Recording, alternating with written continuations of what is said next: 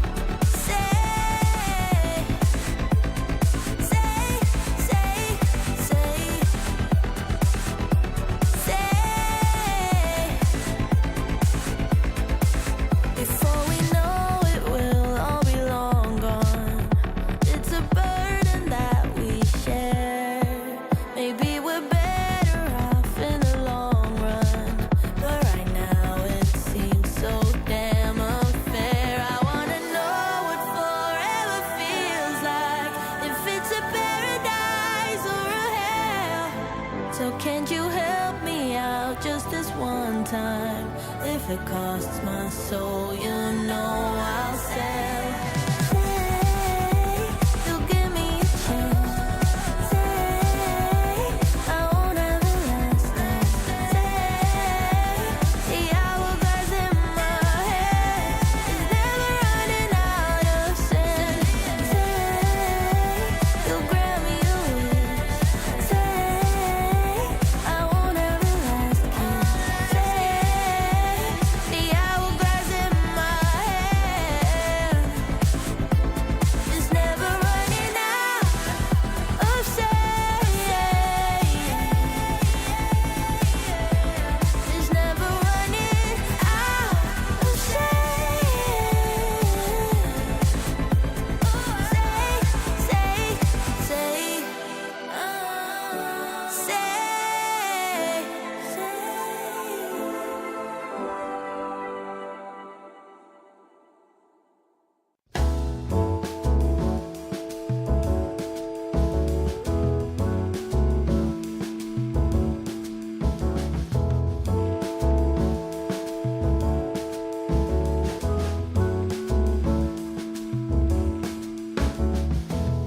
I won't make it easy for you now.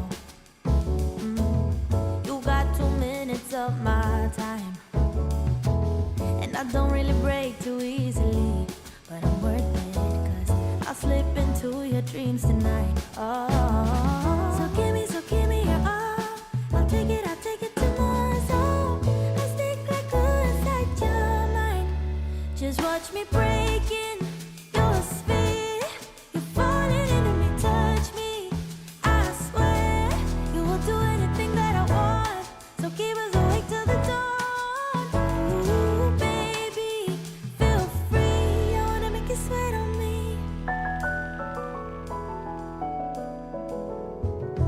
I got you wrapped around my finger, but don't you try to call me tomorrow. There's nothing personal in having a little fun. No, no. You wait and see if it's worth your while. So give me your all. I'll take it to more. So I stick like glue inside your mind. Just watch me breaking your sphere. You're falling into me, touch me. I swear you will do anything that I want. So keep us awake till the dawn. Ooh, baby, feel free. I wanna make you sweat on me. Yeah, I wanna make you sweat on me.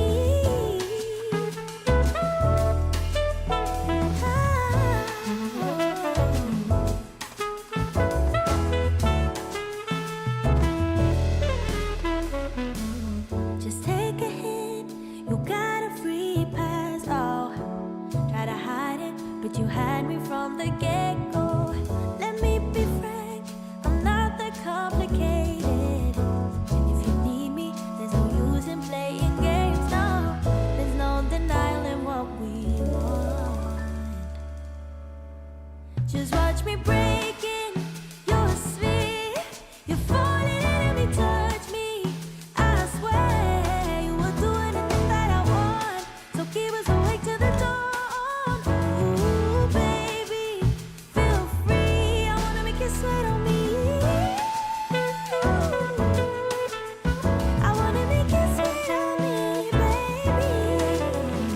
Ooh, sweat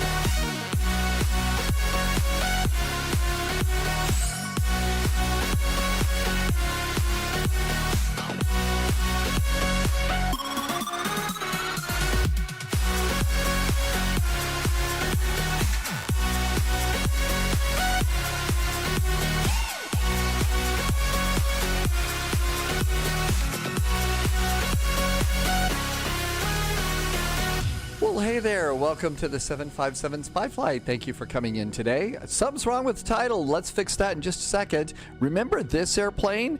Forgot how incredibly detailed this airplane is, and it seems to be working in 2024. Let's go flying.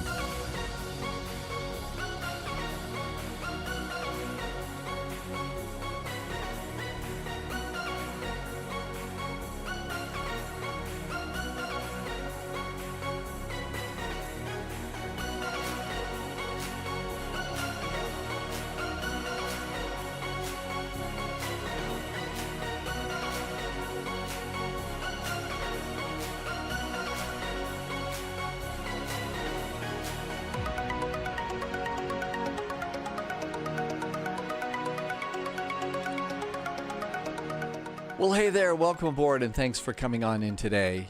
You've all welcome back to you. Men's is back in chat. Kevno, what did I mess up on the title today? Hi, Star Lugo. T-Bird is here with all the wows and all the fun emotes. Hello, Eric. And Eagle did a 42-month resub as we were just getting everything started here today. Thank you for the nice resub and welcome on in. I hope you had a good Thursday and Friday. So I started off trying to learn the 727. The Flight Sim Studio 727, and it kind of bombed. The YouTube videos that I was watching basically didn't seem to correspond with the version I had. I thought I had it updated. So, spent about 4 hours trying to get a video and the airplane all synced up.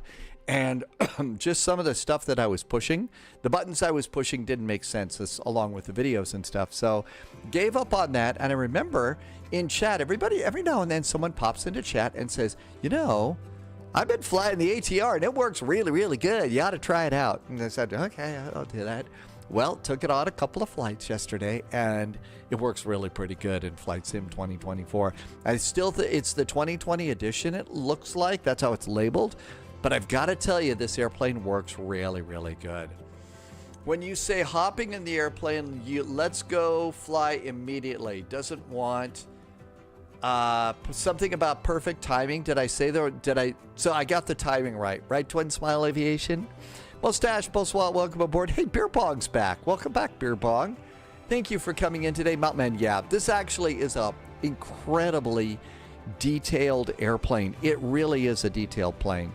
And it's got a nice EFB. It works really pretty good in the sim. I haven't really had any problems at all. When you say you're hopping in, you're playing Let's Go Flying, that's when the beat drops. Oh, yeah, that's one of the reasons that song that I've actually got, the theme.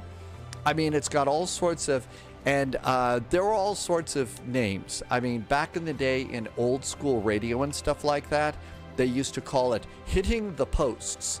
And that's when the music changes and stuff like that. And when you're voicing over in the old radio days, it's called hitting the posts.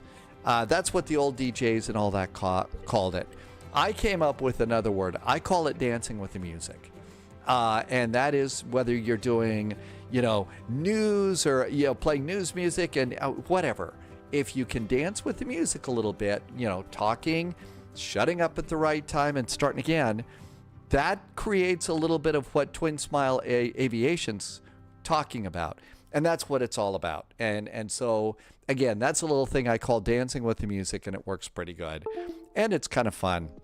And my guess is that's the weather cam that just disconnected.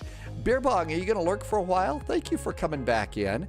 It's good to see you again. Thank you for stopping by here. The wildfire smoke here has not gotten any better at all. I mean, you can see if that picture looks a little bit hazy and stuff to you, you can actually see it, between me and the building and the other side of the street there. So I'm going to go as long as I can, but it's been pretty bad, and that's normal. It's normal for this time of year that happens. Your ISP starts playing up. Sunjammer, really, at 1900 Zulu, your internet service provider starts giving you trouble. Danny VDW, welcome in. It's Thursday, almost Friday. So shall we get going? Enough yapping about, and how do we fly this cool little airplane? First of all, we've got a really, really, really complex flight here. I believe it's also been that maybe that's part of it too. So maybe I've got just some USBs disconnecting. I'm not sure. Okay, so here we are in the airplane. I've got my usual views kind of set up. We've got, I think it's Frankfurt Friday and München Friday and all of that. Somebody came into chat, and by the way, our first 2 flights today, you know how every now and then a little message pops up in chat, says, hey, suggest a flight. Guess what? This is one of those suggested flights. The next flight is suggested, and our first flight tomorrow, because we've never been out of an airport, Münster. I hope I'm saying it right, in Germany. So Münster to München is sort of the, Friday night in Germany kind of a thing on VATSIM that we've got. So that's kind of what I think we have going on. So yeah, Yuval, we are at BIIS, Bravo India India Sierra is where we're going. I have absolutely no idea how to pronounce it. I went and tried, and it sounded so horribly Americanized that I just don't want to do it. I don't want to give it a try. Hi, Mr. Posh Martin. Welcome aboard. So we're in the long version. There's 2 versions of this. There's the 700 and the 400. Well, the 400-6 and the 700-6, I think, is the ones that we've got. This one, you actually have to put this little peg in the back, because you can tip the airplane up on the tail if you're not careful. So yeah, we got the long version. By the way, another important safety tip, if you're going to fly the long version, the 76, this one you can drag the tail on takeoff. So be very careful when you rotate. You want to kind of float off the runway and then do your climb. Otherwise, you'll be dragging the tail on the ground. So let's see. We've got ground power, wheel chocks, main door, tail prop. You can also open the big cargo door. There is no cargo underneath the passenger cabin like in other airplanes. That's where you put all the baggage and the suitcases. So there's a little cargo area between the passenger cabin and the cockpit. So we've got that going on there. I've already got the flight plan. You can go ahead and import your flight plan into SimBrief, and there it is. Got the airplane in kilograms, so we've got that going on. Hi, Martel. Welcome aboard. Good to see you. Thank you for coming by today. And now it's time to turn power on the airplane. One thing is there is a cool little thing with this airplane, and it's called the click spots. And one of the things that the developers of this airplane did is they made these click spots that you can click and change, the format, the range. You can come over here and do electronic checklists. And so you can get to this in 2 different ways. So the first way is you go over to Options, Page 2, and Display Click Spot Help. That's where I went and grabbed that picture from, okay? So that's the one way that you can go ahead and do that. So we'll hit Close, go back, and back to flight plan. The second way is over on Discord. Okay, where's my Discord here? All right, why can't I get to my... Well, this is new. I can't get to my... Okay, I can't get to the taskbar anymore. That's scary. There we go. Now I can get to the taskbar, because I was going to take that picture that I snagged and I was going to put it over, and I forgot to do this. I'm going to drag it over and put it into mission briefings so that you can go and get that over on Discord if you'd like that too, if you don't have the picture. Okay. Mr. Posh Martin is going to do Baltimore to Orlando today, and that sounds like a nice flight. Okay, so we've got those, and you can just click in here. You can't do it in the real airplane, but they did that to make it easier for us flight simmers. Okay, so usual things: landing gear lever down, throttles are down, flap lever is up, and the most important thing on every airplane, make sure your windshield wipers are off before you go and turn it on. Seems to be every airplane. Oh, you got to make sure those windshield wipers are off. Very, very serious. Okay, now then, let's come on up here. First step is the battery, and you just go to on. So battery goes to on. Look over here. MFC, multifunction computer, is going to flash at you. And then you'll also see your backup landing gear indicator. Leslie's over on YouTube. Hi, Leslie. Welcome aboard. And then we've got all those things in there, so that looks really good. And so we're going to do our nav lights. We'll slide over here. And we're going to do emergency exits. And then if we come down here, we can go over here and turn up the backlighting. And that way it's just easier to see stuff on the upper panel. It looks a little bit better, and that's really nice. And then we have ground power plugged in, so pop it in. And it just comes to life, right? If you really want to learn this airplane, there is a real-world pilot and it has a YouTube channel. And the YouTube channel is Fly with Magnar. And Magnar is a real captain and a real instructor, and was so impressed, I guess, with this airplane, this model, that decided to do like a 5-part series on how to fly the flight simulator version like a pro. And it's a really good series for starting up the airplane. Okay, we're also going to turn on a few things. We're going to do oxygen, because breathing, I guess. Windshield heat goes on, and everything else in the upper panel is good for the moment. Okay, so now we can come down here, and our airplane is looking pretty good. It's going to flash at you. It's always a caution light, so there goes that. Now we're going to come down here and do FMS stuff. Now, one thing I have noticed is my navigation data is 2020, August 14th. And I went to try and update stuff. Since I don't have Flight Sim 2020 anymore, the data is not updating. So might have a problem with some data going into some other bigger airports. So it could be a problem, I don't know. But I wasn't able to get my nav data updated. Init page. Now, you would think that you would go and you do your position in it and nav data and all that first. According to Magnar, they've changed it with this, and you start with your weight page. Now, this is a real heavy topic. I know, weight and balance, and there's your first dumb joke of the day. So the first thing is I've gone and imported the flight plan. You can set your flight plan into the FMC, but that's not fun. But we can set our fuel. And then we can also set the payload. And so that means the airplane's loaded, it's got fuel, and we're all ready to go. And if we come over here, you can see our fuel on board says 21.10, and my ramp fuel is supposed to be 1726. That's not right.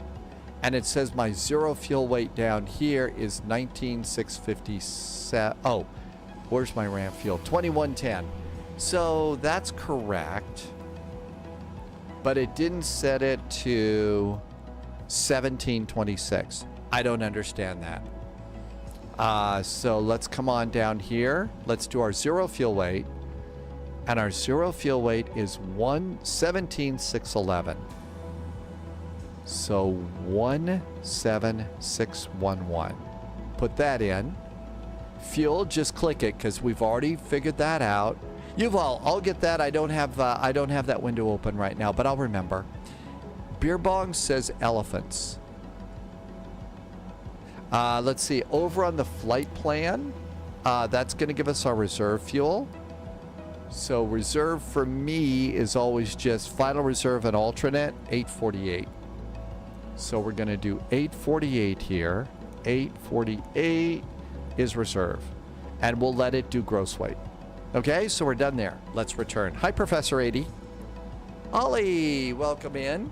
I hope you're... Hey, you did that marriage trip thing, right? That's been done. Let's go do... Now, the next thing Magnar says to do is performance in it. Okay, so cruise altitude is 16,000. I'm going to go to 14,000 on this one. I had a hard time climbing today. This is not the max. This is not the max, Frankie. This is the, we're in an ATR, a propeller airplane today. And then the next thing you do is your alternate and your cruise. That's on page 2, and our alternate is BIKF, and then do a slash, and cruise altitude to get there is 20,000 feet. Now when you put these in, you click it, and sometimes it takes a second. Just let it sit for a second. It's got to do that. Cavano, what's wrong with the title? Let me see what's wrong with the title here. That you're talking about the one on Twitch, right? Okay, what does my Twitch title say? You're talking about the one on Twitch, right? Okay. It says 38 Raleigh Durham. Okay, I've updated this like 3 times. So flight, it should say the title. Let's try it again. Okay. Set title. All right, so I just set the title to say AT-76 ATR. So I just set the title over there. Let's see if we're good. I don't know, Jan, if it's really optimized 100% yet. I think it's got to be getting there. I think it's getting there, I hope. Okay, let's see what it says. You know what? It's not letting me redo the title here. The old way of doing the title is not working. Okay, let's see if I can do it the old-fashioned way. So hang on a sec. The new way of doing it isn't working.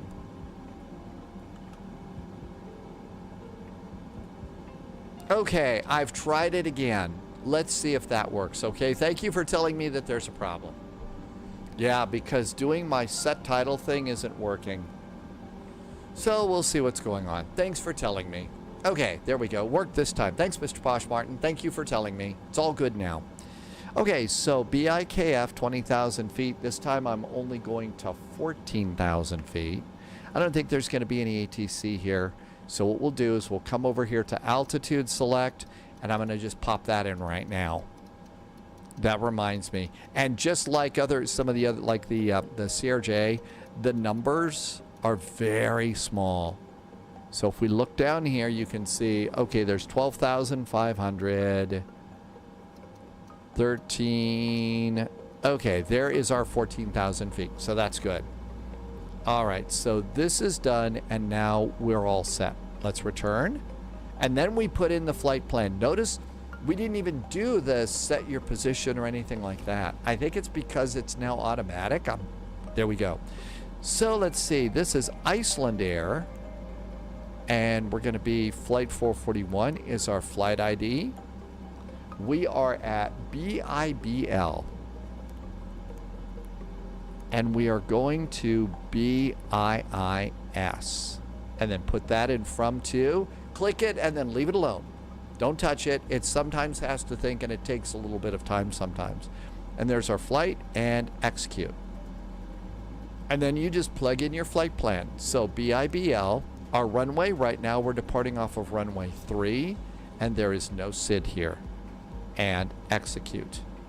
Then you just plug in your first words. So it's VIGAZ, V-I-G-A-Z, V-I-G-A-Z, VIGAZ. After VIGAZ, we're going to RE. RE. After RE, we're going to AMKIN, A-M-K-I-N. AMKIN.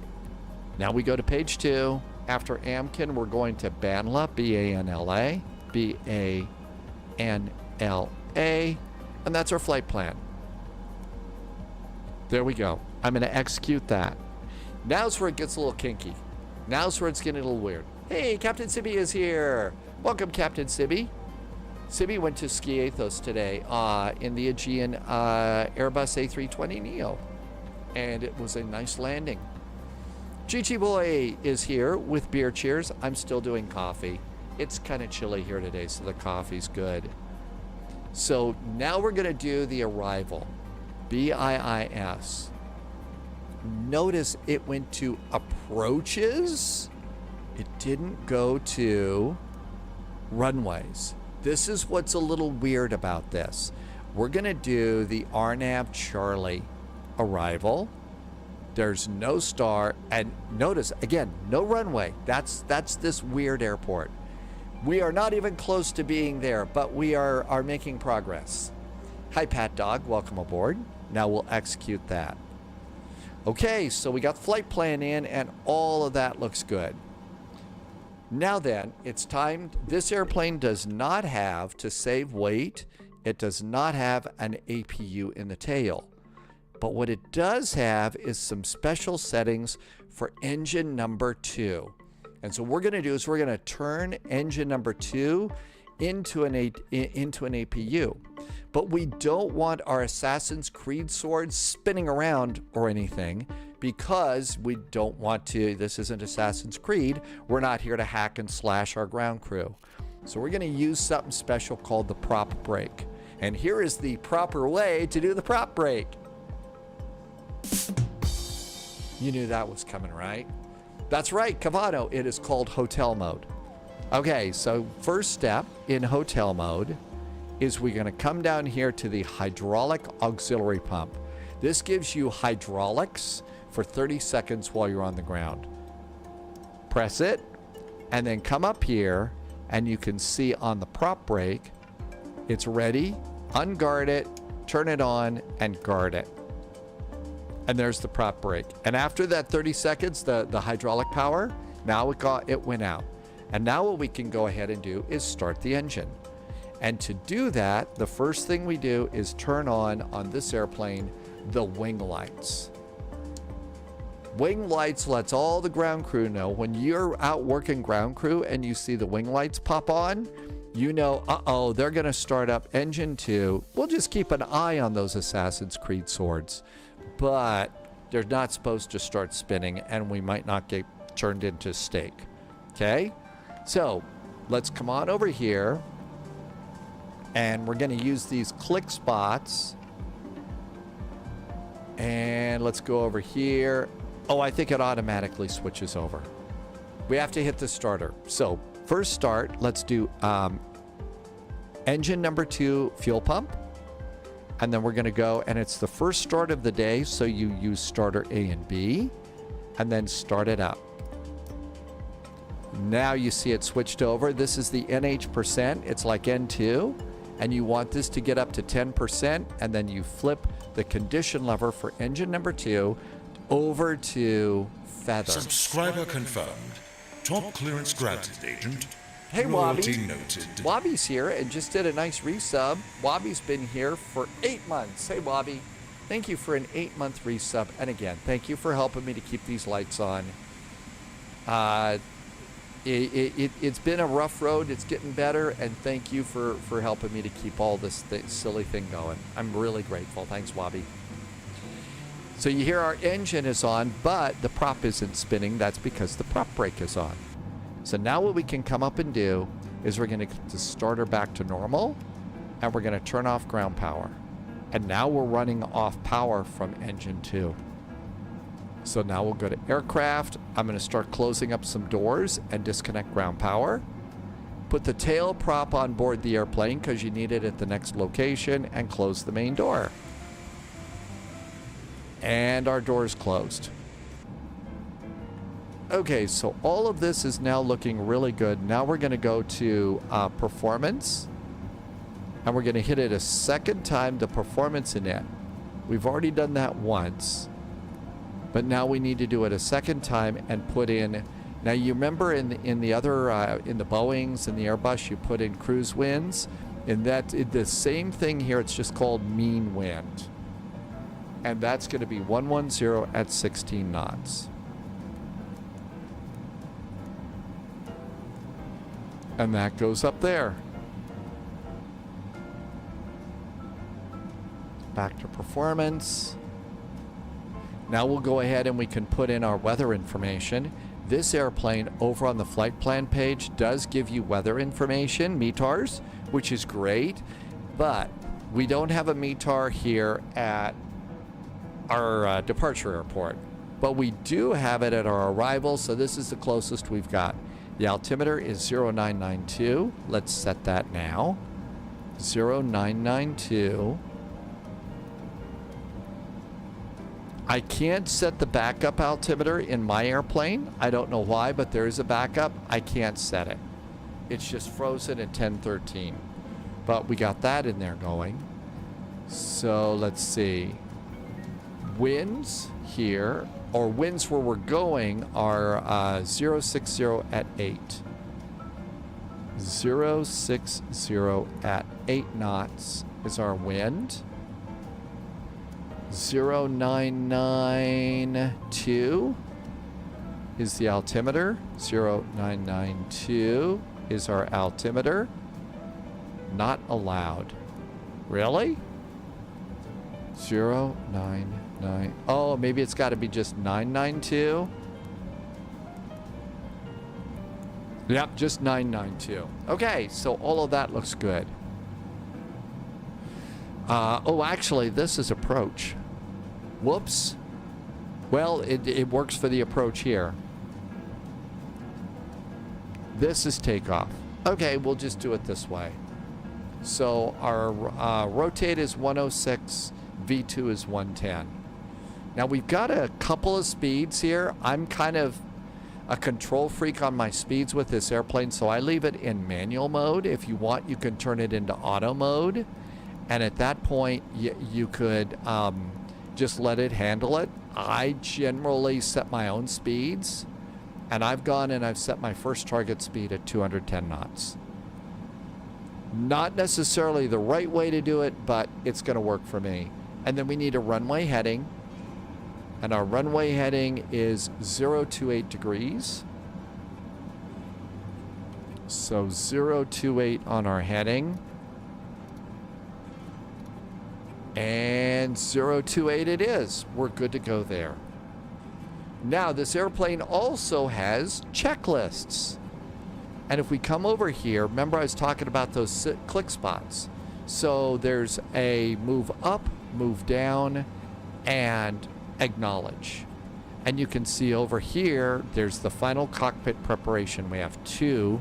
So let's engage, turn it on. And there's our, it just basically gives us our checklist. And then it's completed. And now all of a sudden it's time to go. Parking brake is on. Altimeters are set. Landing elevation, basically 0. FMS, comms, and nav. The comms and the nav are a little bit awkward in this airplane. So if you see here that says comm, nav, surveillance, and if you look up here by the camera, that's where you read the data. Atlas, yeah, we're in the ATR. It's the ATR. So let's start with surveillance, and let's go ahead and you come up here and click surveillance, and let's put in just squawk 2000 and hit enter. Okay? And so we're good to go there. There's TCAS, it's on auto. We'll turn the transponder on in a little bit. Comms. So we come up here and click standby 122.800 and enter 122.8, and then that's how you flip it, by pushing the button, pushing the screen. You can also set nav, and we're going to go to the ND overlay, and the weather is not too frightful, so I'm going to go over and use terrain radar for this flight. And it's not letting me do that. Okay. Fine. That's all right. All right, we'll go to surveillance now. I said surveillance. Uh-oh, it's frozen. Oh, no. Don't tell me that's frozen my airplane. Well, it's frozen that screen. Can I go over to navigation? Uh-oh. Uh-oh. This isn't good. I think I've frozen my screen. We may have to do a restart. Let's see if I can do this screen. FMS comms. Nope. All of my screens are frozen. So I think that that's one of the things that happens. Torsten, the same thing happened to you? Okay. Well, I think we're gonna have to go, and let's just do the restart here. So restart your flight. Let's see what happens. Free flight. This happened to Flying Winnebago when you were in the 777-200ER. Ooh, those airplanes actually just got a update too. The PMDG 777s, they got an update.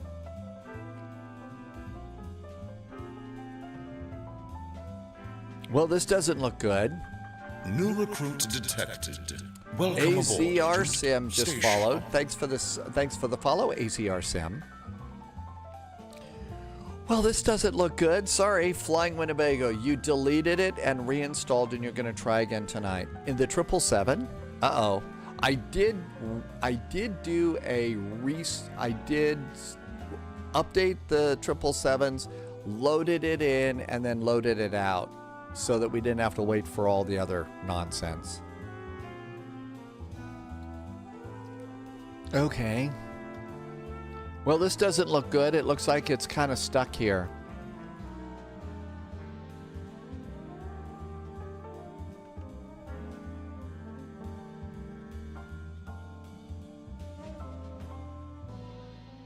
The update was just some visuals.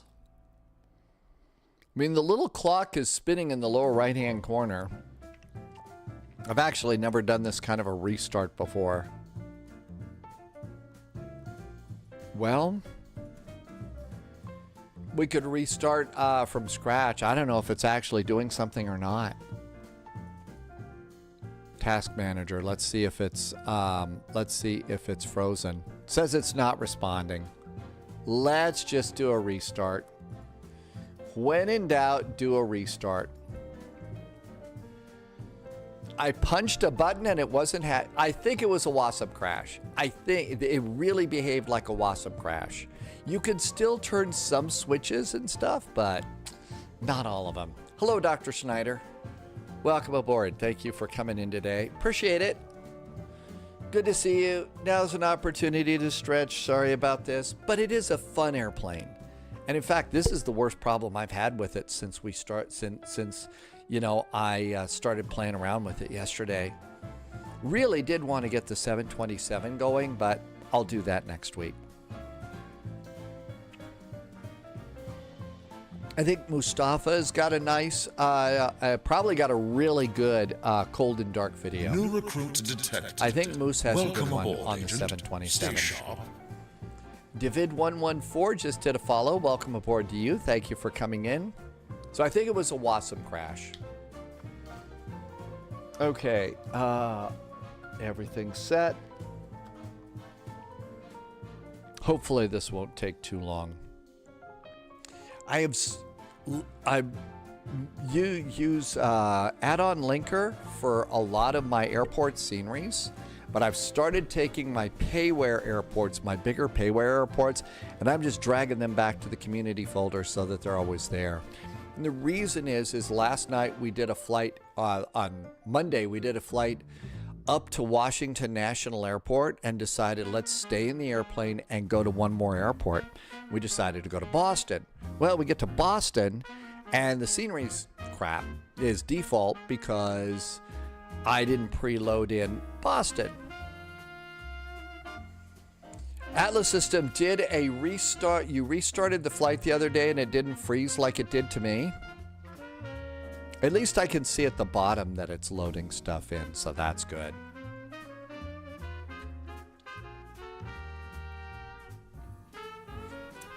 Let's see. Over on the Sibby stream today, Captain Sibby said the new Indiana Jones new updated DLC is out. So if you're an Indiana Jones player, there's some new DLC. Downloadable content. that's out if you're an Indiana Jones player. I have it. I played it for about 3 hours. I thought it was great, but I just didn't have the time to dive into it like I would like to. Is the ATR buggy? I don't think it's all that buggy. It's not ready for Flight Sim 2024 yet. It's called The Order of Giants is the new DLC. Canadian Bear says Spy Hat. Well, let's see. We're in the ATR here, so Boeing won't work. Airbus could work because I believe ATR is now made by Airbus. So Airbus could work, but it's not quite kind of the same. So we could stick with just naked hair, or we could do the original Spy Hat. The original Spy Hat might be good. Maybe that was the problem. We had the lockup because I didn't have a lucky hat on or something.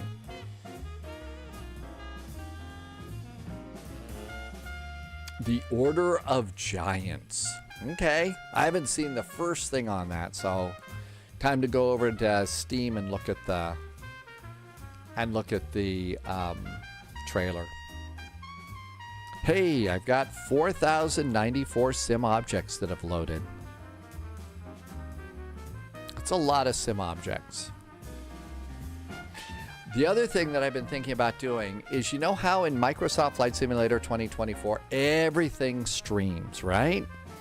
I've been thinking about changing some of my airports to just not streaming, the ones we go to a lot, and just having them downloaded.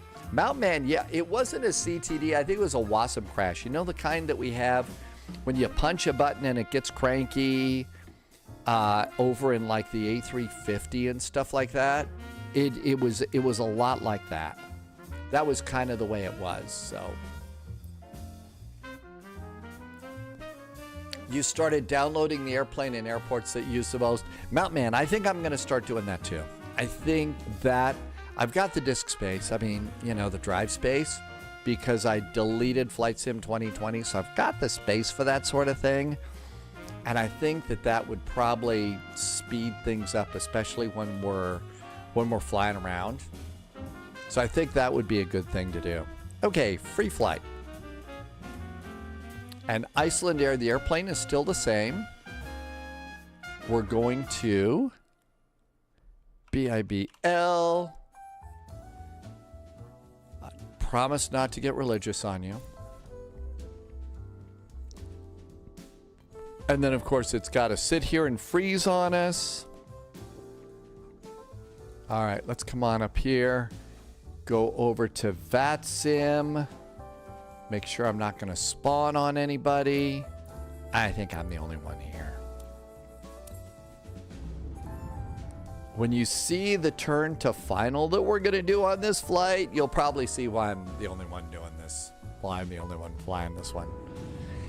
Okay, since you already saw all the other stuff, let's just go ahead and I'll speed through setting the airplane up here.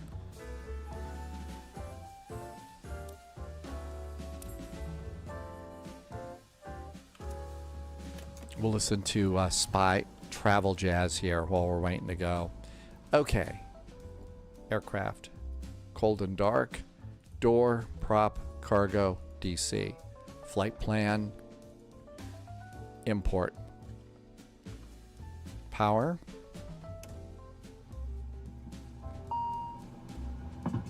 Nav lights. Emergency exit lights. Ground power. Come down here. Backlighting. Just makes it easier to read stuff. That's the power up when you get all those T's on your monitors like that. That says, okay, we're starting.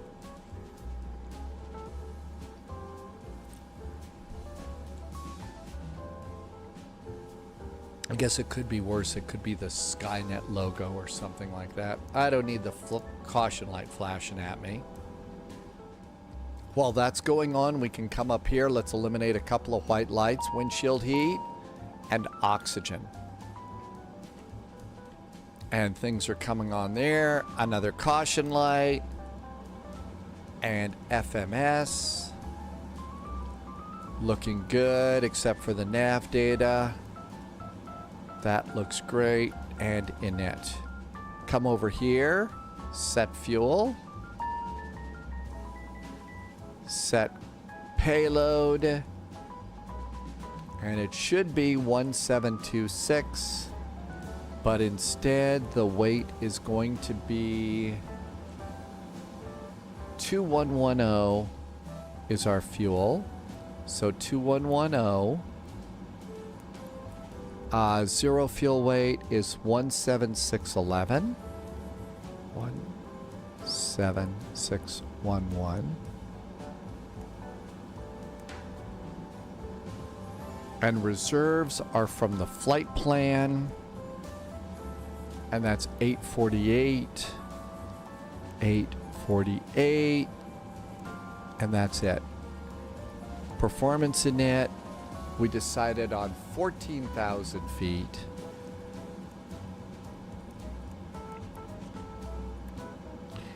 BIKF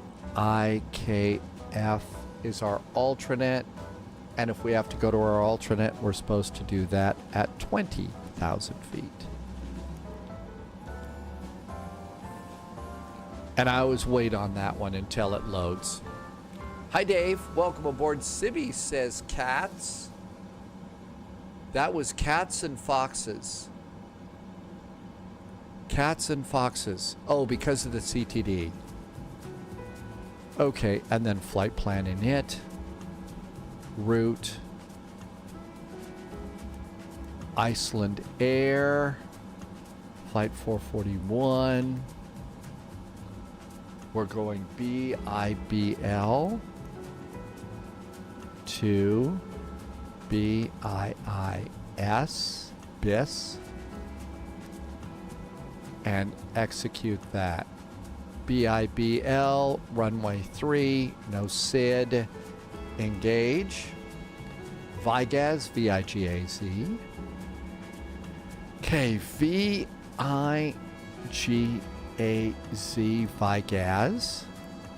After VIGAZ, it's RE.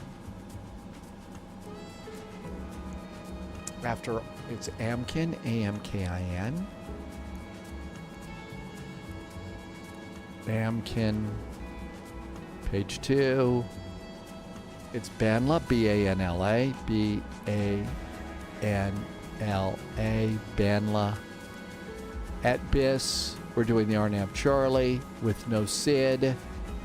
And our VIA is going to be Banla. And execute that. Okay, that looks good. Let's get ourselves 30 seconds of pressure. We're going to turn on the prop brake. We're going to turn on the wing lights. We're going to turn on a fuel pump. We're going to come down here to start, and we're going to start engine number 2.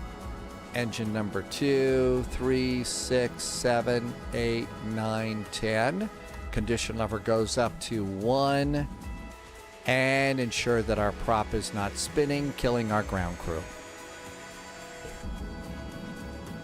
So there have been some other CTDs too. I had no idea. Okay, now that that's been done, performance, speeds all look like they're good to go there. We decided 14,000 feet here. Let's preset that. And then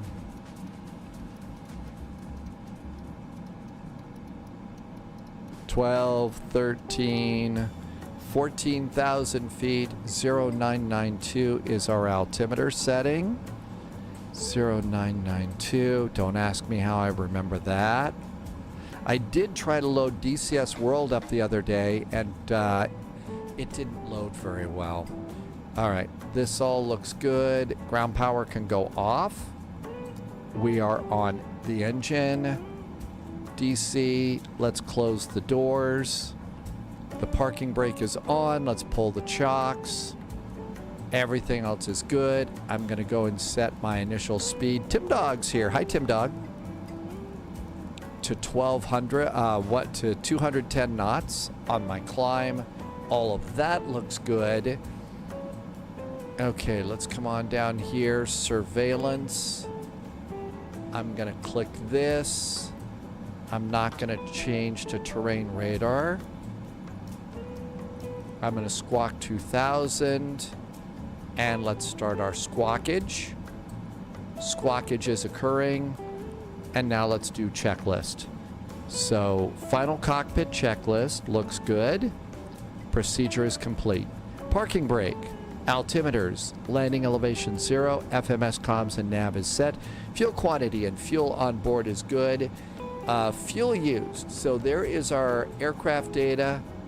It's going to be a normal takeoff. And we're going to confirm the reset fuel used and confirm the takeoff data. That looks good. Memo panel is clear. Power management is set to takeoff. And the checklist is complete. Okay, CDLS, cockpit door locking system. That's a little switch that's on the back behind the co-pilot, and it's always on. So the cockpit door locking system is on. Flight management takeoff data is aboard. Trims are not set. The trim is going to be on the performance page.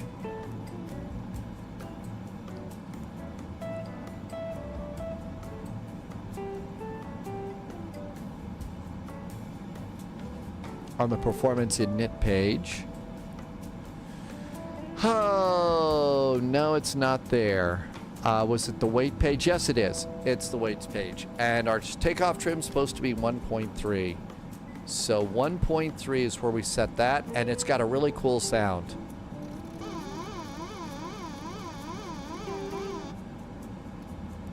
I call it the Pac-Man sound. So that's set. Now back to performance, and there's takeoff speeds. Trims are set, tail prop is aboard, doors are closed, seatbelts are not on, beacon's not on, but they're gonna be. So seatbelts, devices, beacon, all of that's gonna go on. Let's go ahead and turn on a fuel pump. And let's first of all, we start the propeller spinning. So hydraulic auxiliary pump, come up here, prop brake off and guarded, and you can see we got a prop spinning now. It's the Pac-Man sound for trim. Yeah, you gotta love it on this airplane. Okay, we got that spinning there. So now what we're gonna do is come down here and we're gonna go and take the condition lever to auto. And it's gonna actually spin it up a little bit. And if you watch the props carefully, you'll see that they spin faster. It's really pretty cool. Okay, starting engine number 1. Up, starter back to normal. There we go. And we're looking for 4, 5, 6, 7, 8, 9, 10%. Go to feather. And it continues to build up. And if you look over here, you can see your other props start spinning.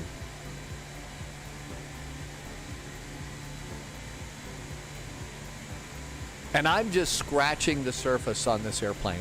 I mean, I've cut so much out of the startup procedure that is available in this airplane. It really is pretty impressive. Okay, all that looks good. Let's go and take this condition lever to 1. Flaps are going to be 15. Flaps are 15. Let's come on over here. All of that's clear. We'll just go to the flight plan page. We have to do a back taxi here. I am not on VATSIM.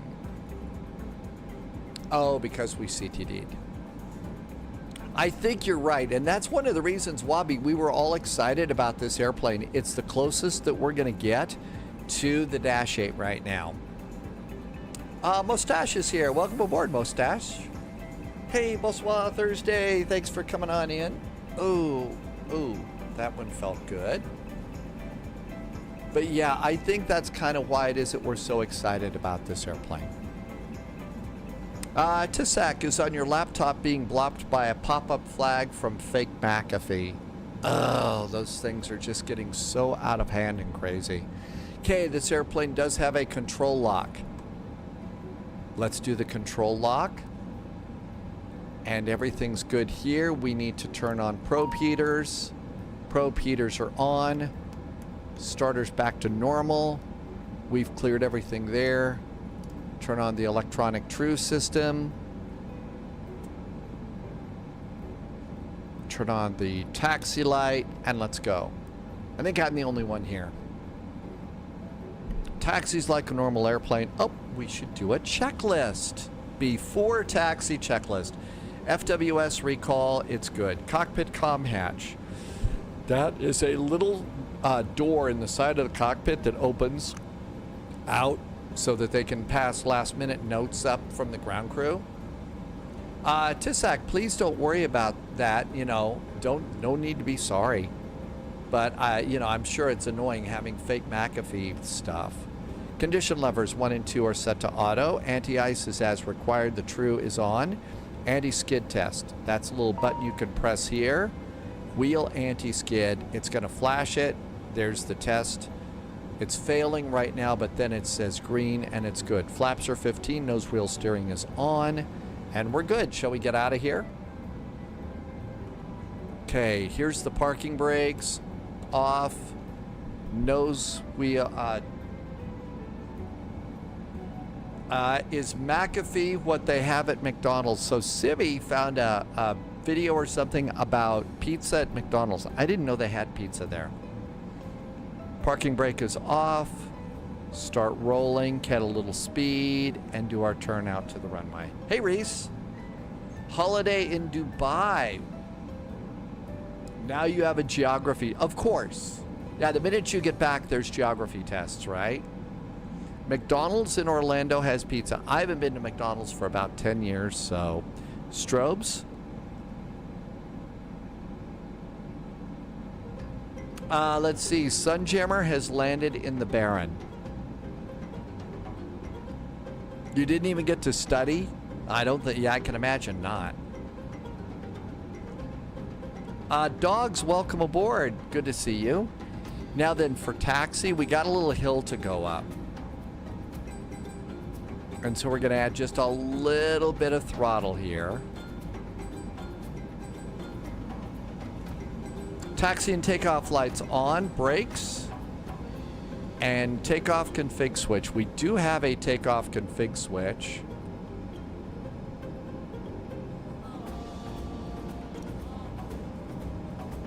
Takeoff config switch is green, and we get another checklist. Takeoff briefing.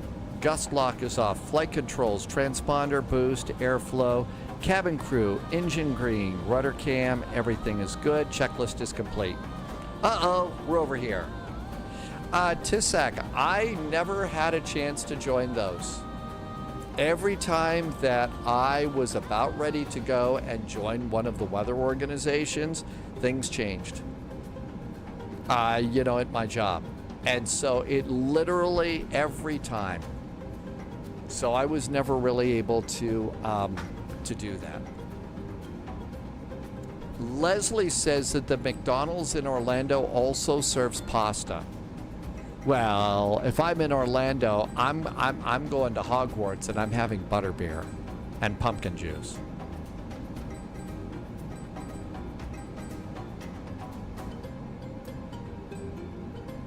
Okay, I think we're all ready to go. I'm going to arm heading. Heading is armed. Pitch hold is armed. Now again, this is the longer one. Be very careful. You can really do a tail strike on this one very, very easily. Hi, James the Catcher. Welcome, welcome.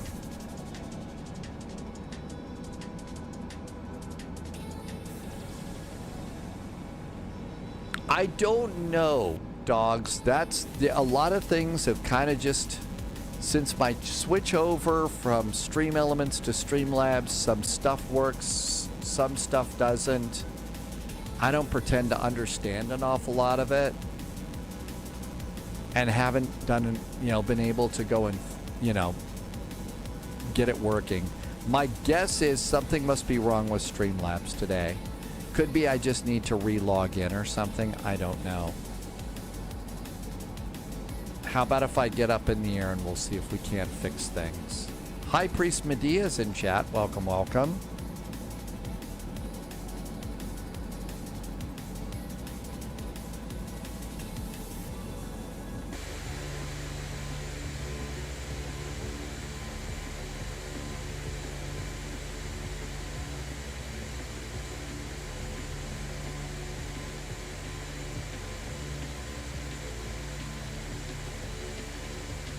Got it.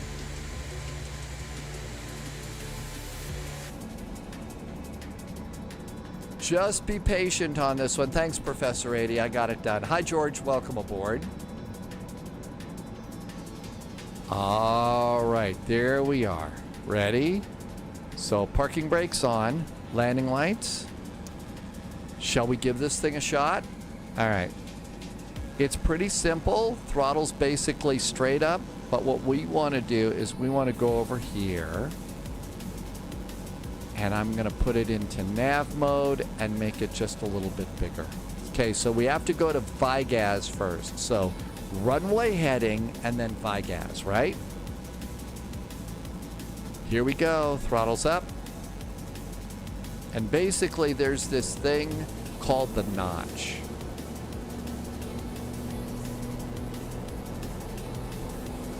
And that's sort of like CL in an Airbus. 80 knots. This is a pretty lumpy runway. And rotate. Again, don't rotate too fast and too hard or you'll drag the tail. Positive climb, gear going up.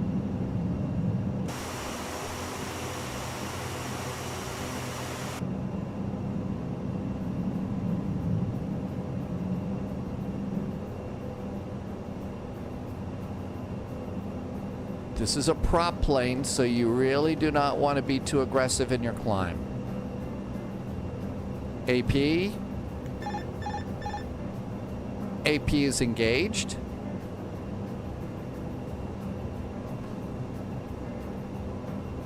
Let's go ahead and start our turn over. Here comes the turn. Our speed's coming up. Flaps up. Continue the turn.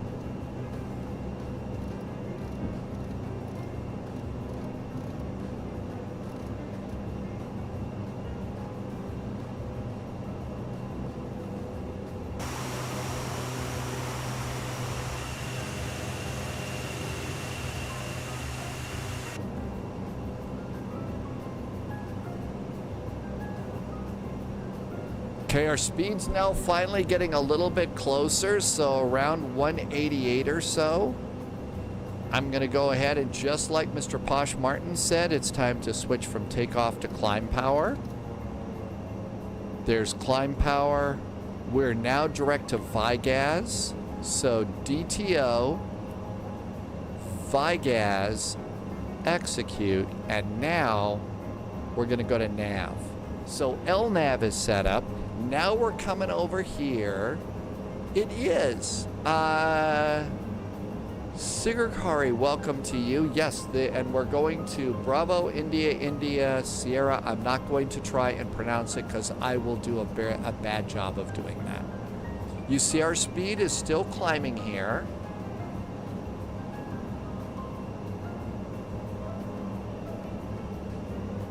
Okay, so we probably need to go to vertical speed, and I'm going to go and pitch down a bit so we can get our speed to 210.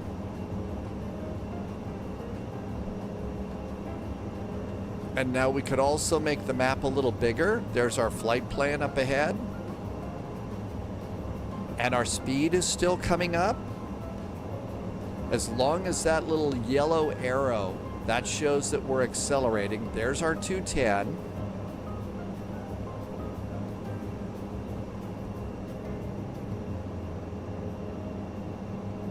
I've got no idea what that's all about there, Mariners fans. Sorry. Fat Rat's back in chat. Yeah, the displays are a little imbalanced. I don't know. I think it's my throttles. I've tried to calibrate it for this airplane several times, and it's been really weird. And I think that maybe it's a difference between 2020 and 2024. I'm not sure. Okay, here's our speed, 204, 205, 206, 7, 8, 9,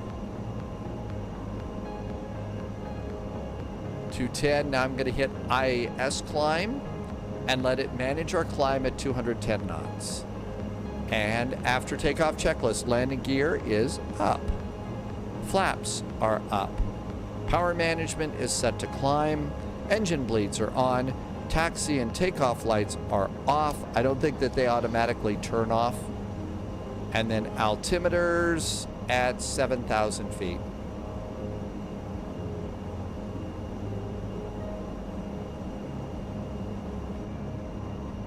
And look outside. So this is Iceland. I don't think that they have fjords here like they do in like Norway. Maybe they have Chevys or Nissans, but no fjords.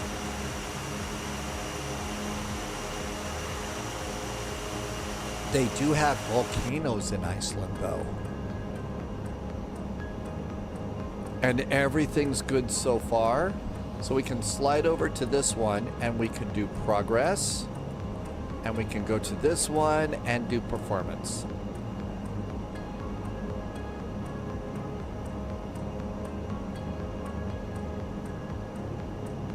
I'm going to go ahead and now reduce my speed a little bit to 200 knots. We're away from the airport, so I'm going to reduce it to about 200 so we climb faster. It's not very icy in Iceland, and it's not very green in Greenland right now either. What's wrong with the people that are naming these places? Sugarcari, I'm doing the best I can. I'm also kind of flying.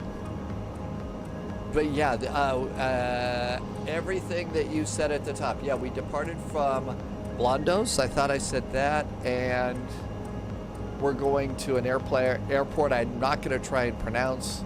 The ICAO is Bravo, India, India, Sierra. Okay, still doing a pretty good climb, 7,000 feet. And we're going to do baro set, standard. I'm going to come over here and set a decision height. I'm going to set a decision height on the radar altimeter. Just tell me when I'm 200 feet above the ground. This is an incredibly weird arrival. That's right, this is your home airport. All right, there's 200 feet. I just like to have, unless there's some special number, if nothing else, tell me we're 200 feet above.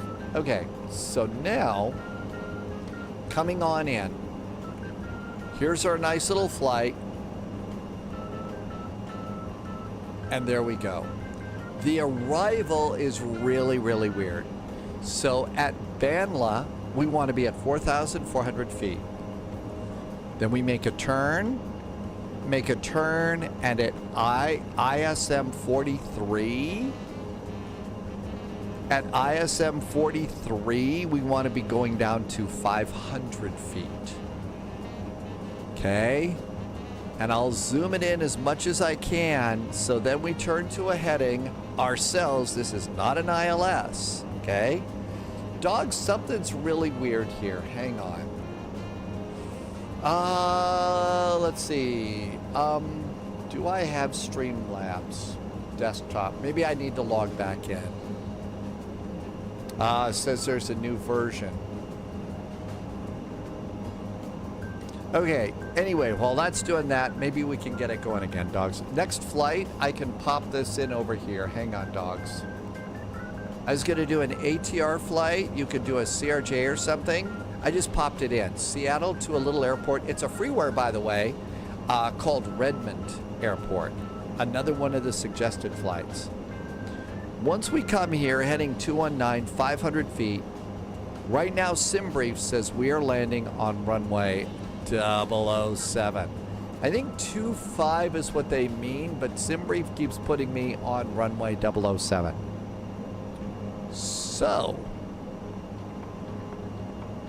what we have is we're going to go over the town and a tight turn to final, and not a very long runway. I don't think you take jets in here. So that's our approach. That's it. That's what you got. And holy moly, I've tried it twice before, and needless to say, it's been, what's the appropriate word? Oh, I don't know, humiliating.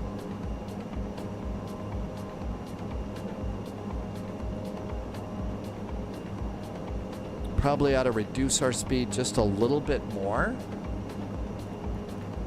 so we can get our climb up there and have a little bit of cruise. High Vex freeze.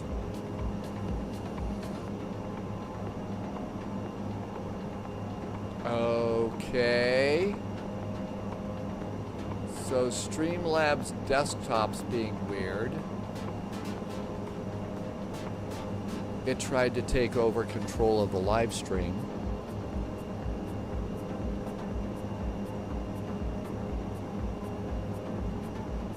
Yeah, it wants me to log in. That's why none of the commands are working. That's why none of the commands. So give it a second, we'll probably get those going again. Good afternoon, Keeman. I know, robots are just taking control of our life, aren't they? I know Polyad is wanting me to use the web browser version of this. Now then,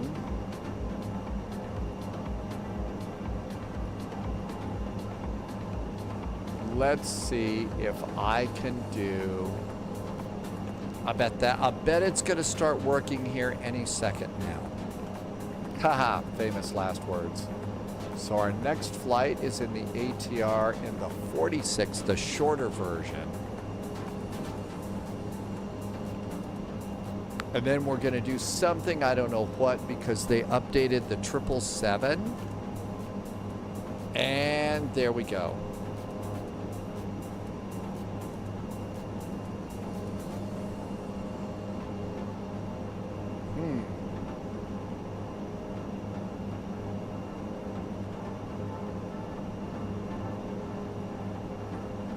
Well, it's being very weird today. Hi, Twin Smile. I heard the water fires in California are starting up again. Really? Okay, enough of that. Landing lights. Seatbelts. And we're in cruise. This airplane will ice up. So that didn't seem to work either, did it?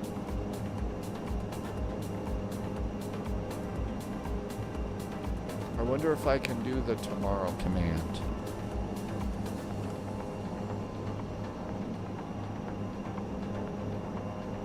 First flight tomorrow is Münster to München.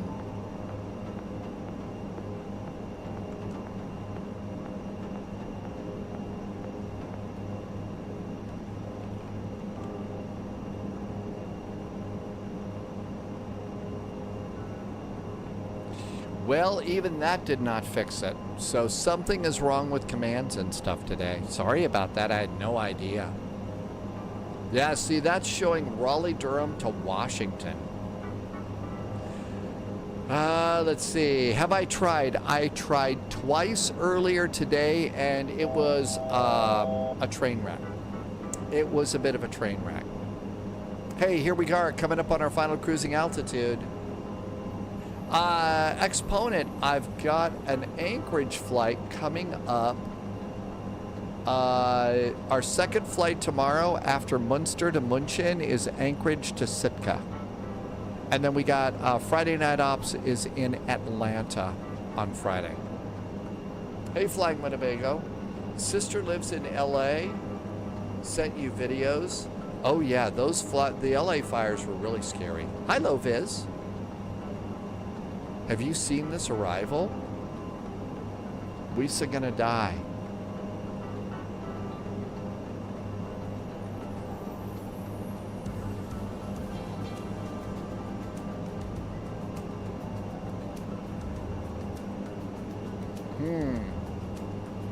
Yeah, I'm not sure why it's being such a brat.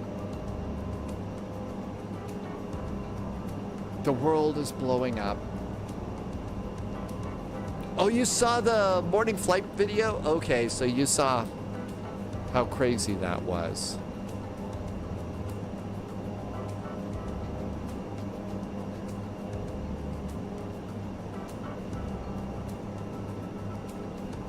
Okay, there we go. So here's our final cruise. So now what we do is we go to cruise mode, and altimeters are checked and set, and that checklist is complete.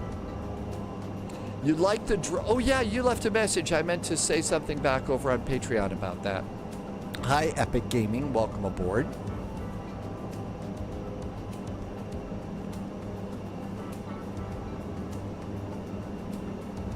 Top of descent. So we're going to set our initial descent now of right around, let's do 2,000 feet.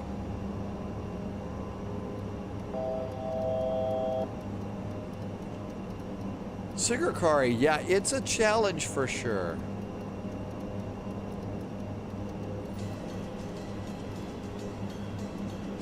Okay, we've set our descent to 2,000 feet. Top of descent's coming up.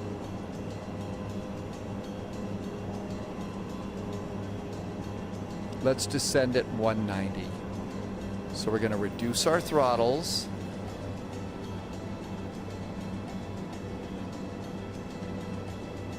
Throttle, our speed's coming down. It really is a picturesque place that we're going to. It really is quite nice. Speed continues to come down.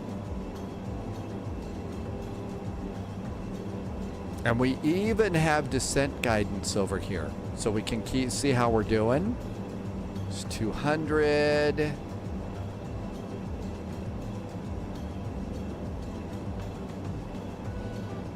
And we'll go ahead and let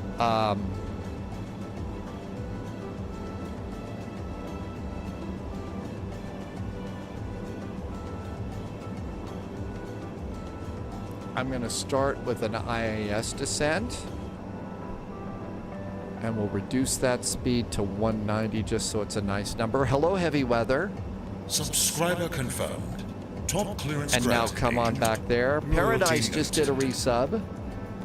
Paradise has been here for 17 months, and there's 190. And just like in other, we want to center this thing up, and that's our descent path. Paradise, thanks for the resub. Thank you for being here for 17 months and helping me to keep the lights on. Up, here we go. Here's our turn. Now, if you look, there is our last waypoint. Right there, ISM 43. The airport is somewhere over here. And it's not showing up as a runway. So it's from that waypoint, it's all visual. This is a fun challenge. FWS, landing elevation, 0. FMS is set.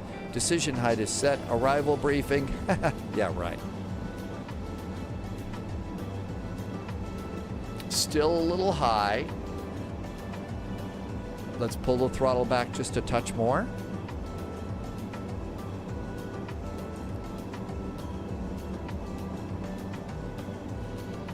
Next flight is a little bit easier than this one. So if you want to take your commuter jet or your business jet or hop in this little thing, you could do that too. Heading bug straight up.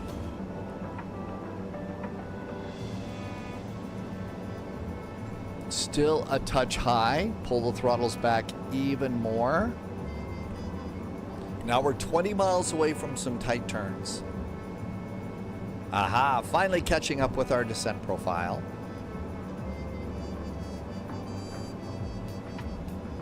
Sigarkari's back. Welcome on in. All right, looking pretty good there. I think seatbelts. Tell the passengers to get into crash positions. Transition is about 8,000 feet here.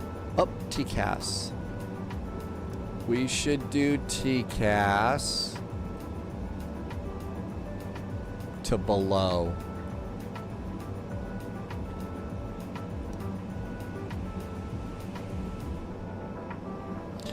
There was an update on for the Katy Pilot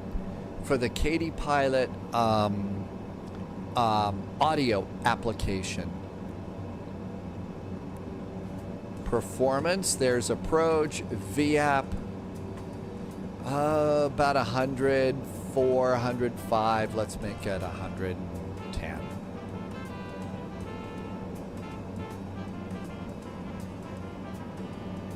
A little bit fast now, so I'm going to start reducing my speed.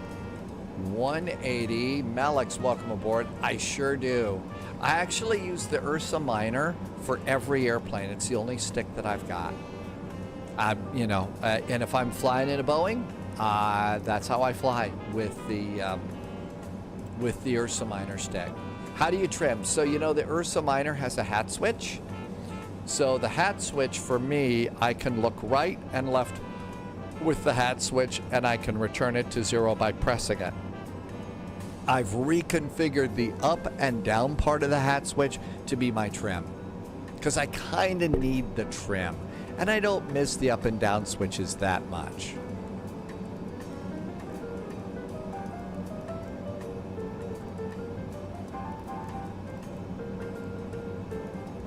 Reducing my speed now to 150, and it works okay. Like I said, I don't miss the hat switch up and down. Now, if I were, doing a fighter plane or something like that, I probably would, but I really only do that in DCS World, so there you go.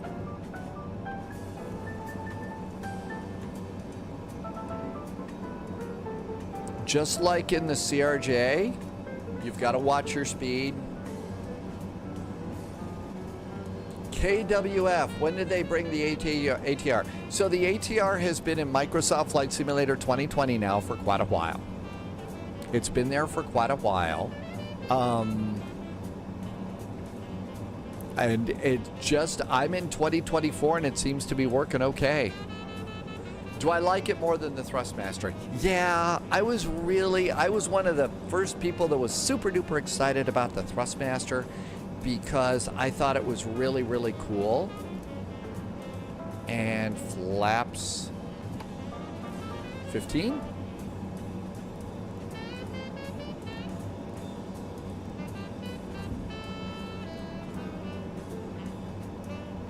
I'm slowing it down for my turns here. Our descent, we're relatively good, and now I'm going to go ahead and reset this altimeter. I want it to go down to 500 feet. I'll let it just do the work for me here. And there's 8,000 feet. Let's go ahead and do Baro Select. And 0992 is our altimeter. 0992. There we go.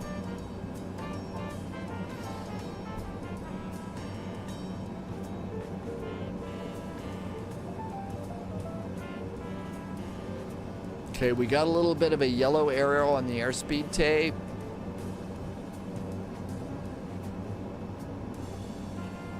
Kind of like to hold it about 130 to 140. So I've really got a bunch of different things that I'm using right now, Malix. I'm using the WinWing Ursa Minor for my flight stick. I've got the Thrustmaster TCA Airbus Captain's Pack for throttles, and also flaps and speed brakes. And then crosswind rudder pedals, and that's kind of what I'm flying with. There's also an Airbus Autopilot and an Airbus McDo from WinWing. It's not cloudy. Sigarkari is in, and it's not that cloudy here.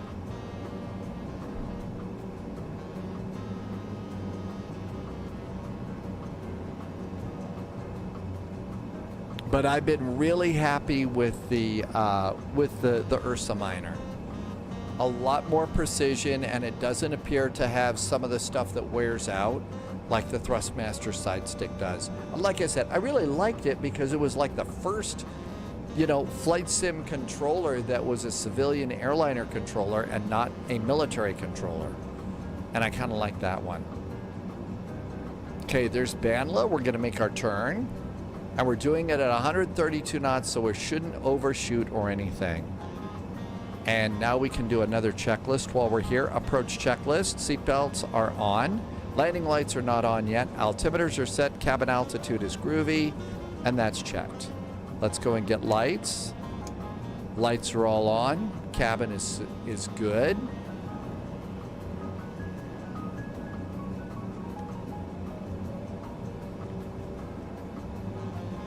Before landing checklist. Cabin crew. Landing gear is not down. We'll wait till we make our final turn. Can you see the map? I don't really have the map on right now. It's over here. But this is where we are at the moment. Or you could put that little dot over here and you can see there we are. But I'm trying to use mostly the maps in here.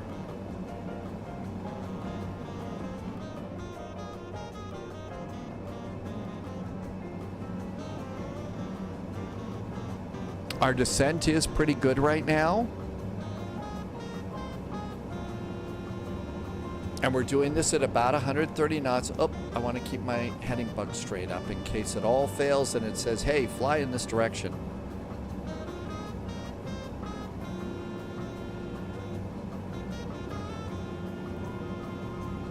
Ísafjörður traffic. There is an Iceland Air ATR about ready to turn. The final turn on the RNAV, setting up for the visual for runway 7. And I know I butchered that name, I'm sorry. I would mention that because I see another airplane over there.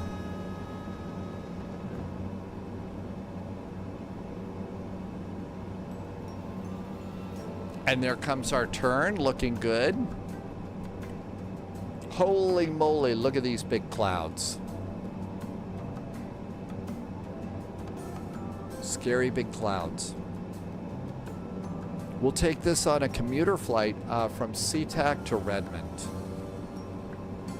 Beer Bong says, is that sushi? Oh, ramen. There's a couple of videos out there about how you do scrambled eggs and, oh, I'm not.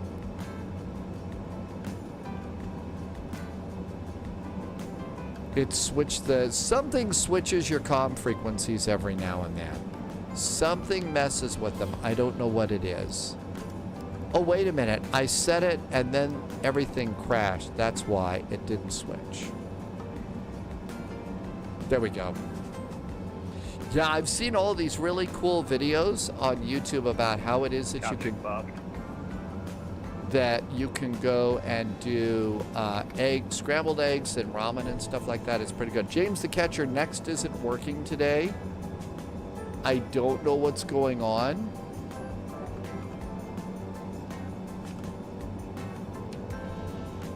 There's our next one.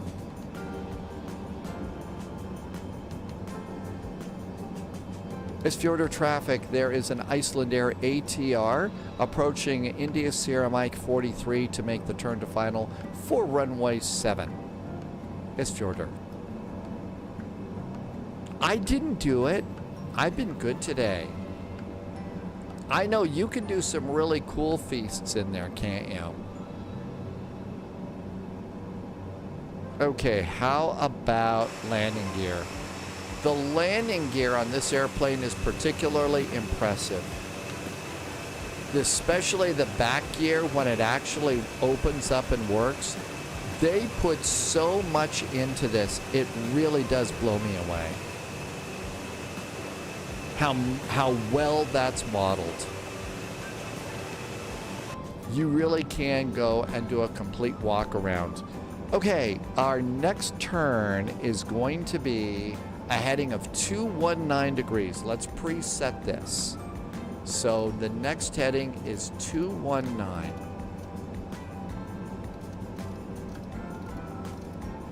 Ísafjörður traffic number 500, Nebraska, proceeding the ATR for landing 07 Ísafjörður. 219 degrees. That's our turn in 5 miles. In 5 miles.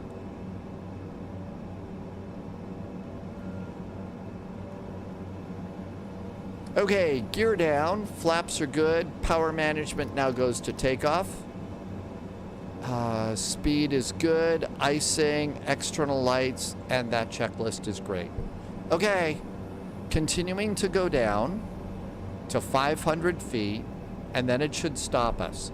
Holy moly, look at all this. You know what? I'm gonna do engine and prop anti-ice just in case. Okay, all of this looks good. It's 10 degrees, so we're right on the border here.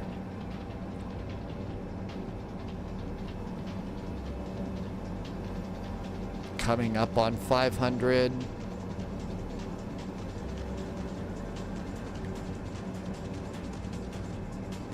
All right, it finally cleared up a little bit. Almost time to make the turn. Now then, let's see if we can see our entry. There it is right over there. Oh, starting to hit there. Props up a little bit. Flaps. And our final landing speed, I want to set my bug to 210. And we're already starting to go down. Whoa, slowing down too much. 500. Okay, there we are at 500 feet. And let's hit heading. Ísafjörður traffic, the Iceland Air ATR is now turning into the valley and doing our loop-de-loop back for runway 7, Ísafjörður. I'm totally mispronouncing that. I'm sorry. All right, next thing to do is look for the church. Let's look for the church. And there's our turn to 219 degrees and setting us up to perfect. And Loviz was talking about release. You can only fly in 2020. Mine show up. I don't know why you can't. Hi, Knutus. Ramsdalen's back in chat from Norway. Welcome on in. Okay, so now what we're doing is you see up here as we're coming in, everything's set for landing. I'm still letting the airplane maintain my altitude for me and my speed and my heading. And now I'm going to start slowing down just a touch. Just a touch. Knutus, our next flight, all of the commands aren't working today. Something's blown up. I don't know what. That's our next flight. Okay, there's the church. The runway is just beyond the church and off to the left. So what we have to do is turn off the autopilot. Uh-oh, we're gonna die. And now we'll start to turn around over here. Start a gentle descent, not much. Probably too much.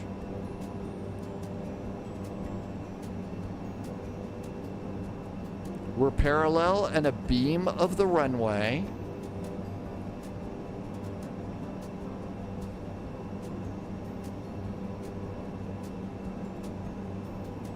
Ísafjörður traffic number 500, Nebraska, on the last downwind 07 land behind the ATR.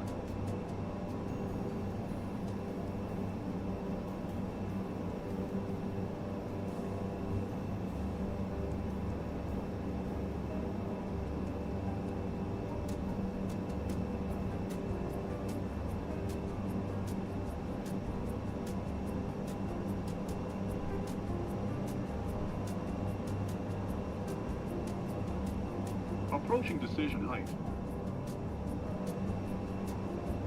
200. Decision height.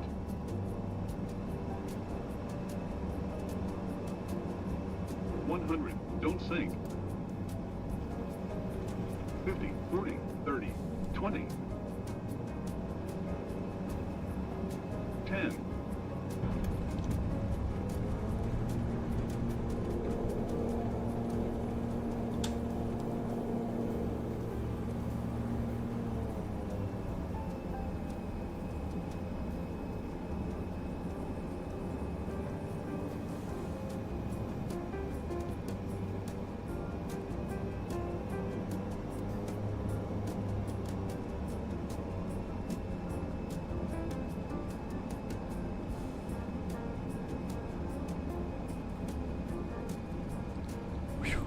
Can I breathe now?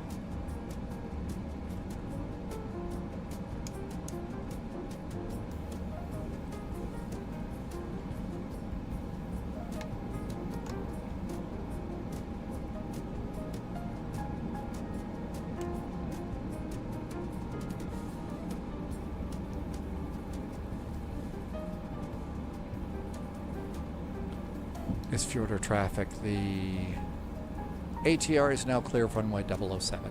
That airplane's coming in fast. I wanted to get away. And this is a nice, if I remember correctly, this is a default airport. This is a default airport.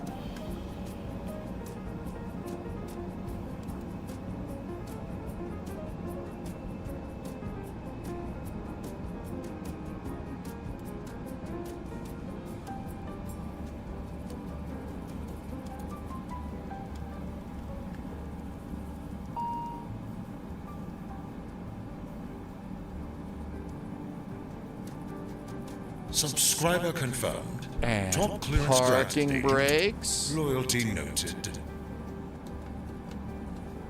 That looks good. We'll stop that engine. Probe heaters can go off. And all of that looks good. All of our lights are off.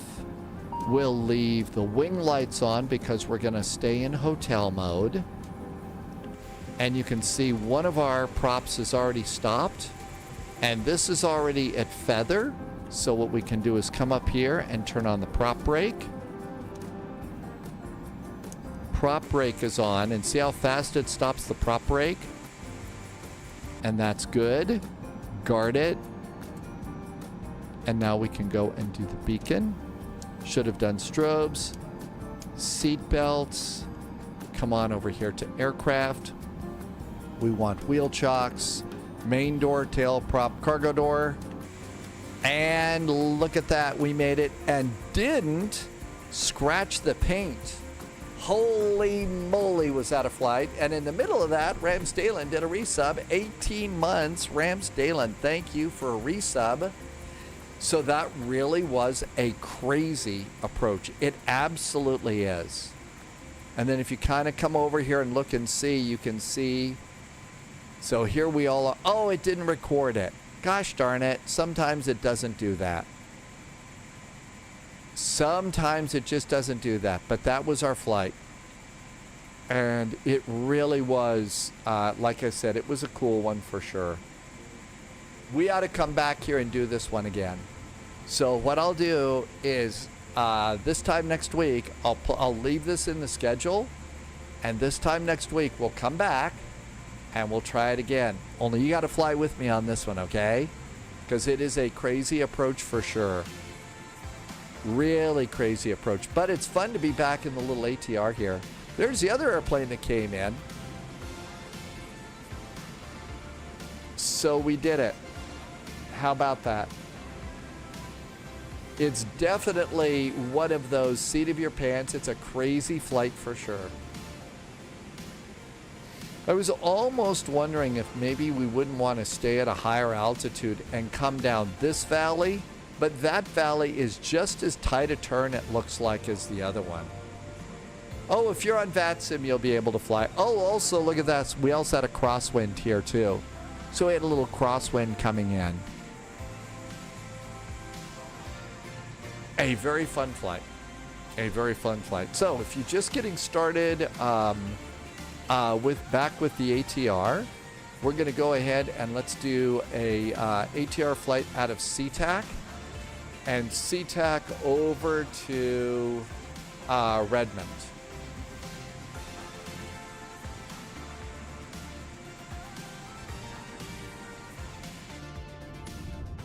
Okay, let's come over here. And we're off VATSIM, so let's go and main menu. I know that is an arrival that they do IRL. Isn't that amazing? They do that IRL.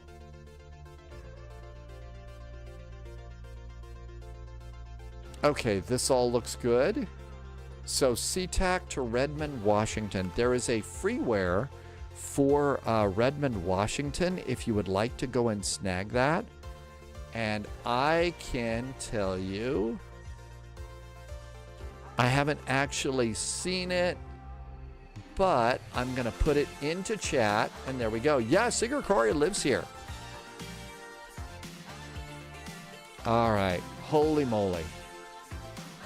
That does kind of get... I practiced that. That was my third time today trying to land. And it really, really is a scary arrival. The first two times, the first time was really pretty bad. The second time was okay, but not great. Or not terrible. All right, let's get this going. So let's see, we'll do a commuter flight on this. Let's see if there's anything going on at SeaTac first. Well, there is ATC. So now we got to do this flight in on VATSIM. Okay. What could possibly go wrong? So let's see. This is going to be... I wonder if I had a horizon. Is this we're going into Oregon?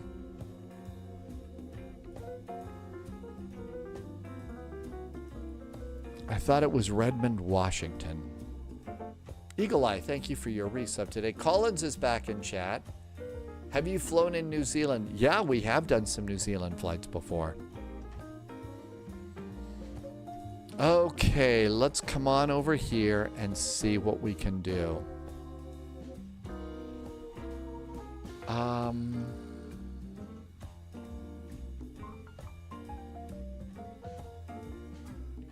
not sure. I'd like to do it as a horizon, but I don't know if I've actually got a horizon loaded for this. It would be an ATR 42.6. Porter, Loganair, Vidro, United, blah, blah, blah, Qantas, New Zealand, Airlink. Is there a 72-600 for Horizon, maybe? I have Olympic, Iceland, Finnair, Fed, Silver, Loganair, Fiji. Flybe, no. Okay, we'll just fly the little United one. That would have been better, though. Okay. We'll go over to that commuter terminal, though. All right, so we're departing from KSEA, SeaTac, KRDM, Redmond. Eagle Eye, you know this because Redmond does not have an airport. KRDM, I thought. Maybe I've got something wrong there, Eagle Eye, but thank you. Professor wants to go to Tenzing Hillary Airport. Hi, Martin. Welcome aboard. Okay, so SeaTac is departing on the 16s. No idea what they're doing at this other airport. Yep, it is Redmond, Oregon, I guess we're going to. Okay, this should be interesting. There's VATSIM. I say we need to add a little more fuel. How about 15 minutes more fuel? I'm going to fly this one in pounds. It's a U.S. flight. 82%.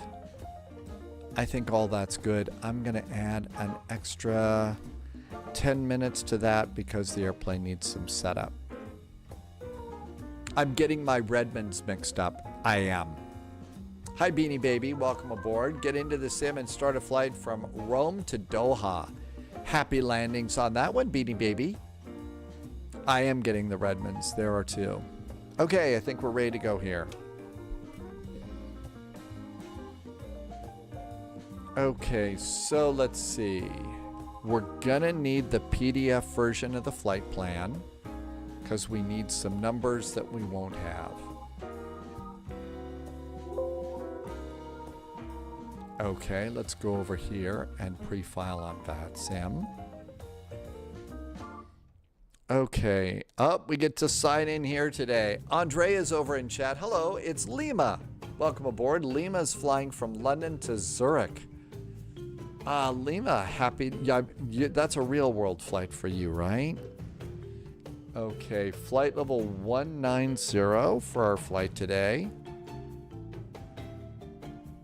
And everything else is good. We're filed. I was kind of thinking this was going to be a pretty easy flight today. Didn't think we were going to have ATC. Oh, well.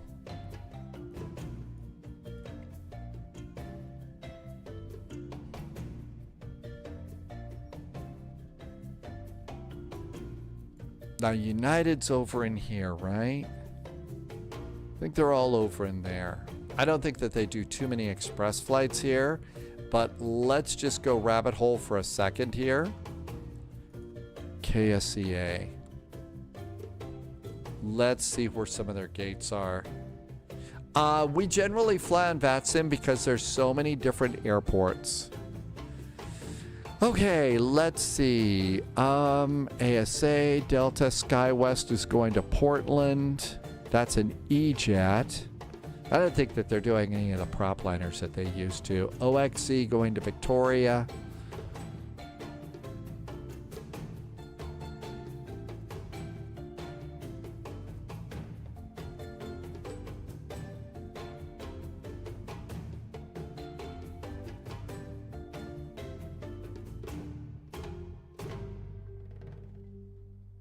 Here's an E-Jet that's going to San Subscriber Jose. confirmed. Let's see where they park. Top clearance granted. Gate Bravo Loyalty 8. noted. Gate Bravo 8. Somebody just did something nice. Hey, look who's back. It's Hunter Girl. And Bravo 8 is right over here. Okay. Well, we'll just go to one of those gates. Hunter Girl, welcome aboard. Thanks for the nice resub. A year and a month. I hope you are doing really good and it's finally cooled off a little bit over in Frankfurt. We've got all sorts of really, really nasty wildfire smoke here.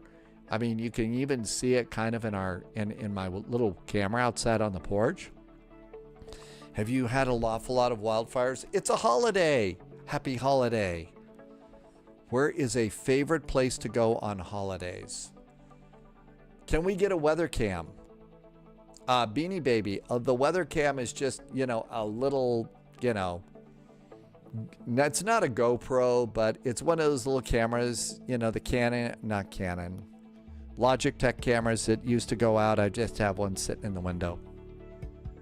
Andre, your flight is SWR Swiss 339 on VATSIM and real life. Hunter Girl, you are home doing... Yeah, that's what I do. I take Tuesday and Wednesday off now from live streaming, and the first thing that I do is start cleaning, make the apartment nice and do some vacuuming, clean the bathroom, and I also try and make something really tasty for food. Do you have anything special and tasty for food on your holiday? Okay, that looks good there. We could go to the commuter terminal. There's a commuter terminal that they have here. How about one of the Q gates? KSEA. Let's just go to one of the Q gates for the pop-up.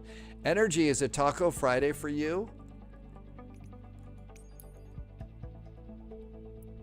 I did make, I mashed up some avocados as I always do. There's just something about guacamole right now that's just so nice to have on days off.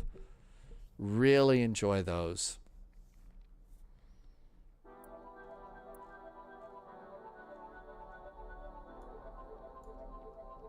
Okay, so what I was going to do is go to one of the queue gates. This is where Horizon used to park. It would be a good place for a prop liner to go. So we'll go to that one. You did some chicken rolls with cheese and potatoes and cheese, yeah, in the oven. So take a potato, put some cheese on it. Maybe chives or something like that too. I'll bet was really, really good. Captain Sibby says, "Zzz. Is it time to call it a night?" Good night. Thank you for flying. Can't wait to see a Civil Air flight go over there. I bet you'll nail it the first time. See you, Sibby. Thanks for coming in. But yeah, potatoes and cheese, and then you bake it in the oven. It can be really good. You could also do like garlic butter with a little bit of garlic, not too much, because you know with garlic you can definitely overdo it. Okay, so we're going to be over at Q13 for our prop liner departure. And flight level 190. And I'm going to remember to save that flight. And we'll fly the Iceland flight. I just put a note in there so I won't forget. So a week from Thursday, you got to practice up your Iceland flying. Okay. We need a current flight plan because you can't display it in this airplane. So this will be in pounds. We have to remember to switch the airplane to pounds. And there is our flight plan. We're doing the Suma 2 departure. Done that before.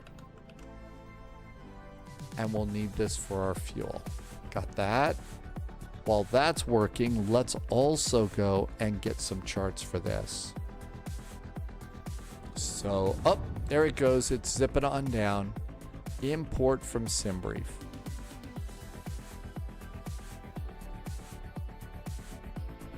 Okay, SeaTac to Redmond, RDM.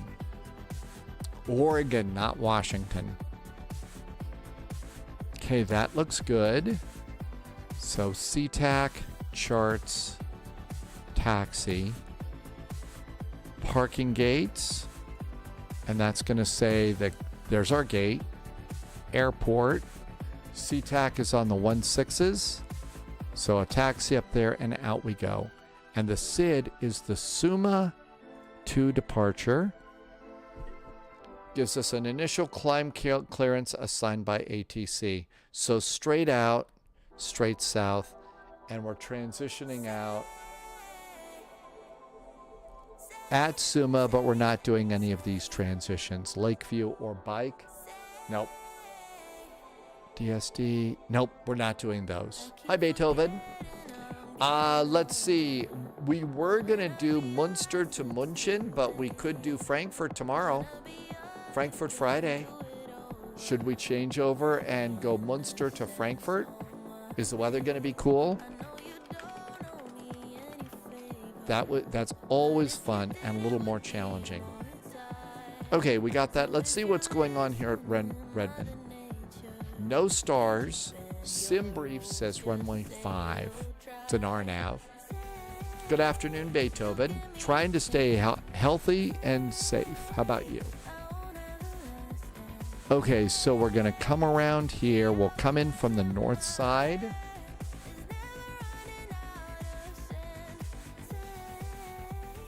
Okay, all that looks good, and it's an RNAV in.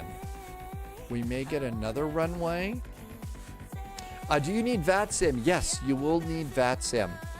Now, you can still fly with us, but we generally fly on VATSIM. So runway 5, and there's our terminal down there.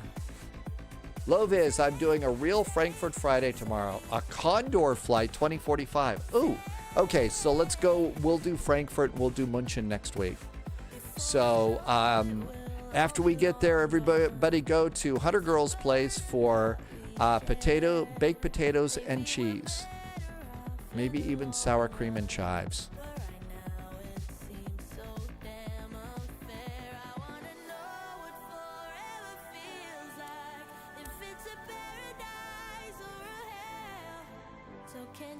The first place, Sugakari, is to go to this website right there. It's called vatsim.net, and you're going to need to sign up there. There is a small quiz about air traffic control, not really air traffic, but just to make sure that you kind of understand some of the rules of the road for VATSIM. Don't worry, Hunter Girl. We're talking about your simulated place. The real people will never show up in the real world. But I think I've got a couple of potatoes. I wonder if, you know, it'd be fun is do a baked potato and do bake it and do guacamole on it. I wonder if that would be good. Guacamole potatoes, is that sick? UAL 441, and this is an AT46. It's the smaller one, so we don't have to worry about tail draggers. Lovis, I need to get on FR24 and see what color the livery is. Oh, Flight Radar 24. Well, let's see. It's a Condor flight, so I wonder if you're going to have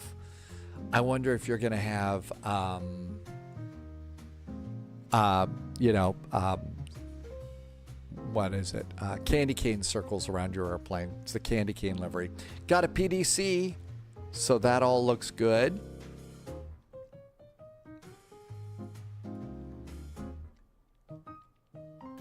Okay, so that looks great. What else have I forgotten? I need to manually redo the title. Titles are going to be a problem today over on Twitch. I don't know why it's being weird. Okay, come over here and come over here. Hit V and hit done. And that should do it. I think I did the title.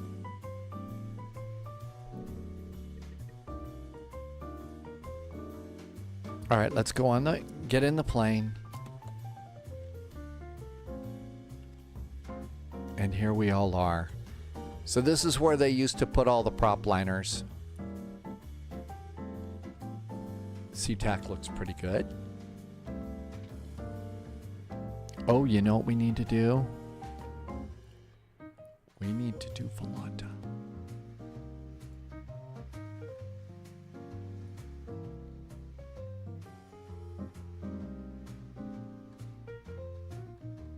There we go.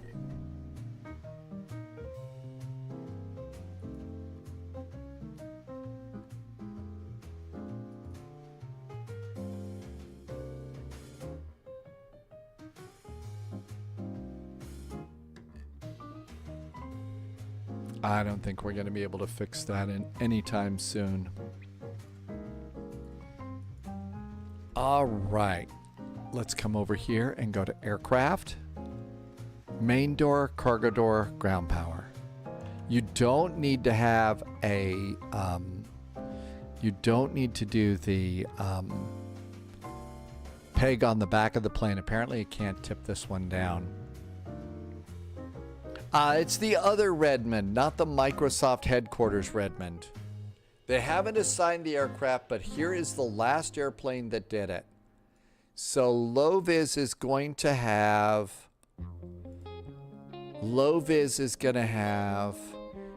so wintergreen candy canes.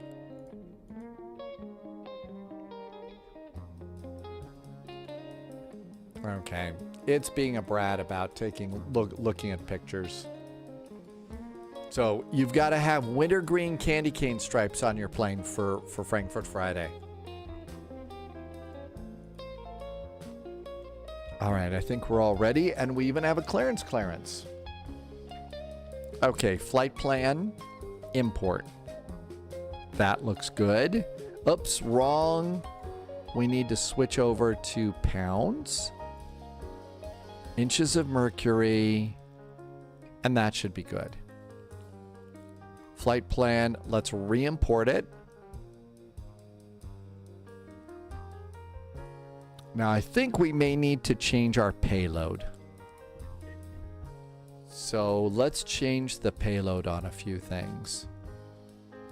So our zero fuel weight, can I change that? I don't know that I can change it on this page or not. Nope. Can I change it here? Ramp fuel is 4310. Well, that's pretty close. Zero fuel weight's supposed to be 33501. That's 33170. That's pretty close. Let's just go with these numbers. It was a little different before, but it seems to be okay right now. I guess that was a genius idea, but it only kind of registers with me during the holidays. The rest of the time they look a little weird. Okay, let's do power. And nav lights, emergency exit lights, ground power. Now, you don't need clearance to start your airplane engines from ATC. You don't need clearance.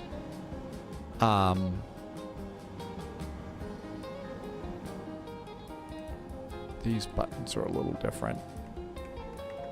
You in hotel mode, so you can. That's like starting an APU. All right, this is coming together nicely. FMS. Nav data is still a little weird.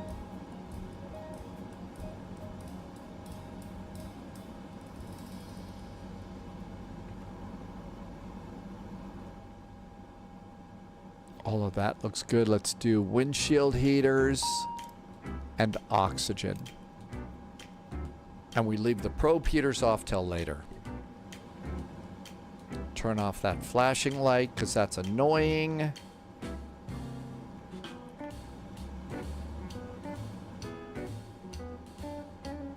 The autopilot view's a little funky here.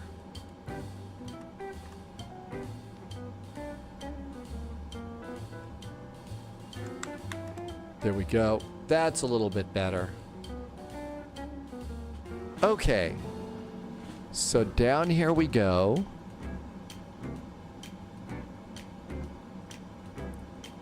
And init. Step 1 is weight.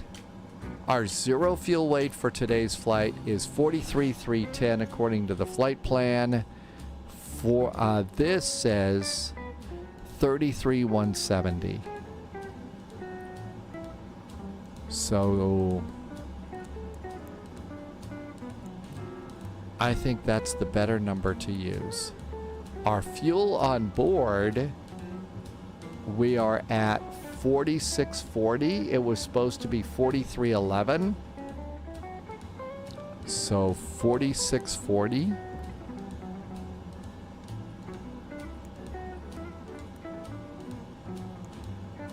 Okay. Reserves are 1927. 1927. And that's, I think, about as close as we're going to get on this thing. Return. Performance. Let's see. We filed for flight level 190. So 19,000 feet. 19,000 feet. Our alternate, not surprisingly, is Portland KPDX. KPDX. And if we have to go to Portland, we're going to fly at 20,000 feet.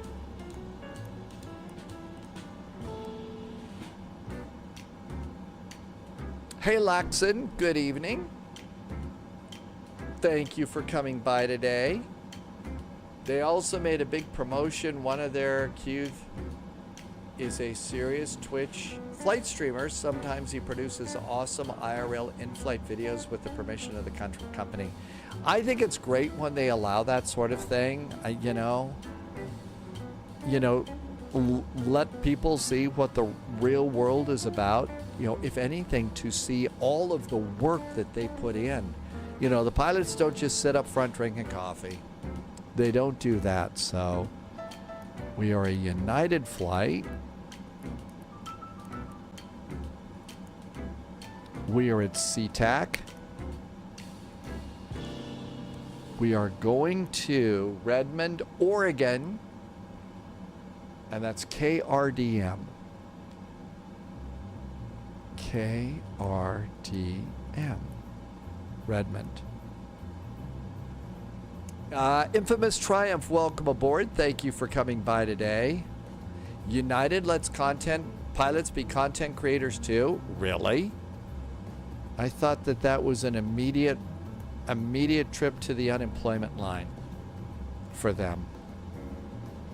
All right, let's look at our clearance. Clearance, make sure we know what we're doing. Okay, Summit 2 departure, maintain 7,000 feet. Okay, let's pop that in first of all, because somebody is going to forget. Beethoven says it's hot in the Caribbean and AC Biancato. Did I say that right? I hope I didn't say that too badly. So 7,000 feet.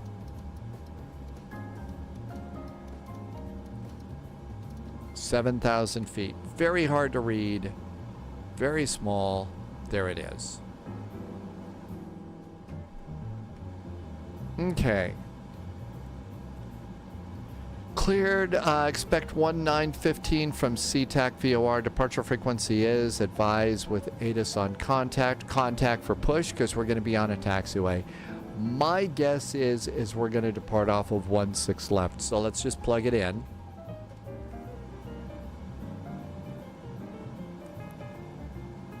One 6 left. It's the Suma departure, Suma 2, and we're not doing either of those transitions. And insert. After Suma, we're going to DSD. DSD. After DSD, that's it. That's our flight plan. At RDM, we're expecting the RNAV runway 5. Let's see. Is that what we got? RNAV, GPS Yankee, runway 5. Okay, that looks good.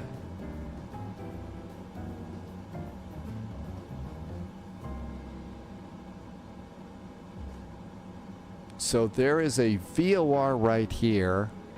Is it out here anywhere? Well, it's not on this RNAV. I don't see it there. Man, it always makes me a little scared when I hear something go diddly like that, like we're all gonna die. Maybe there's a better one. What about the Zulu? Does that pick it up from our little VOR? No, really doesn't do that either. There's whistle, Jerdy, and there's the turn in. Well, let's see. We could still come in via whistle here. Or Smurdic here. And then just blow off that VOR. Alright, let's choose RNAV Yankee. No SID via Whistle, Sacco, Horan, Copper, and Cupper. Okay, well, we know we don't want Sacco. We could do Whistle and execute that, but we need to remove that one. It's Whistle like a missile. Got it. So let's delete DSD. Well, we're going to leave it in there for now. And then they're probably going to do vectors. So let's leave that in there for the moment, and we'll pick it up later. Okay, all of that looks really good. Transition's great. Let's do winds for today's flight. 145 at 12. 145 at 12. So is anybody else still hungry for like baked potato with butter and stuff on it? Because, you know, Hunter Girl came in and told us about making potatoes with butter and stuff in the oven. I don't know about you, but I am. Okay, all of this looks good.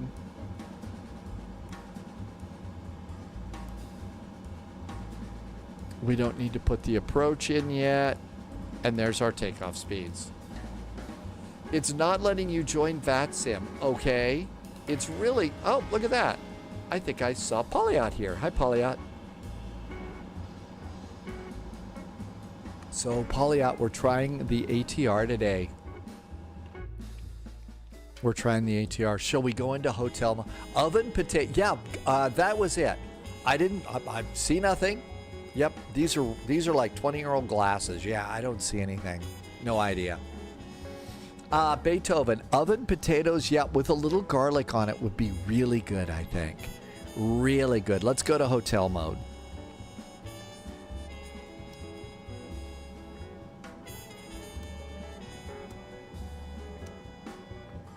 Prop brake.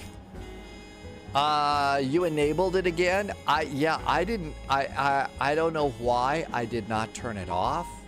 I'm being a good boy. I didn't change anything. I haven't been cussing or nothing, so I don't know how it got turned off, but it's been a little bratty. Okay. Wing lights on.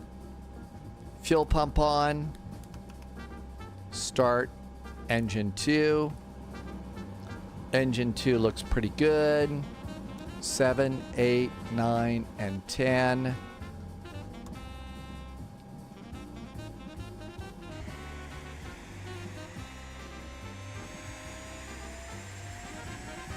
And there goes that engine. Have you ever tried a Big Mac and cheese before? I haven't been to McDonald's in probably 10 years. I haven't been to one in 10 years. All right, start is good. And we'll disconnect from ground power. And go to aircraft. And close the cargo door. Cargo door is closed. This is flight number 4 in the ATR for me. Now, my first 3 flights were at a very, very scary airport. Well, right now, we seem to be doing pretty good. I got one Wasm crash early today, but that's because I think I was punching buttons way too fast. Surveillance, we do have a squawk code, and the squawkage today is 5225.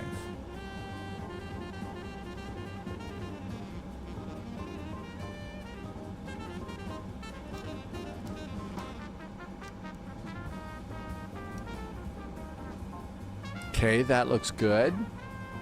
Let's see. 135.4. 135.450.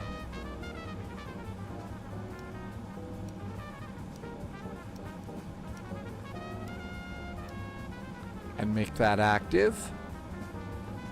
And see if we hear anybody. Alaska 329, descend via the Glacier 3, arrival Seattle landing south. Seattle altitude 2993. Okay, all of that looks good. Passengers are aboard. Let's do devices. Ask them to put those away, and seatbelts can go on. I'm going to close the main door. I'm going to check my brakes. Brakes are good. I'm going to pull this and then just get off of that, and we'll come over there. SeaTac ATIS information. Foxtrot, the altimeter is 2993. 2993. I'm going to set this speed to I'm going to set it to 180 just so that we climb a little bit faster. Sugarcari is having a hard time signing up for VATSIM.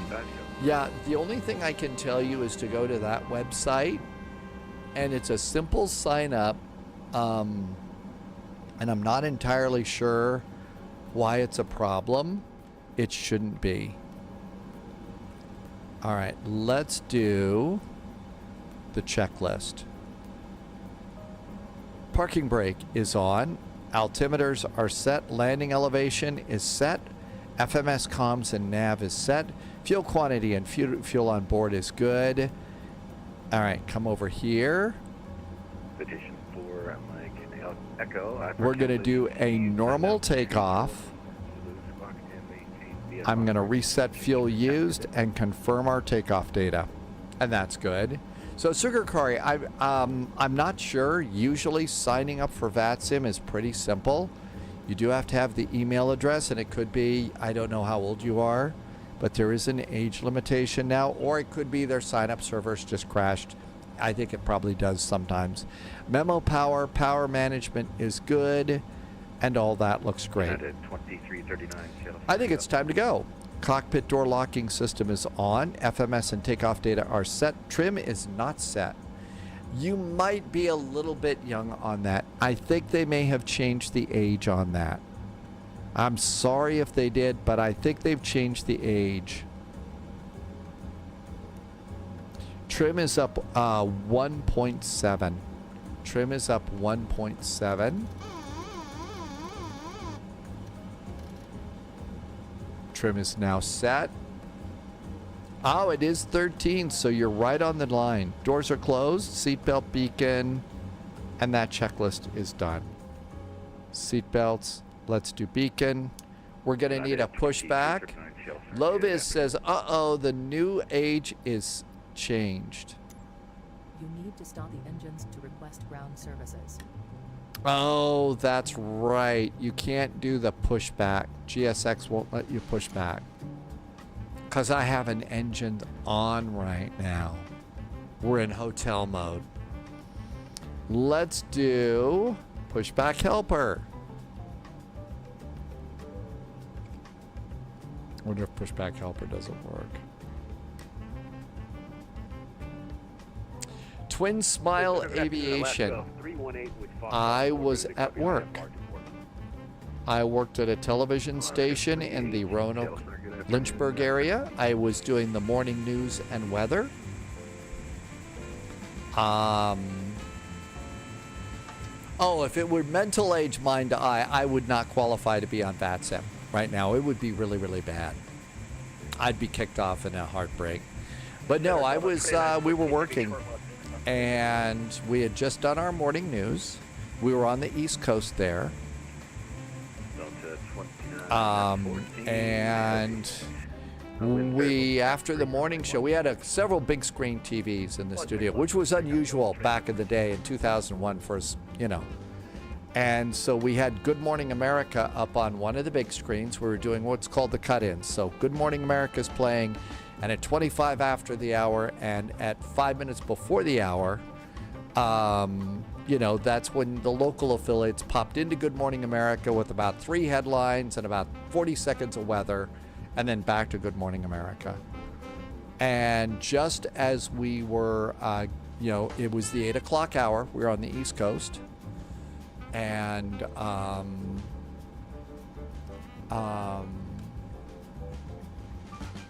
Donna was working, a friend of mine from way back, and she had come in to do the news. I also read a little news too.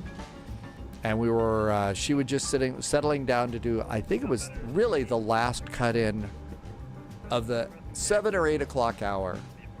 And she looked over, and they had a live shot up of New York at the time. GMA actually had it live. And they were just doing like a pretty, you know, it's a beautiful day in New York, kind of a live shot, because they were getting ready to go to the local affiliates. And the first airplane hit. And we all just like, what did we just see? What did we just see? And I thought, okay, there's got to be a navigational error. They're on some sort of an approach to Kennedy or something like that. That's the first thing that popped into mind. We looked around and just were like, what the hell? And then we all were looking back, and the second plane hit. Delta 29. Donna started crying, and we knew that the world had just changed. We also knew that we were done working because we would then be off the air for the next 5 straight days. And then when it was time for when ABC finally let the local affiliates go back on the air, my boss called me and says, Dave, we want you and Patty to be, we don't want the evening people there. We want the morning people to do it because it was a morning show. Which basically meant I was the first local person back on the air after all of that. The 2 times that I've been afraid to be on TV was that morning, and then the time that Roy, the same boss, comes into the Weather Center on a Sunday night. We got a winter storm out there, a bad winter storm. It's about ready to turn to an ice storm. And he says, Dave, you're going to have to break into programming. This storm's getting bad, and half the town is going to be losing its power soon. You have to break into the show. And I said, Roy, they'll kill me. And he says, don't worry, I used to be a cop. I'll protect you. Because the show Roy wanted me to break into was the Super Bowl. You don't break in the Super Bowl with a weather burp. But he had me break into the Super Bowl. And strangely enough, nobody threatened to kill me over that one. But yeah, that's where it was. Okay, let's get ready to go. Enough silly stories. Okay, we need to go to surveillance. I'm going to start squawking. Yeah, the ATIS doesn't We have are the, squawking. departure runway. All right, let's go. Beacon is on. Are we ready for startup? Yeah, I think we're ready to go. Landing and departing runway. Not so much mine to eye because right now my world is live streaming on Twitch and YouTube. And this has actually been a little bit better. I mean, the business side of this goes up and down like it does for everybody. And the economy right now is nothing short of, effing scary. But I like what's going on right now. I mean, in the world that I used to work in, I could count the number of good bosses that I had in a 30-year career on one hand and have fingers left over. The rest of them were, I mean, seriously. So, yeah. I like what I'm doing right now. When you hear me say, thanking somebody for a resub or a gift sub bomb or something like that, it's genuine gratitude coming out of my heart because I get to do this. And I like this. So, no, I don't really miss the broadcasting as much. I mean, I could possibly go back for the right deal, but I have better friends here. 54, runway 16, takeoff. Yeah, I do a morning weather thing over on that other channel. Shall we go? I think we're ready.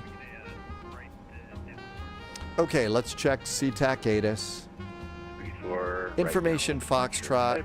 We are at stand Q13. We need to push back onto whiskey. 16 right.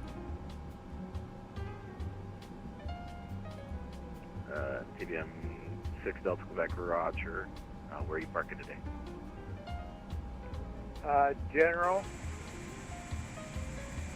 TBM 6 Delta Quebec Roger. It looks to me like you're on the west side of the runway, like you just kind of pulled over the side of the road. That doesn't really work in aviation.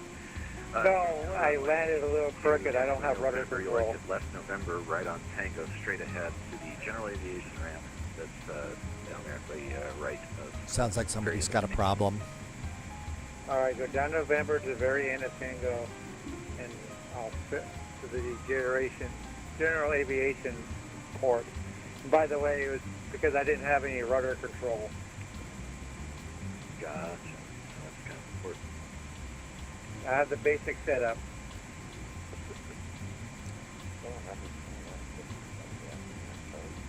See if we can break in here. Yeah, pretty much they all did. Pretty much all the really good ones. I was lucky to have them for like a couple of years, and then they left. And then they left. Mustache says stretch and hydrate. Oh, stretch and hydrate. We'll do that. Mustache, thank you for reminding me to do that. Hey, by the way, they updated sunglasses, Mustache. Thank you. They updated the 777. We got to figure out where we want to take the 777 today. SeaTac, good afternoon from United 441. We're in ATR at Quebec 13. Information Foxtrot is aboard requesting push and start onto whiskey. And 2 at once again. November 530 Bravo. Stand by 1. I'll get you taxi documents. United, was it United 441 that was asking for push? United 441 at stand Whiskey 13 with information Foxtrot requesting push and start onto whiskey. United 441, push to taxi lane whiskey tail south. Tail south, United 441. Okay, beacon is on. Okay, there's another aircraft that's Ready to trying go? request IFAR. Let's get going. Parking brake is going to go off. Parking brake is off. And reverse. When all else fails, push back helper. November 81 Romeo Bravo. Beethoven, if you'd like, sure. I think it's a privilege when anybody ever wants to make a clip of what we talk about, but yeah.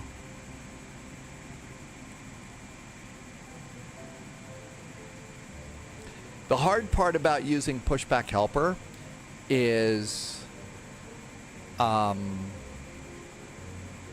you can't start your engines while you're pushing. November 81 Romeo Bravo, maintain 10,000, expect 14,000 in this approach. And this squawk is 5. Parking brakes back on. Release the tug and park, and we're done. Okay, let's go ahead and start them up. So everything's good here. Let's go, and first of all, we're going to do the electric hydraulic pump and turn off the prop brake.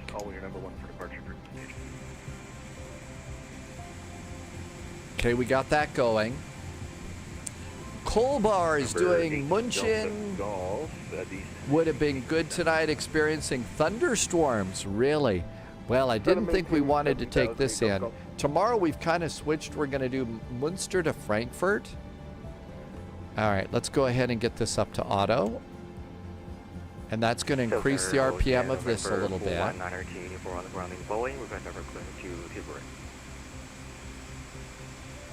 Aircraft on the ground at Bowling, clear from the west.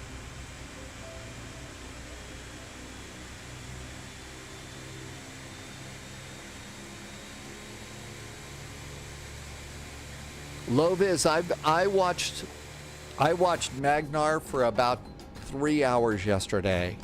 I have forgotten so much about this airplane. I'm not kidding. Fly with Magnar is an incredibly awesome little YouTube channel. All about ATRs and stuff. And start. And there goes our prop. That's right. Polyot is officially on vacation. Really? What are you thinking of flying? Polyot, they updated the 777 recently.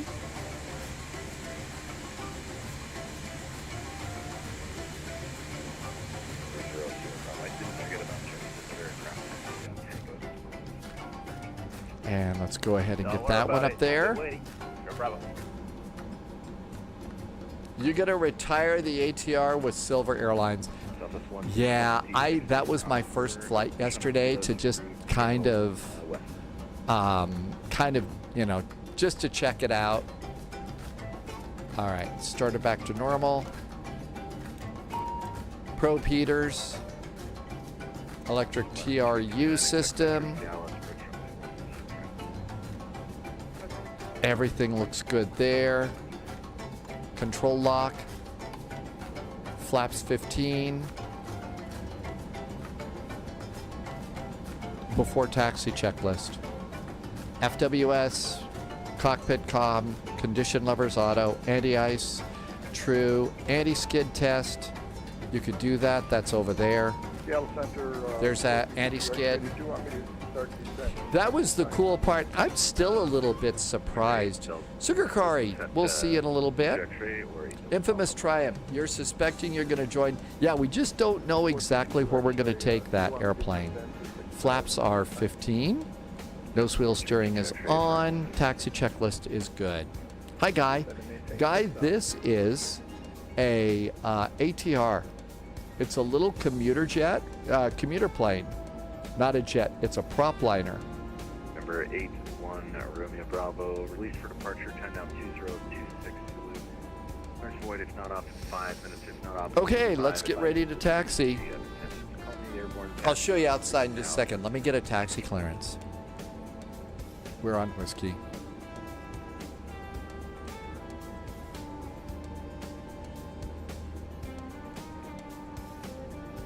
I think we're waiting for a gotta do a clearance. You're gonna do FedEx from Memphis to Mexico tonight for your last flight before vacation. Really? Yeah, you and Polyat, I think, are doing vacation. I missed so much flight sim stuff. I was sworn in this week, so it's been a week of ceremony and procedures. I don't think I could do that. I'm really trying to cut back on my swearing. I mean, you know, I'm not afraid of a good, you know, BS or a 4-letter S word. I'm just trying not to swear as much. Back in parking, by the way, sorry about being so slow. Yes, the jokes are still bad, Polyat. Welcome back in. Ha.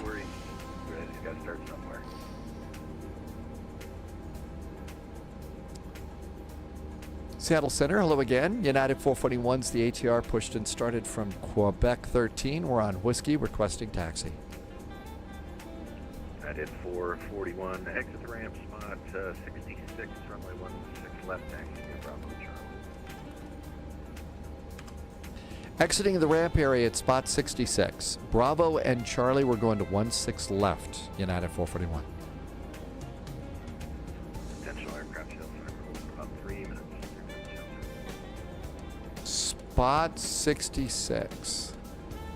Alaska 340. Okay, so come out there. I see what he's saying. Okay, got it. Shall we go?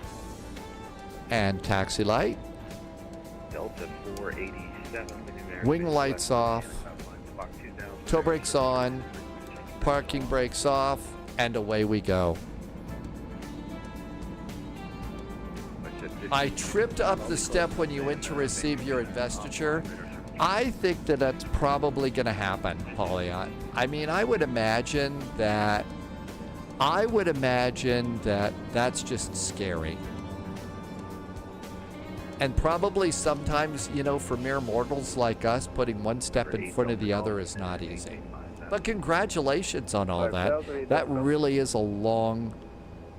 really long process. Something about spelling.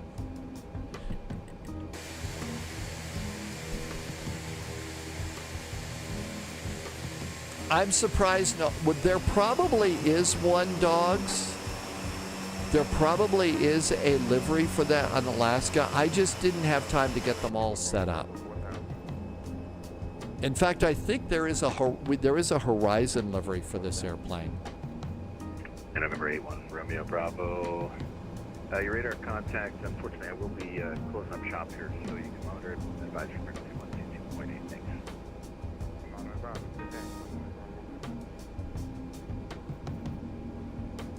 Alaska 329, Seattle Center, closing up radar service. It's going to be 2 weeks for low vis that you're going to be away from your flight simulator.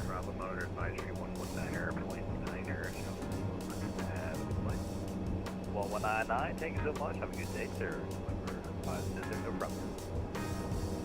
United 441, Seattle Center is going to be closing up. Seattle Unicom 119.9 frequency change cruise flow. 119.9 for United 441. Thanks. Southwest 126, Seattle Center is going to be closing up. Portland, Unicom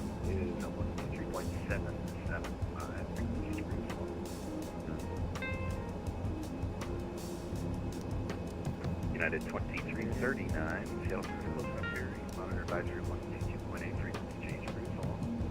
Bridget Brew, United 2339.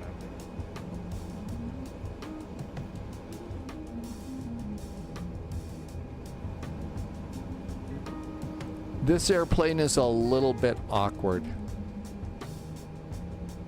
And we'll exit over here. Lovis is hoping that that fucking fucker, the F-100, drops soon. I haven't heard a thing about when to expect it. I haven't heard a thing.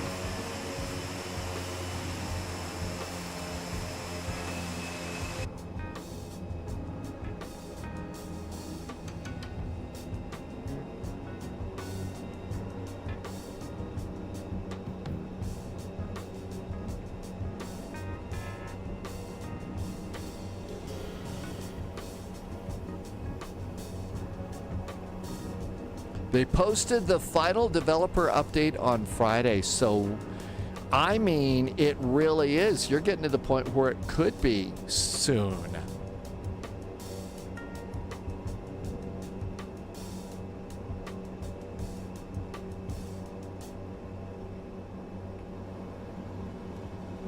Taxi takeoff, brakes, flight guidance, takeoff config check is good.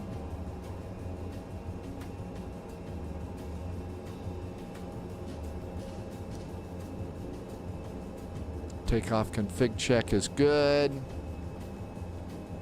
They're also close to releasing the BAE 146.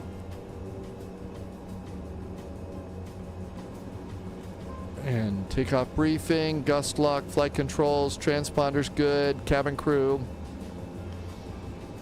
And checklist is good for us on this one. Out we go. Your Honor is a different level of court.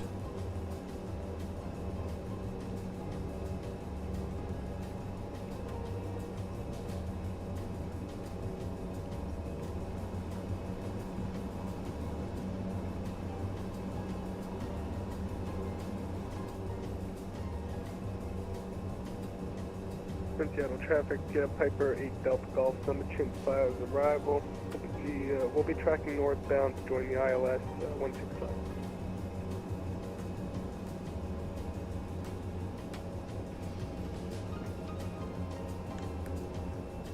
Activate nav. RSR says they turned the 737-800 over to testers now. Wow, that's pretty good.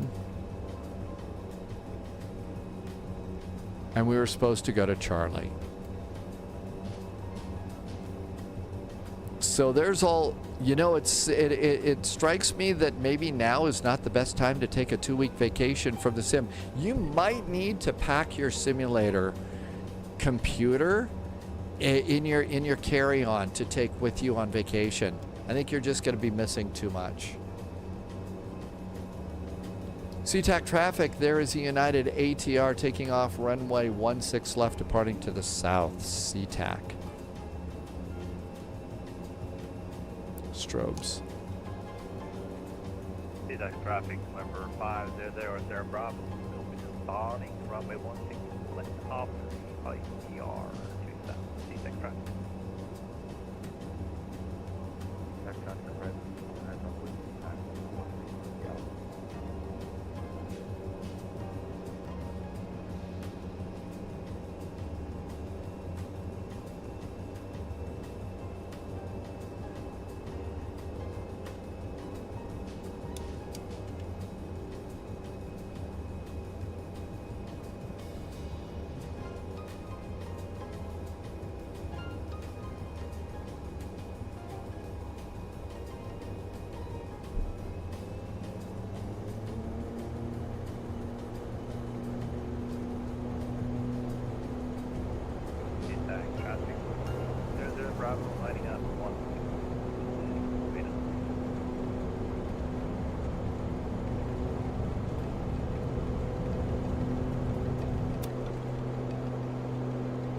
Positive climb gear. Don't let it climb too fast. This is not a jet. It is not an overpowered airplane by any stretch of the imagination.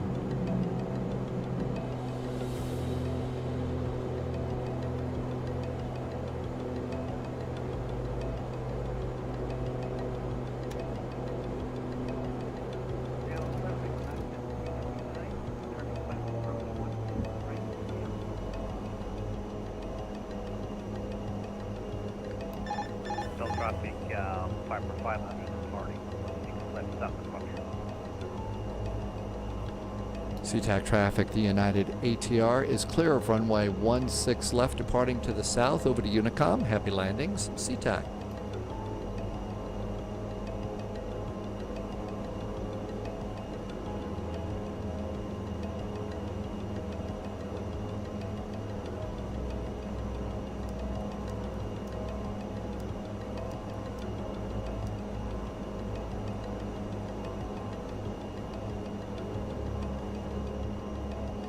Okay, looking good, climbing nicely. We're going to go to flight level 190.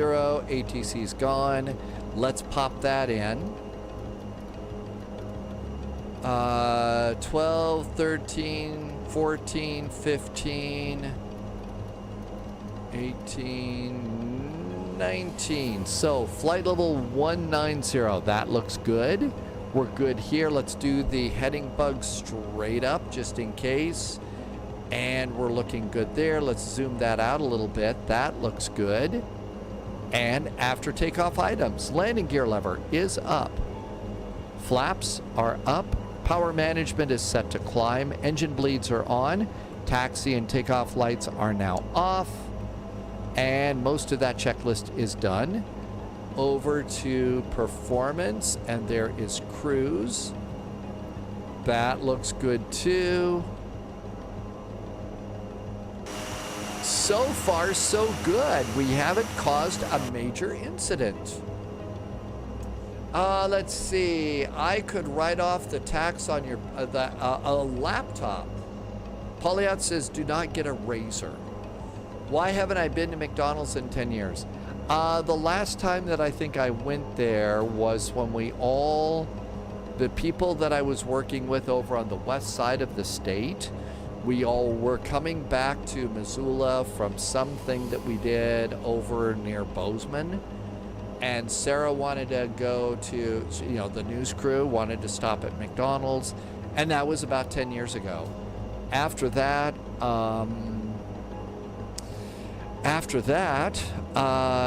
the company started making changes. They asked me if I would move over to this side of the state, take over a morning newscast, which everything kind of blew up.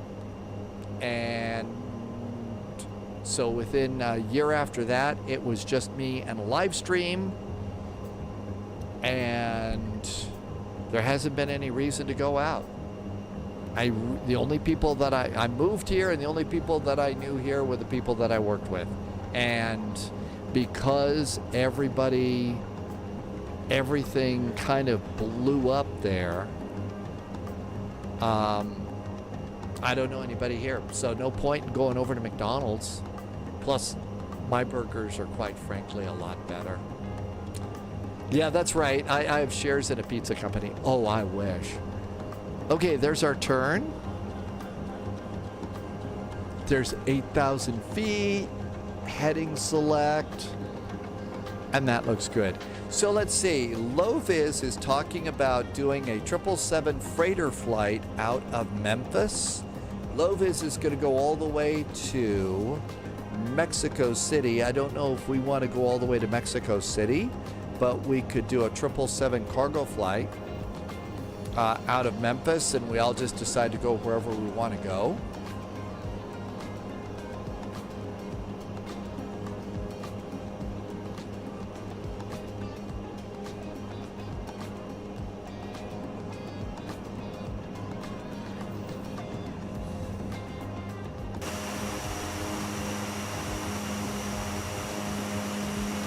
Loviz says there's actually some ATC there. Memphis Center's up. I know, I don't remember that, dogs. I'm sorry. I'm afraid I don't remember that one. Houston is up too, so we could go to we could go to Houston for Memphis to Houston and fly most of the way with low vis.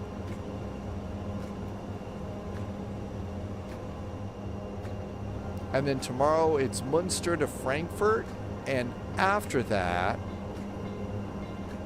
we've got Anchorage to Sitka, and then the Friday night ops is in Atlanta tomorrow. Friday night ops is in Atlanta. Pauliot just called us Shirley. Shirley, we have to fly with low vis before he leaves. So we're gonna do, you really wanna do Memphis to Mexico City? That's kind of a long one. That's a bit of a long one. So, KMEM, MMMX. Oh.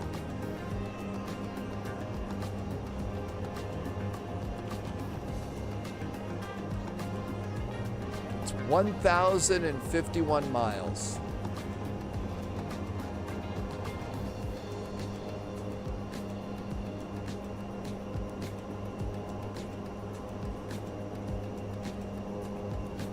Loviz says we should go from Memphis to IAH.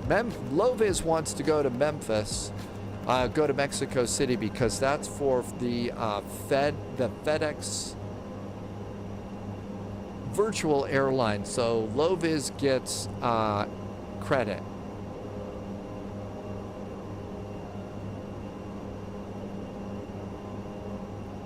Loviz gets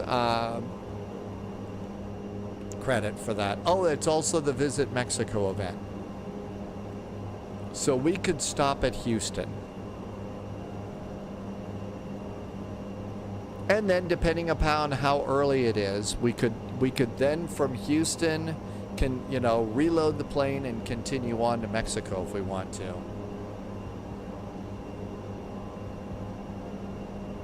And Pauliot called us Shirley. We got called Shirley. There's 13,000 feet. As you can see, this airplane does not climb like a banshee.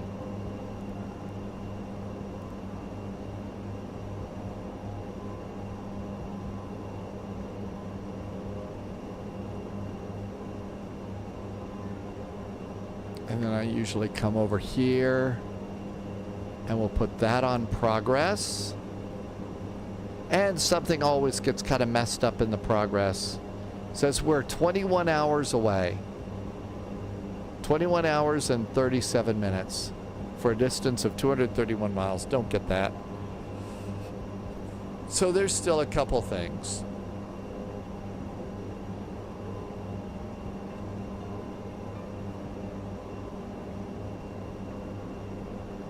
So are they, now that you're officially invested in everything, does that mean that you're going to get your own special gavel with a smiley face on it? A checkerboard and a smiley face on it?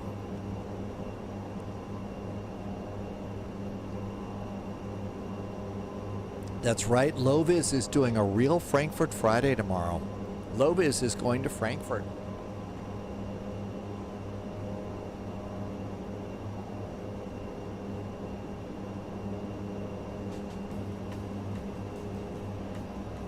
Subscriber confirmed. Top clearance granted, Agent. Loyalty noted. And Dickie just did a resub. It's always cool to hear the official spy voice, and it's not, "Spy, you've screwed up your Volanta. What's the matter with you?" Dickie, thanks for the nice resub. Thank you for 17 months of awesome jet fuel in the flight plan and helping me to keep the lights on. Loviz just kept the bags packed for the trip to Mexico.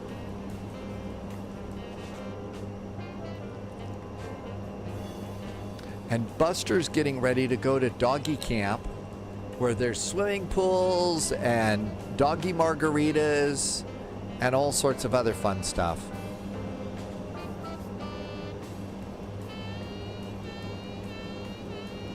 Let's just do baro set now, standard altimeter, and clear this checklist.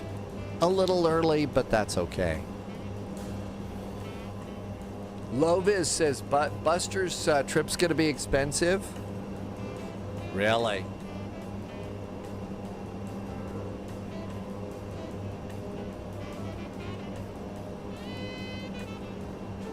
I hate to ruin it, but we don't use gavels in the UK. Oh, really? Every court has one, but they are not used. They are a symbol now, not a tool. Our authority comes from regalia. So you're not going. So if Alan Shore from Boston Legal were to come into your courtroom, you wouldn't be able to give him any of his gavel whacks that he liked so much. That's right. They use an air horn. They use an air horn. Oh my gosh, you don't really. You use your voices. And and my guess is, if the judge raises a voice in the courtroom, people are quiet awfully fast, right?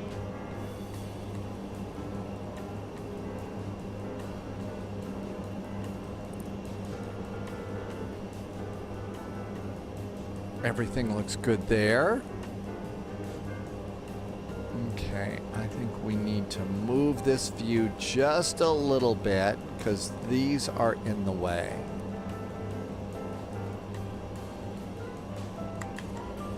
It's like Parliament where, or yes, Loviz says, or is it like Parliament where everybody yells at each other until the order, order, order guy shows up? John Burko.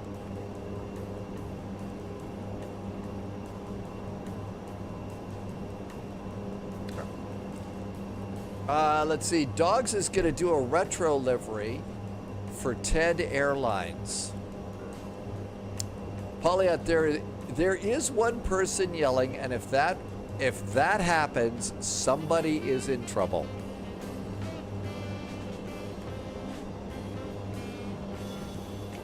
Denny Crane would not be welcome. And here is our final cruising altitude.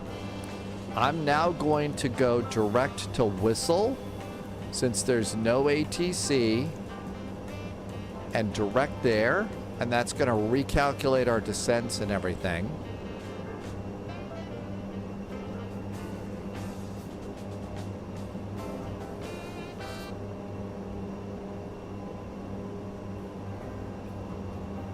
And we'll stop at 19,000 feet. Let's see, we should do seat belts off. Didn't do the landing lights either. Okay, everything else is good.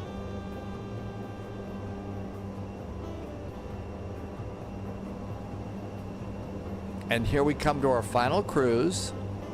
And now the one time that I will let the airplane do speed automatic is now. So we're going to go to auto. And now, oh, I guess it wanted us to climb at 160. Really? Wow. We would have climbed a lot faster.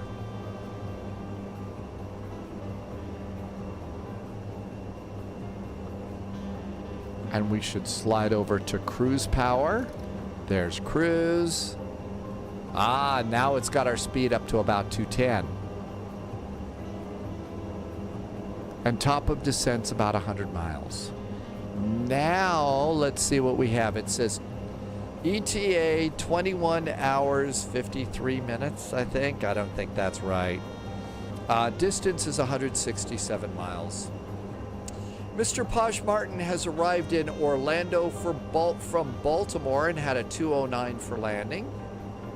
A very nice landing rate. Welcome to Orlando.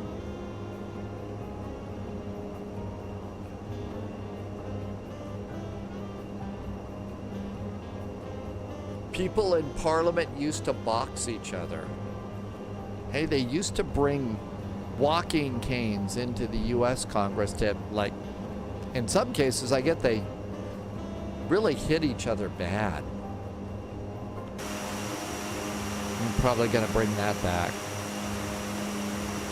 And yet we got the ATR AvGeek Fozzie, and it seems to be working mostly okay. There's a couple of things that don't seem to be working good, but everything else is really pretty good.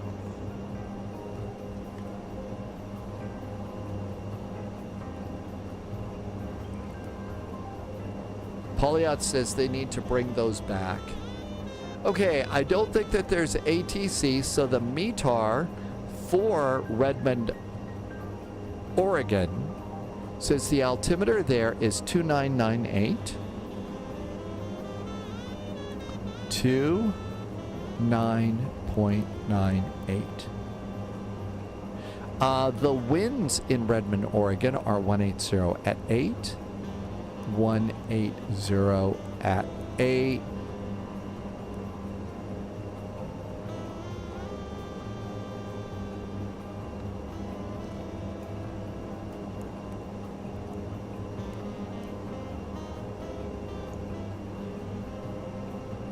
Okay, I put in 180 at 8 at twice, and it says 180 at 12. Maybe I need to put gusts in. 180 at 8 and no gusts. Oh, okay, you got to do 3 there. Okay, so that's what we got. I think it's fictional. I think that at one time, a long time ago, I think that Brickyard flew some ATRs for United Express, mostly on the East Coast. But not a lot. I don't think that they did a lot. When I got these going, I went and I just got this livery. I got this one, I got Iceland, and I think I went and loaded a Flyby, and that's about it. Yeah, the ATRs do not do a lot. It's very economical. It's just a very economical flight. Okay, so let's go ahead and we're going to just indicate about 210 for our cruise. We're going to do VAP is 103. We're 152 miles out. Polyot, I hated my one and only round trip in the ATR. Never again. My guess is there was a Flyby livery for the ATR in the flight sim. Maybe it was Flyby back in the day.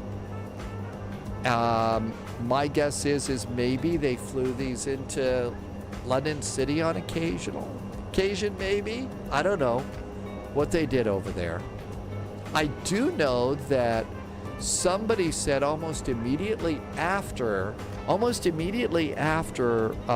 when Spirit Airlines, you know, the Pink Flamingo airline, when they went out of business, they saw some of those over in the UK, so somebody's using them. I think Loganair used this too. I think it was Loganair that flew these in the UK. You were on a Flyby-8 before the ATR was Blue Islands to Jersey. That's right, Silver Airways, not Spirit. It was Silver Airways that crashed, that went bankrupt. They didn't crash. They went bankrupt.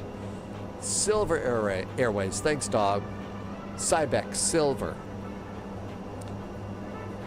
They were, and it was Cybec that saw them, and Cybec saw these, so saw Silver Airways ATRs parked at Exeter Airport. That's right, the banana planes. And Flying Winnebago says that Silver's gonna go bankrupt soon. Andre's here. I get a caution warning that my fuel is too cold in the Phoenix A320. The Phoenix A320. I have never gotten that before. Where are you flying, Andre? So this is what Polyot flies got to be a passenger in. Blue Island Airways, and Polyot. You was on it. This was your flight to go see Giselle. Giselle has become quite the star here on the Spy Flight. I'm seriously thinking if I ever get if I ever get to writing the spy stories again or something, there's going to be some sort of an operative named Giselle somewhere near the Channel Islands. That's such a great name. Hey, Cold and Dark, welcome aboard. One of those secret operatives that everybody, you know, that just owns the place. I don't think she didn't. I think she was already famous. But yeah, so you got to do that ATR. My guess is your flight across the channel was probably a bouncy flight in this thing too.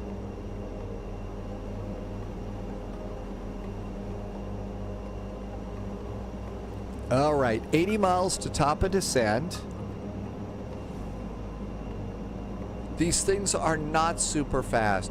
It was horrible. The ATR was not comfortable, and it was bloody noisy too. Well, these prop liners are really not that great. Let me see. So we're thinking about, I think I can, let me try and do an update. The bot is apparently working again. The shark is not working. The shark is not working.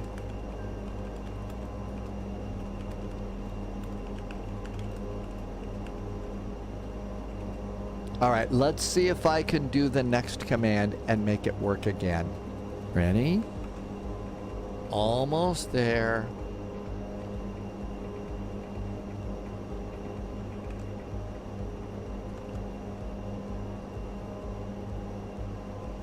Hey, there it is. I should do the tomorrow command.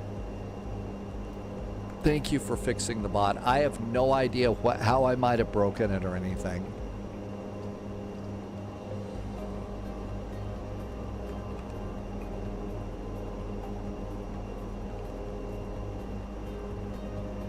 Send them out. Well, to be honest, I didn't know what was going on. I figured I needed to log back into Streamlabs or something. So I logged in and it just sort of sat there. So I didn't really even realize that that's what I needed to do. But of course I would message if there's something I didn't know for sure. Haven't been doing an awful lot. You know, I've been, doing the live stream and to be honest, just trying to manage in the crazy times we're in and work extra hard on, mental health and being strong and stuff like that for all the crazy. Menifee has 3 or 4 tickets in a raffle. You've got a raffle? Cool. It was an easy fix. I whispered sweet affirmations at its ear and it decided to work. Hey, you know what? Sometimes that's all you got to do is a sweet affirmation and that's going to do it.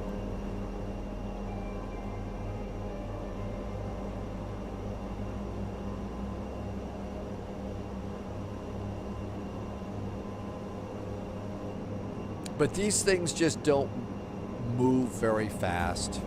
They look cool, but the Powerball is over 1.7 billion. I don't know if we actually have that in this state or not. Oh, that's right. It's the JZX controller raffle. Andre is happy with the A320 Phoenix. Andre, yep, it really is. The passenger animations and stuff on that are very nice. With GSX and the Phoenix, I'll be doing the Phoenix A319. We'll air Berlin into Frankfurt from Münster tomorrow. By the way, I did find a nice Münster airport. I think I found it at the marketplace. I don't remember where I got it, but there is a Münster airport that was about $15 or something on sale if you're looking for that. It's a German airport we haven't been to yet. Are you gonna really? Yeah, I don't know if, I know we've got gambling.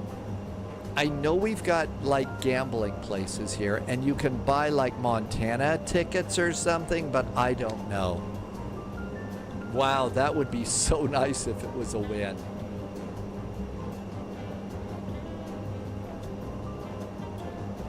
Well, in that case, then I could afford to, you know, we could have that spy convention that we always dream about at Princess Juliana Airport, and go to the Sunset Bar for burgers and watch airplanes land.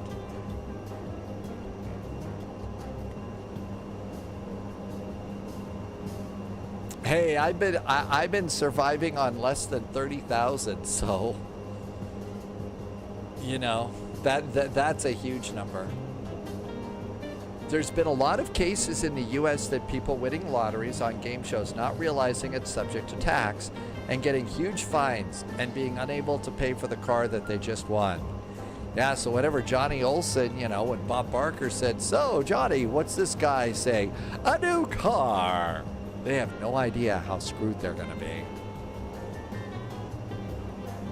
I always had to wonder about that. I mean,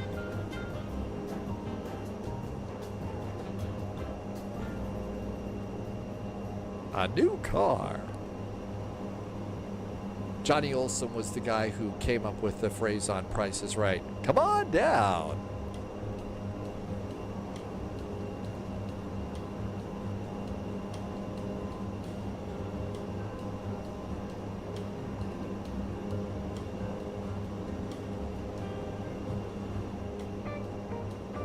Apparently, there was also on some of those game shows an incredible amount of behind-the-scenes drama.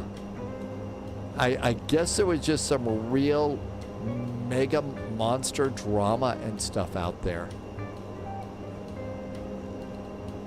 That's right, the national debt's not going to go down on its own. We got to figure out a way on there.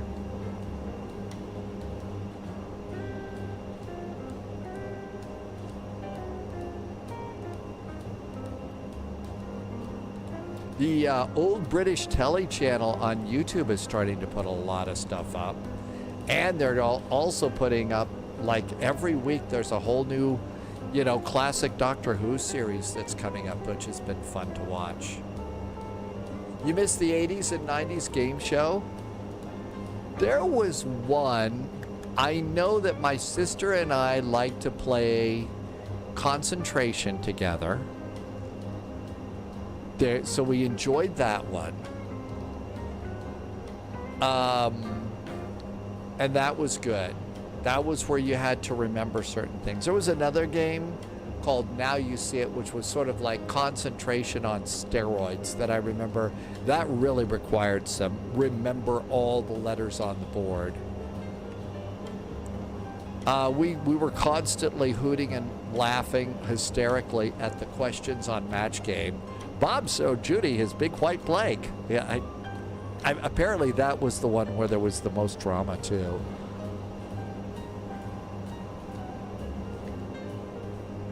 And that was, you know, but that was about all we did on those.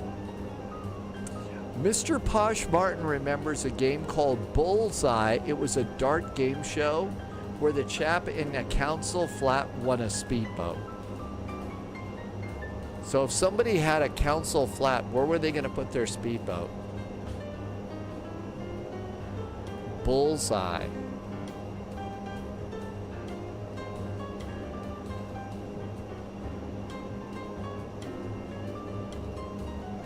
So let's see. Over there, if you look over there, there's Portland. So we just passed Portland. It was a game show involving darts. So the game darts, you had to be good at playing darts and stuff like that to be able to be successful on that game show. Okay, let's see. Our arrival is starting to come up, so we got to get ready here.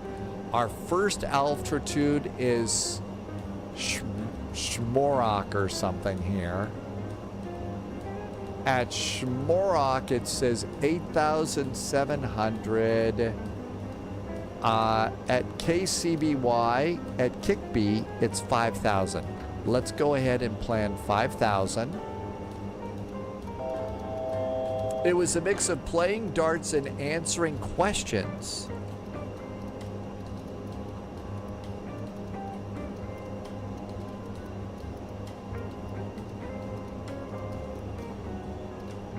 Okay, there's 5,000 feet.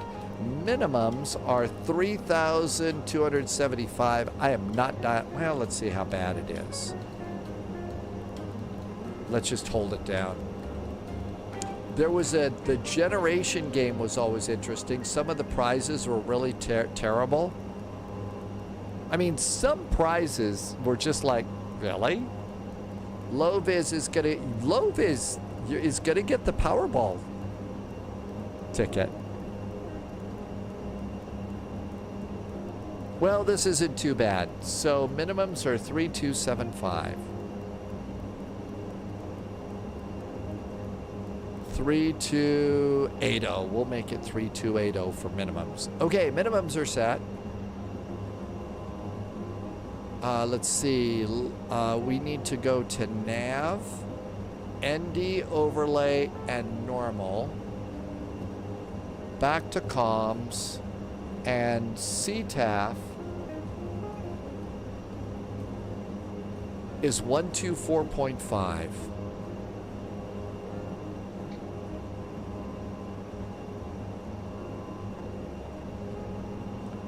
One, 2, 4, 5, 0, 0 is CTAF. And I was able to find that. You find CTAF over here on your airport chart. And if you look over here, it says control tower. It even told you CTAF. Mr. Posh Martin liked Bruce Forsyth.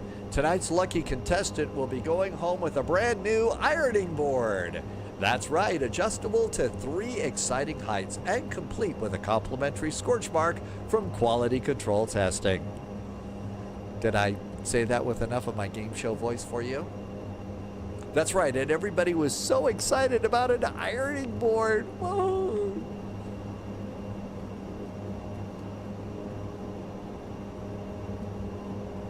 All right, let's go ahead. And I'm going to set my speed back down to 180. And let's come on down here. The prize voiceovers were great. Peak 80s and 90s. Oh, those people were in serious announcer mode. As opposed to, just talk to people. Oh no, it's announcer mode. I think the only announcer that I ever really, really liked was Gary, what's his name, from Rowan and Martin's Laugh-In. He was funny. Gary Owen. Mr. Posh Martin's bed is calling. Have a great evening, Mr. Posh Martin. Thanks for coming in. Hope you enjoyed your flight down to Orlando. We'll see you next time. And for the couple who has everything, why not enjoy a romantic weekend getaway at the Travel Lodge just off of Junction 27 on the M6 with complimentary instant coffee and a view of the car park. Boy, that sounds romantic as hell.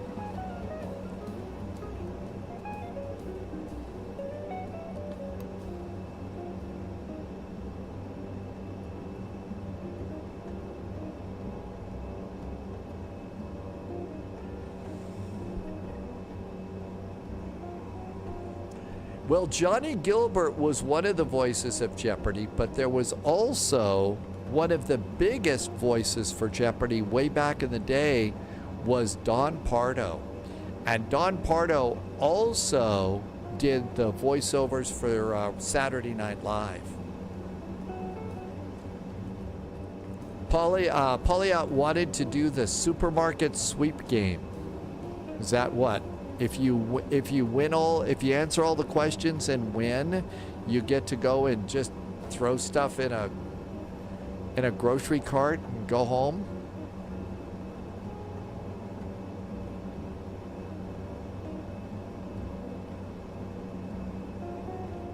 Okay, we've started our descent.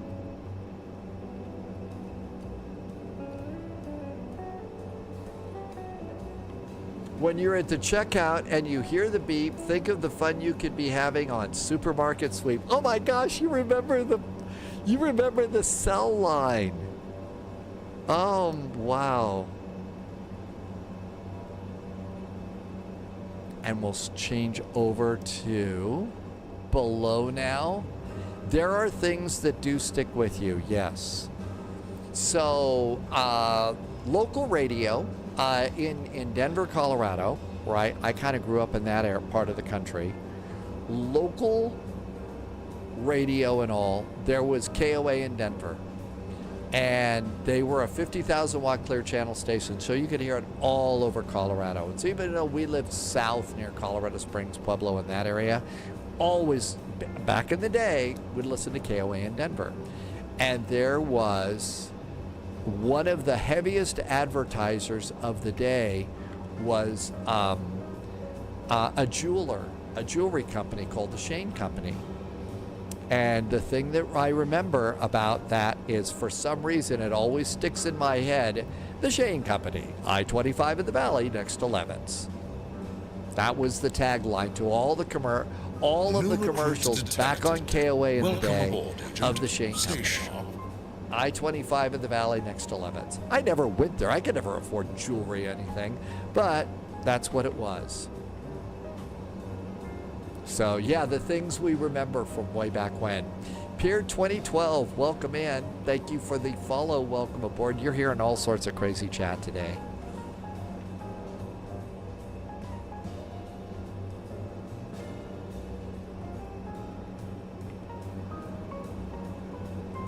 Okay, we're doing pretty good on the arrival. We are 67 miles out. Our VAP speed's going to be about 103.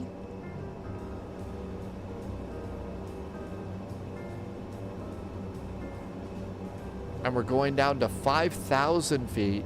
So you can see we're going to hit that 5,000 feet pretty close. Yes, the craziness is not just restricted to airplanes today. We're, all of us are kind of going nuts with recollections and stuff. Let's see, now is a great time for us to have a quick look at what our next flights. So we're departing out of Memphis and we're going down to Houston. Memphis approaches, departures are 18 right, 18 center, and 27.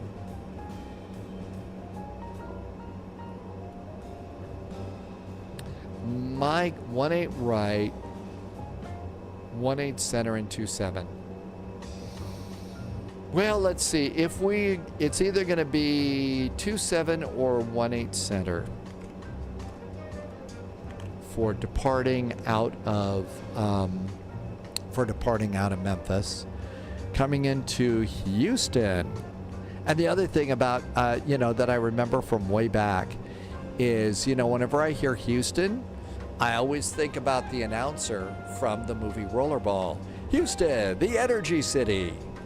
Because Rollerball was a movie way back when. Let's see. IAH. ILS is 26 right.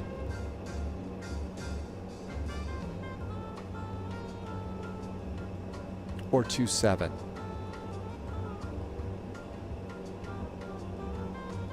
So 26 right or 27 is what they're doing. All right. All right, that looks good. Now let's come on back up here so we can do our own ATC and not run into anybody.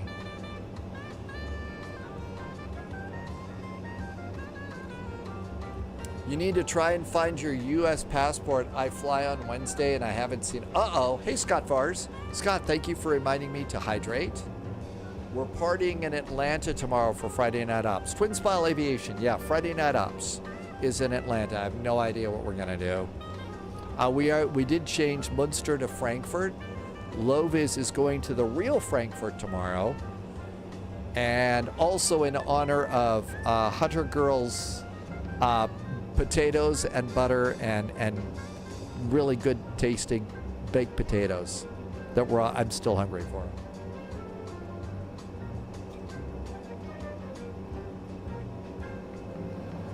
Yeah, if that's one thing I don't think I would have lost track of, is my passport. Okay, we're below 210 knots. Twin Smile Aviation would like to do Orlando to Atlanta tomorrow. Orlando to Atlanta, huh? Okay.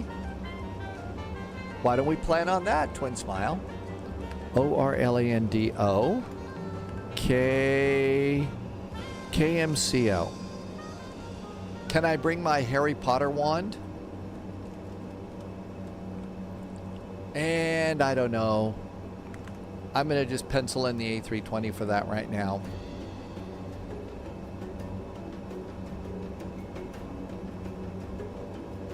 Yeah, that's right. You do need your passport. You're going to be going for pumpkin juice and butterbeer too.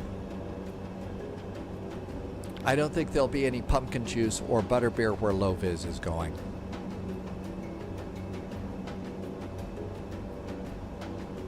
Let's go ahead and do seatbelts. We'll let them keep their devices out a while. Actually, I retested, so when you could, when us mere mortals could actually take, you know, the sorting test on the original Harry Potter website, I think everybody got Gryffindor back then. About a year or so ago, I retook the test on the new Harry Potter website, and I came out as a Ravenclaw. I could fly on your UK passport. Well, yeah, didn't you get lectured about, you know, if you have a US passport, you have to use that. You couldn't come in on your British passport or something? Oh, yeah. Yeah, that's all gotten pretty scary, too.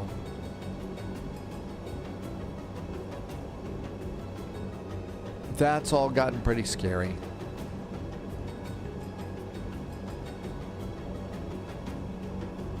Sort of like, you know, well, officer, I do happen to be a judge of in a different country, so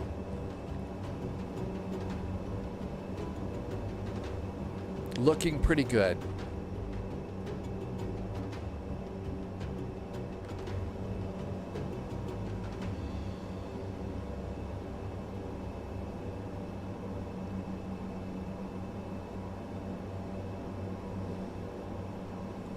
I immediately saw CBP and I mixed the letters up in my head, and the first thing that popped into my head is, why does the Corporation for Public Broadcasting care about Polyon?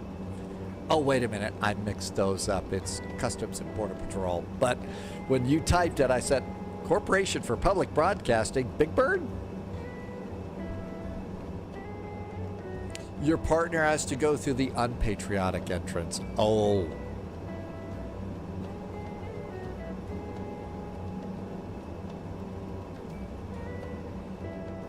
Okay, let's also have devices go away. Lights going on.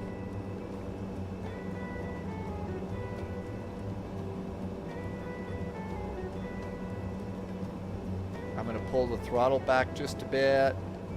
We are a touch high at the moment.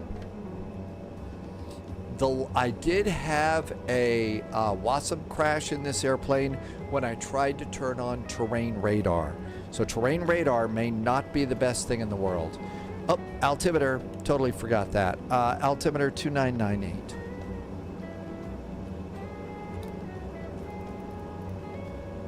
Altimeter's checked and set.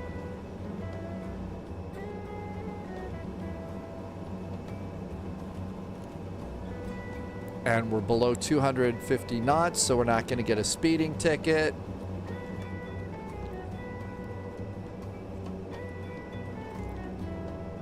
Redmond traffic, there is a United ATR. We are about 15 miles from the runway, planning the RNAV, runway 05, on an extended downwind right now. Redmond. Oh, and also time to go over to CTAF.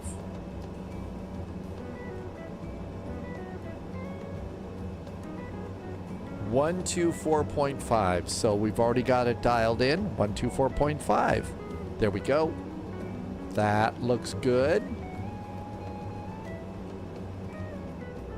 Redmond traffic, there is a United ATR approaching Smerdek on the RNAV for runway 5.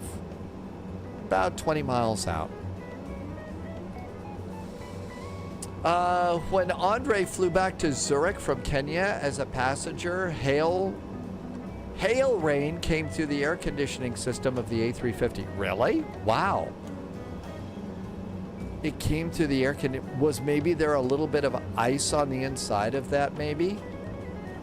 Or did it, or was it hailing so hard that it damaged the plane?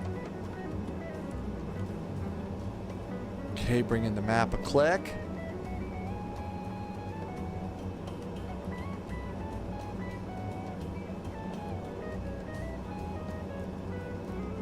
Let's start reducing our speed a little bit here.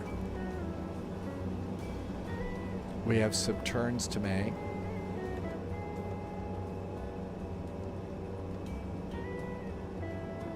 Next flight is Memphis to Houston in the 777 cargo liner. If you haven't done this already, there is an update from PMDG for all the 777s in Flight Sim 2024. Polyot says that the reaction of the crew was a little frosty.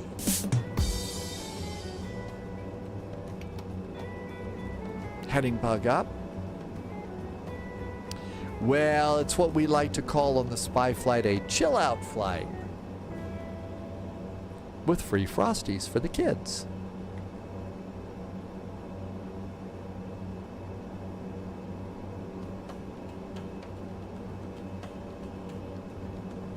We're a little bit low here. So we're supposed to be above 8,700 at Smerdek. I don't think we're going to run into a hill, but we were a little bit low.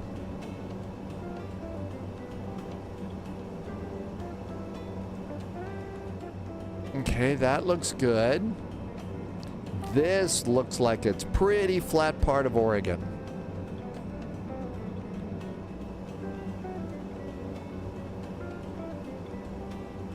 So we'll just stay here about 1,200 feet too low, but I don't think we'll get in too much trouble.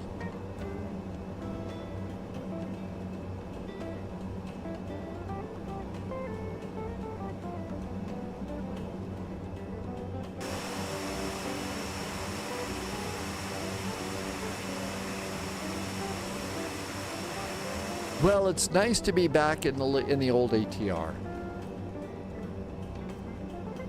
It's been a while since we've actually had this going and working.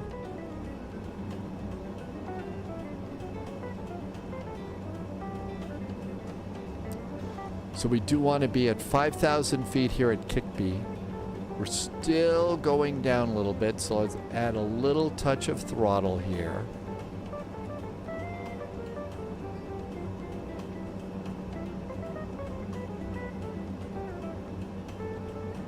And flaps 1's going to be about 135 or so. And we're still planning to land at about 100 knots. So we'll bug 110.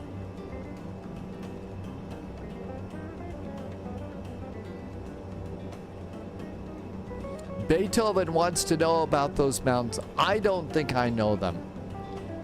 I'm guessing that that's perhaps part of the Cascades. I'm not sure. I don't know that much about Oregon, except for the fact that they have a lot of brew pubs in Portland, and the school where they shot the movie Animal House is somewhere around here.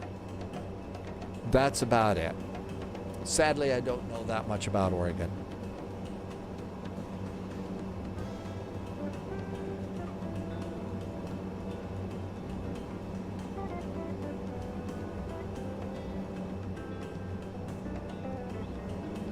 Okay. Polyot says maybe the last remaining Blockbuster video store is in Oregon. I'm shocked that there is actually one that's still out there. I'm surprised there's one that's still out there. Flaps 1.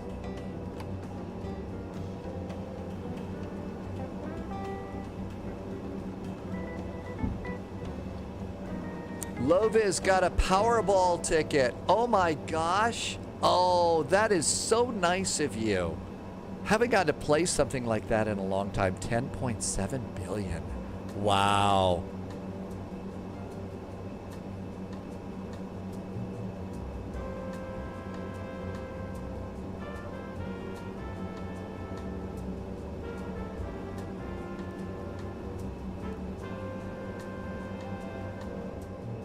Let's do wheels now. So landing gears going down. Gears going down.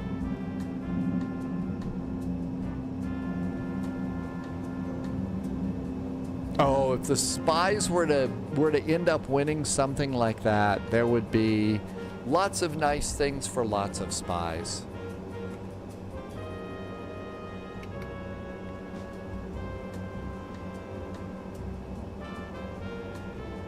Traffic, November 5000 Bravo, found a journey for the RNAV GPS runway 11, Robert's traffic.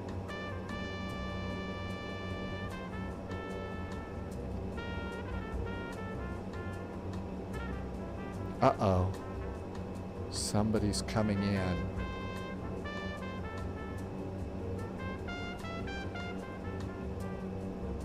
Okay, we got to keep a close eye on that.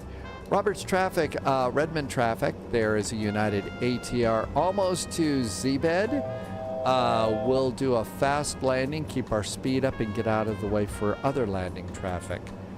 Redmond.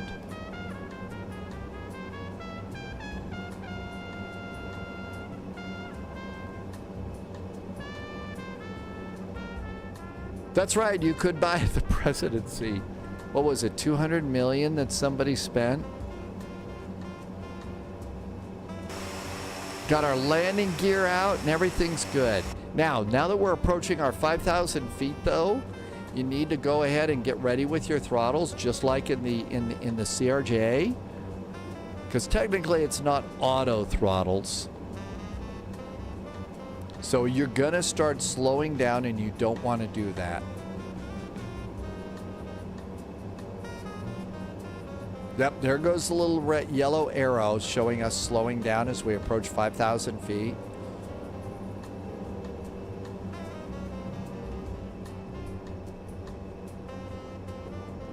And there's an airport out there.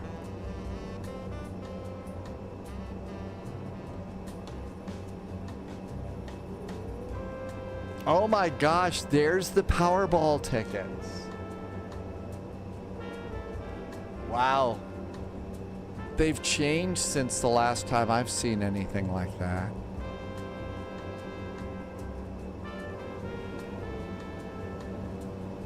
Up, slowing down, looking at the tickets. And here's our turn. Robert's traffic, United 441's an ATR. Turning finals now at Z-bed for the RNAV runway 5. Landing and getting off the runway, Roberts. Okay, after landing on runway 5, we're gonna try and exit. The other airplane's coming in at runway 11, so we should try and get off at taxiway Sierra or Bravo. I think that's Bravo. If we could get off at Bravo, then we won't even cross the runway.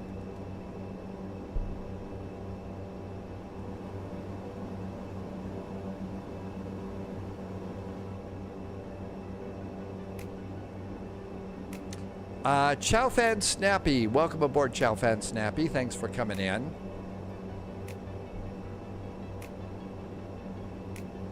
I got the airport. So you see there's the other airplane for runway 11. Robert's traffic, the United ATR, is very probably going to be able to land and hold short of runway 11 and exiting at Bravo, so we shouldn't be a factor for the other traffic landing. Roberts. Copy that, sir. I appreciate that. We'll probably land 11 and be able to vacate Alpha, so we'll also hold short of runway, so we can flap of that. Shouldn't be any big issue.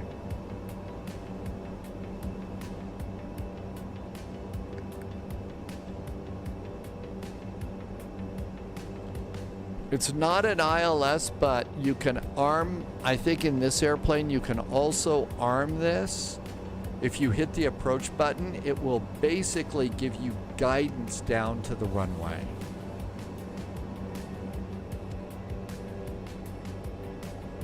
Hi, Captain Norse.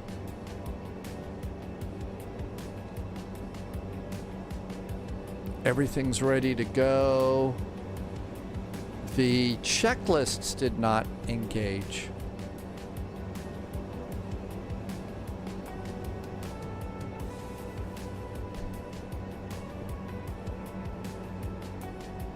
Okay, now what we need to do is bug 110.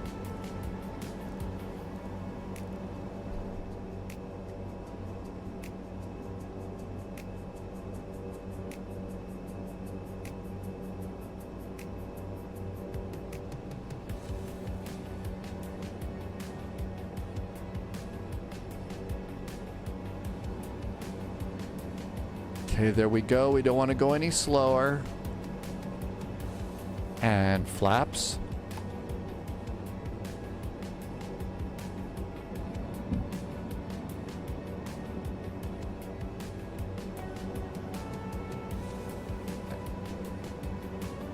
There's 121. That looks good. Airplane is now set up to land. Oh, nope, nope. Power setting to takeoff. AP is off. Captain flies the airplane. Passengers panic.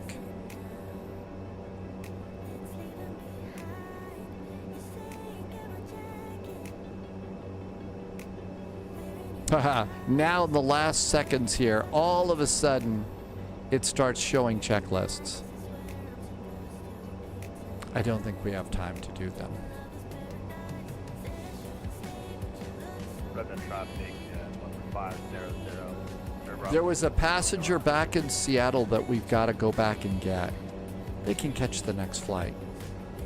We have Wilson volleyballs to deliver to Houston.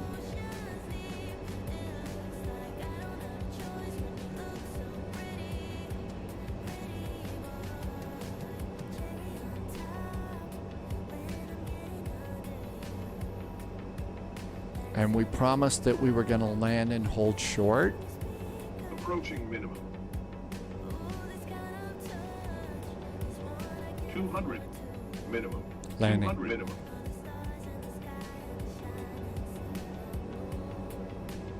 $100. 50, 40, 30, 20, 10.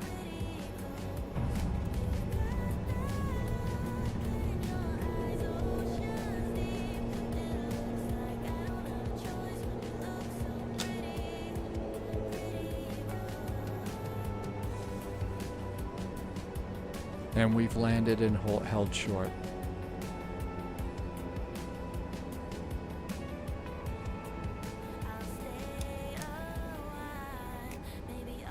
Didn't cross the runway. Roberts traffic, United 441 is clear of runway 5 at taxiway Bravo, and taxi to the terminal, won't need to cross 11. Happy landings, Roberts. Oh my gosh, Jesus Saves is in from Minnesota.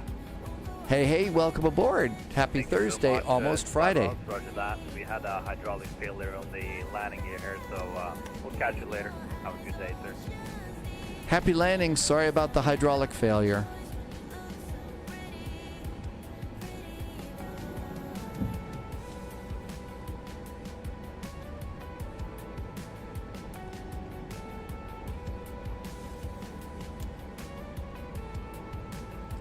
This is a freeware airport that I picked up from flightsim.to. There's a link for it over on Chit Chat on Discord, and it does look like it's a really nice, somebody put some work into this airport. A very nice little freeware here. Yep, that's it right there. So if you'd like a nice freeware in Oregon, this one is nicely done. It's a nicely done little airport. Hey, remember, if today is also Navigraph Day, so if you're updating your Navigraph data and your 777, you update the 777 data in the electronic flight bag, in the iPad on the 777.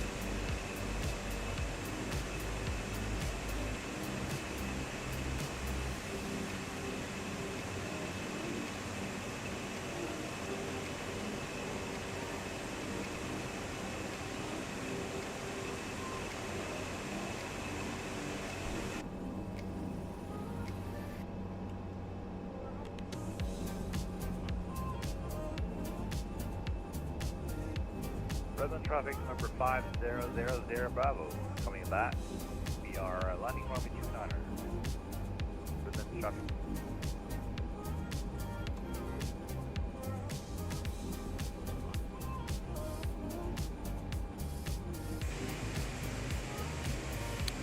That's right, it's a United X. I don't know what's going on with the name there. Some of these liveries are a little funky.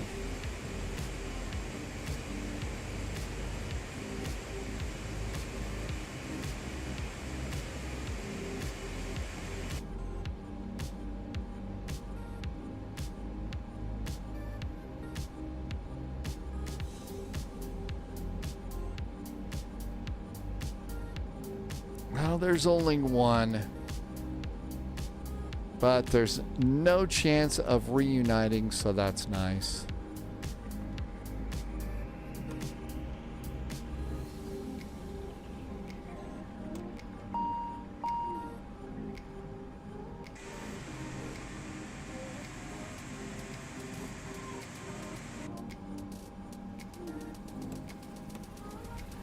Brakes. And everything looks good up there. Probe heaters can go off. Prop brake can go on. Beacon and strobes. Seat belts and all that. Come over here. Aircraft. Wheel chocks. Main door. Cargo door. And there we go. Not so bad. I think that this is kind of blowing in the wind right now. This is the one that is powering the airplane. Not so bad. Yeah, they broke up with United. Not so bad. So this is a fun little airplane if we're going to do some sort of a turboprop route or something. I'd say it mostly works. I don't think I would take it into Friday Night Ops into LaGuardia. Probably wouldn't do that, but as far as, you know, other flying around, I think it wouldn't be bad at all. Dawn is back in chat, wants to go to EDDG. Dawn, we're actually going to go, we're departing from Munster tomorrow.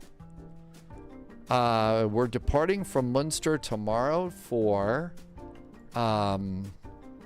Frankfurt, for Frankfurt Friday. So let's see, how did we do?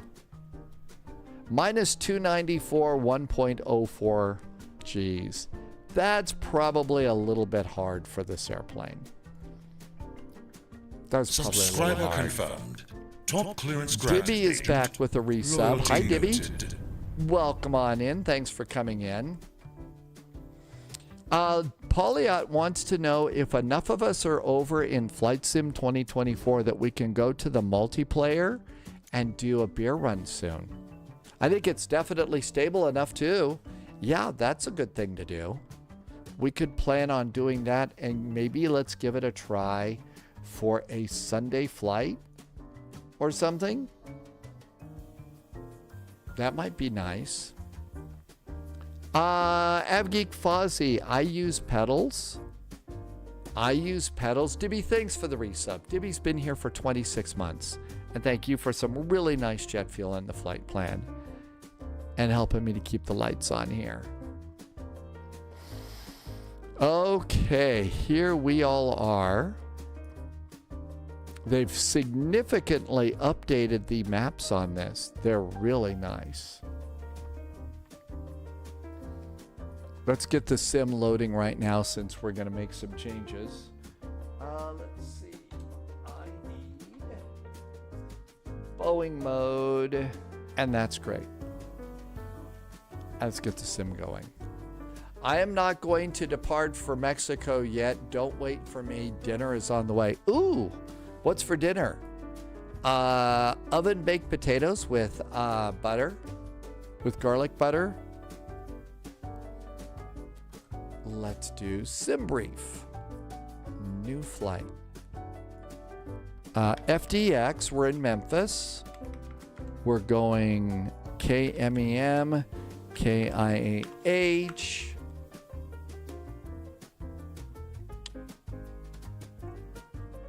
And now you're doing your cross-country solo this weekend. Really? So how's it looking? How's it looking for your solo? Are you all set and ready to go? A little nervous, but let's see. Greek gyros. Those are good. We are a 777F.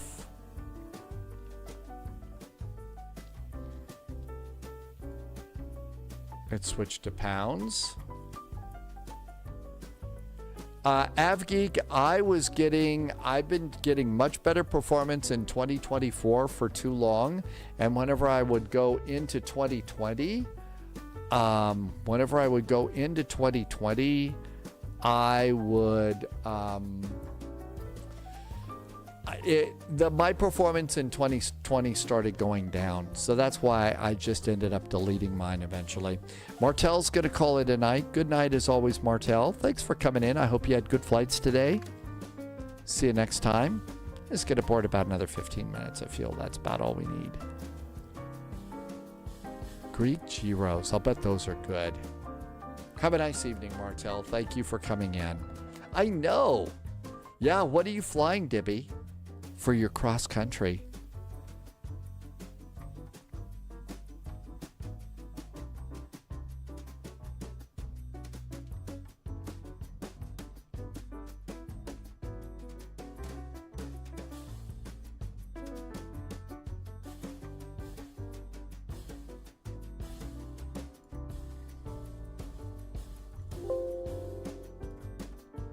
Don't really need the current plan on your desktop with these airplanes. It's just nice to have one as a backup. Dibby is going to do a PA-28 on the south coast of the UK. Really? The south coast. So are you going to get to see our favorite cliffs? Or are you going to be closer to Cornwall or something like that? 34,000 feet looks good. Filed. All filed and ready to go.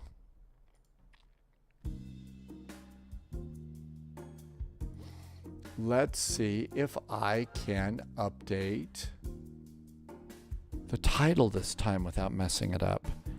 KMEM, KIAH.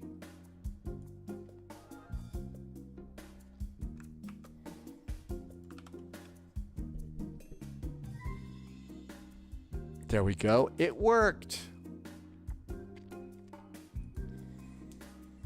It looks like it actually worked.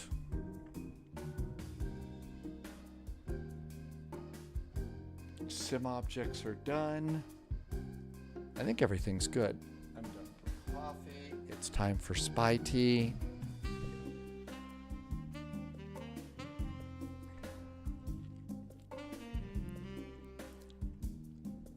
Actually, that's water. While we're loading, give me 30 seconds. I'm going to go and actually get the cup of tea.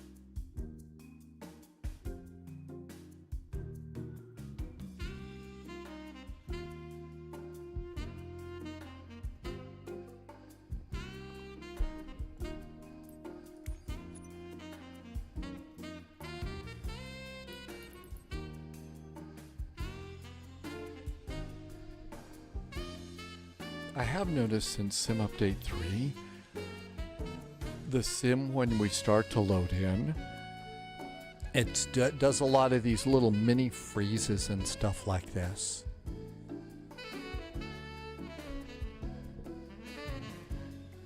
Really excited about your flight, Dibby. I'm really good luck with that. I know you're concentrating on your flight and don't do anything that would cause a problem.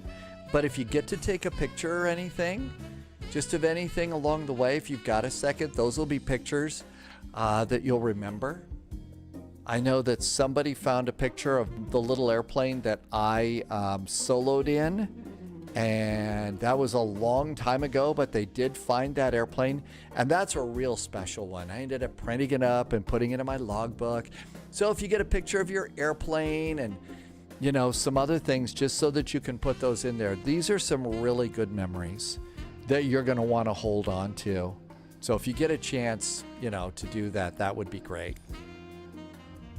Again, you know, not in the middle of the flight, you're the captain and, you know, got to be serious pilot stuff, but. Okay, so it's nice to have the ATR in here. Captain Norse just did some cheers. Hey, Captain Norse, thank you for the cheers. Thank you for being so cheerful. Every bit helps. I did try the 727. It was just way too troublesome for me. I've got to work on that. Captain Norse, you were the N500 call sign, especially in Iceland. Captain Norse, thank you for flying along with us. Can't wait for you to fly again. Thank you for doing that. Tomorrow will be in the middle of Frankfurt Friday. It'll be crazy, but there we go. You know what? We're flying FedEx this time. We need to go back to Ontario and fly UPS with Mountain Man soon. Memphis. Not Orlando. Ontario. I didn't say Orlando, right? Ontario. The DH6. That's been a while, hasn't it? Okay, let me just make sure nobody's here. Subscriber confirmed. Top clearance granted, Agent. Loyalty noted.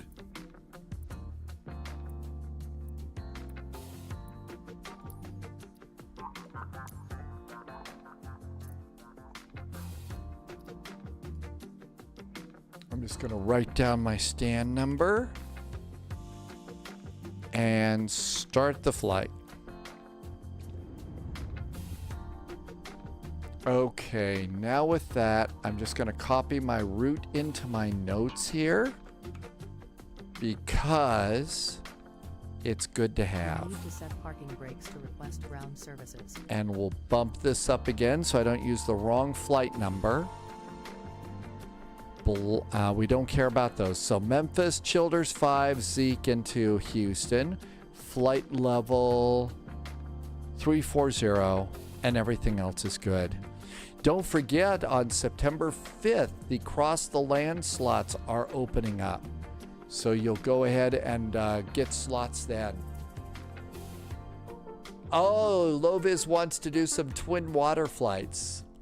Well, if we decide that we're going to go and do the beer run, that's Twin Otter territory. That's Twin Otter territory.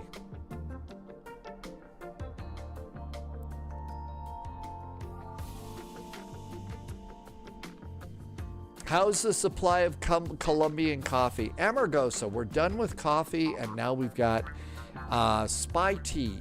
So we're all ready to go there.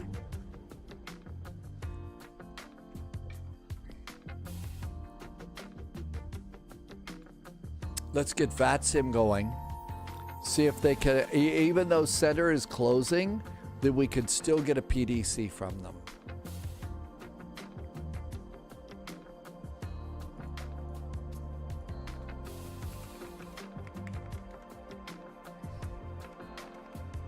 And actually, it's supposed to be a 77L for this one. it's a 77L. It's not the adult version. I've actually not doing pretty much many of those.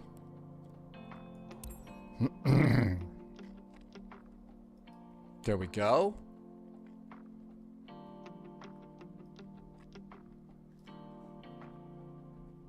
Kind of walk over here.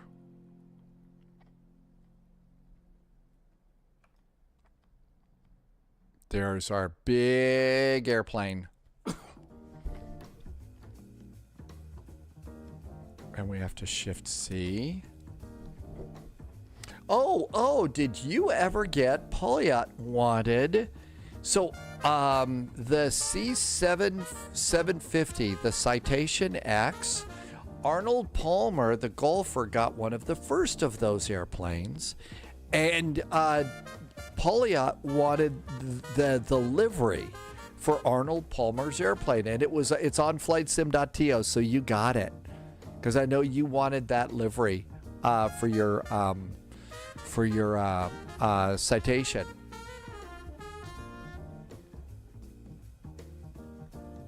Okay, here we all are.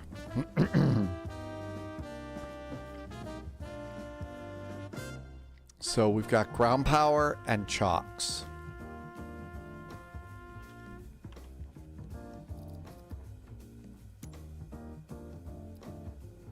Let's operate some stairs. There it is. So there's the Arnold Palmer airplane. And there was Arnold Palmer's plane. Oh, it's compatible with 2024 too.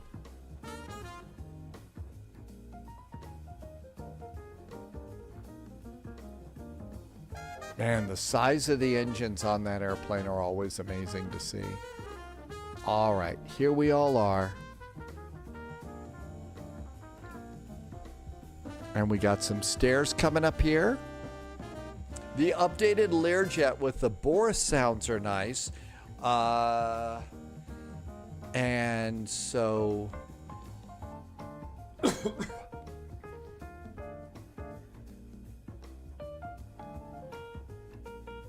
Volonta offline. Again. Oh! Spy, do you need a checklist? No, as I often say, I just need a keeper.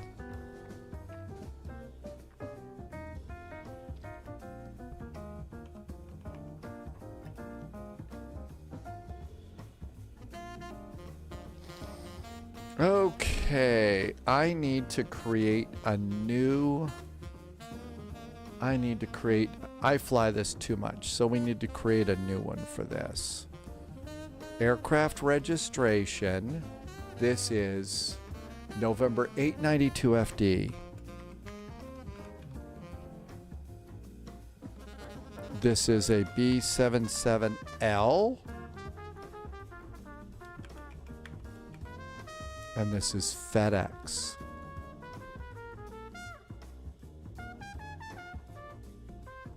Okay. Now let's come down here and start a new flight. And let's add the flight plan and it should go get our airplane. We need an air horn. I did have it.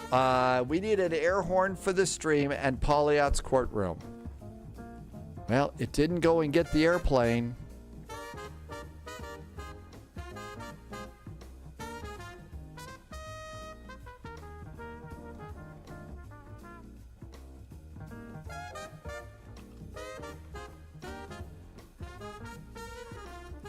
There we go. Now we actually have the right airplane in this. And we've got that going. Okay. And we've got our big door open. Airplane's all ready to go here. I actually, if I remember, I had a horn at some point. Electronic flight bag. Oh, gotta do this again. Let's see. Look outside for me and tell me if it's still smoky. I know it looks smoky. I need to put in my passwords and stuff. Hang on. This airplane hasn't remembered it. Maybe it'll remember it now. It's the Hoppy ACARS ID. All right, here comes the Hoppy ACARS ID. The other 777s remember it. This one doesn't. Maybe that's part of something they fixed. And ATC network is Hoppy. Weather is the sim, manual, and save. And the Hoppy ACARS is valid. And now let's come over here. Okay, come on back in, because one of the things that we have to do is our nav data, you can see up here, is old. And on this airplane, the PMDG, you update your nav data through the electronic flight bag. So you got to do that.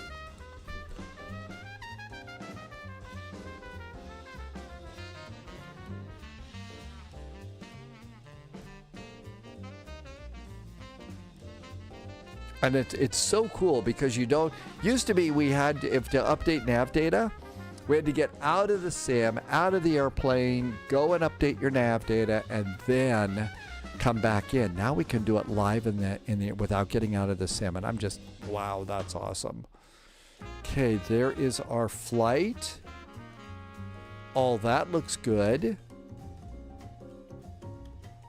I think we can go and do airplane things. So battery, primary and secondary power. I think we just got a PDC. Thank you. I know they're getting done, but it was nice. Navigation lights going on. No smoking lights going on. Come up here. Window heaters on.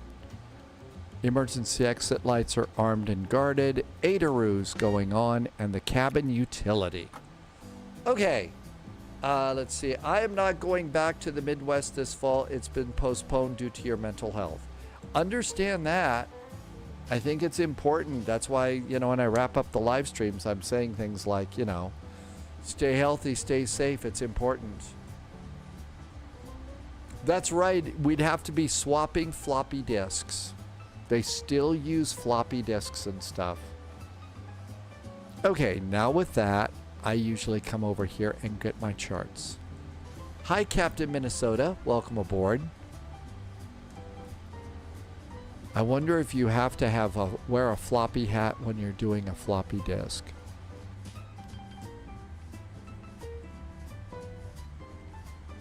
Okay, there's that. Our departure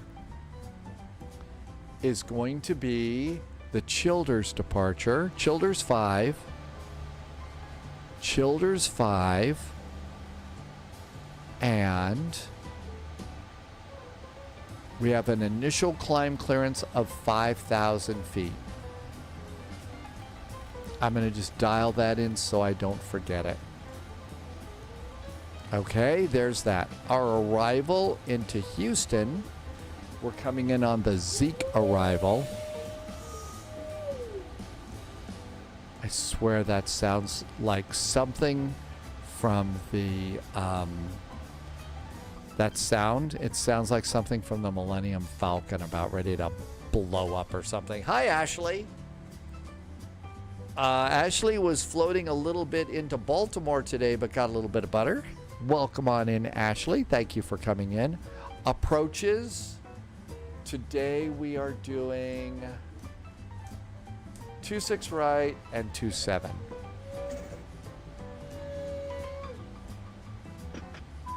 Two 6 right and 27.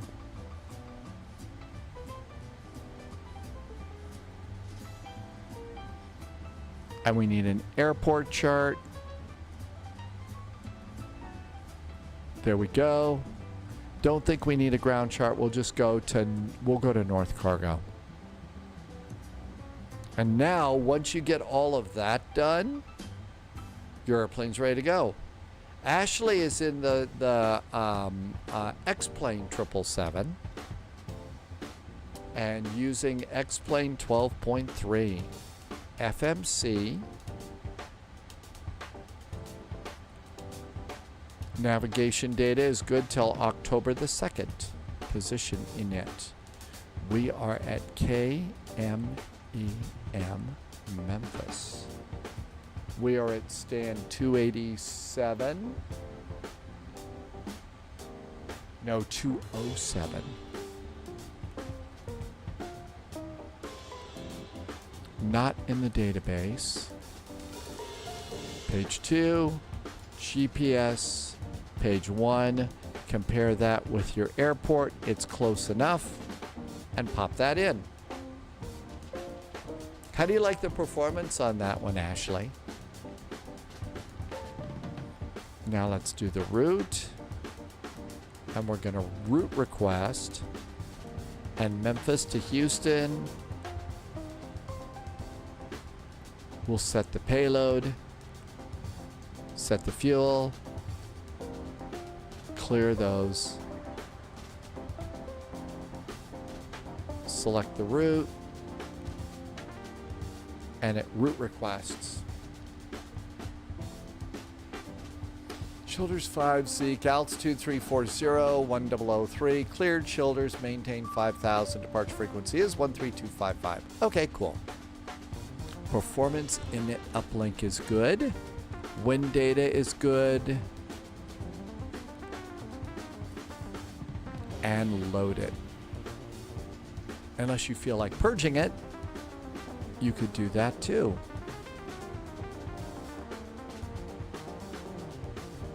Uplink is loading.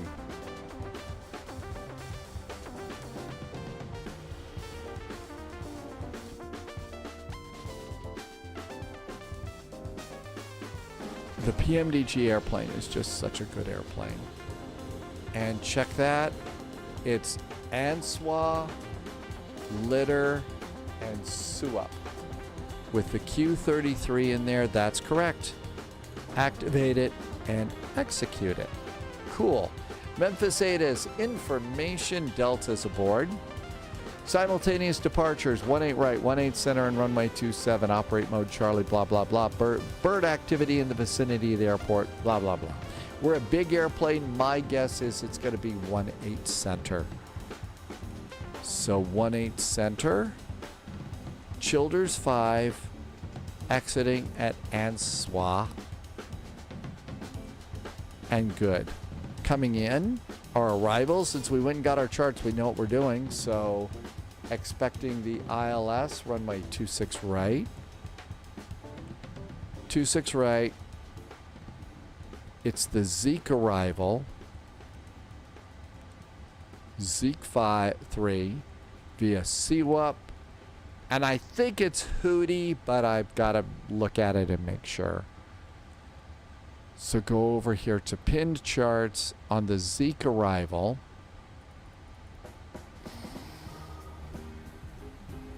I think it's going to be Hootie. We think it's going to be the right side. Yep, it's Hootie. Let's pop in. Erie has gotten 27 as a blast-off runway when cargo flying. Really? So we should be prepared for a change. A possible change in the runway. Hi, aviation tests. Welcome in. Okay, that looks good. Let's do performance init, and we'll accept our data. Flight level 340. All of that looks good. Start up the APU. Let's go ahead and close doors and get ready to go. Ground operations. Oh, wait a minute. We did that with GSX. We better do it through GSX. Operate stairs. So they're going to close the door and the stairs are going to go away. My iPad works, but the rest of your plane is frozen. Wasm crash? Sounds like it. Which airplane are you flying, Erie?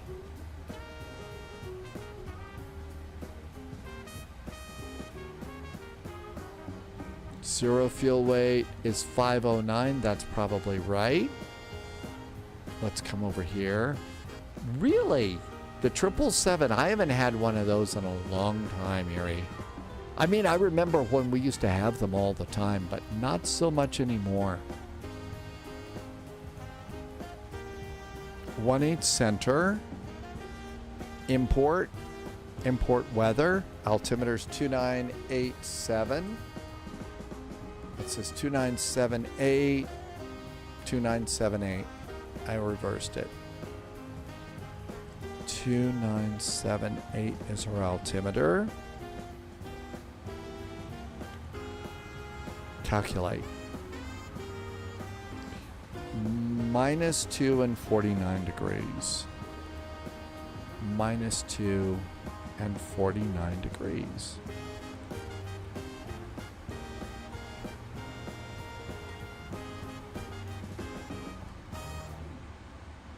Takeoff page. Flaps are going to be 5. Our center of gravity is 26.6. And our speeds are 156, 157, and 158. 156, 157, and 158. 158 up here.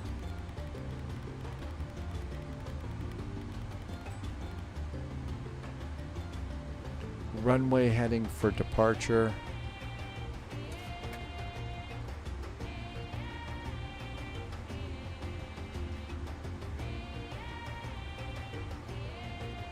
It's going to be 180.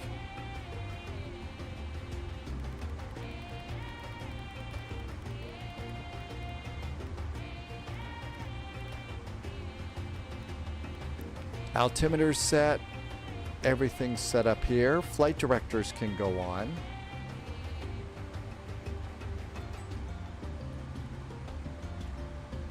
PMDG had issues with Sim Update 3, which is why they're pushing out several updates right now. Let's go and get hydraulics going. And fuel pumps. Those are good. Supernumerary signs could go on. And let's go and have GSX do our pushback. Prepare for pushback and departure. Uh-oh. That airplane is probably going to runway 27. What do you bet they're kicking us over to 27?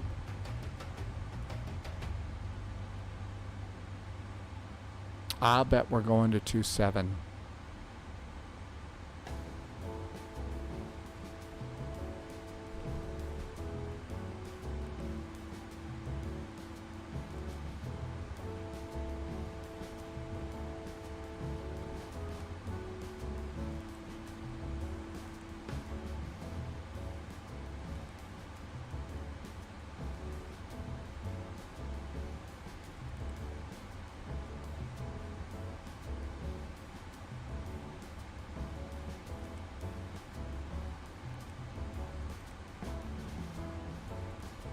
Okay, no changes there, but we're probably going to have to change this. Okay, let's get out of here. And performance, we're going to move this to runway 27. Everything else is the same. Okay, so it's going to be takeoff -2 and 44 degrees. Yeah, there's a change there. 44 degrees. Flaps 5. Center of gravity is still the same. 155, 156, 158. 155, 156, and 158. Okay, that's all good. No changes up there. All right, we're ready for that, but this airplane has checklists, and if you don't do it, it makes you feel like a bad pilot. George Bailey's over on YouTube. Hi, George. Welcome in. We're just getting ready to go in the 777. Our squawk is 1003.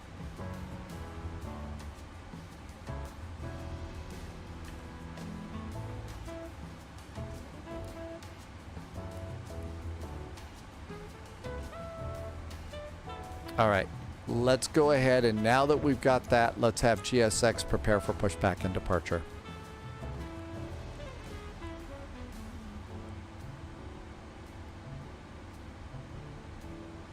All right. Memphis Center is 132.55.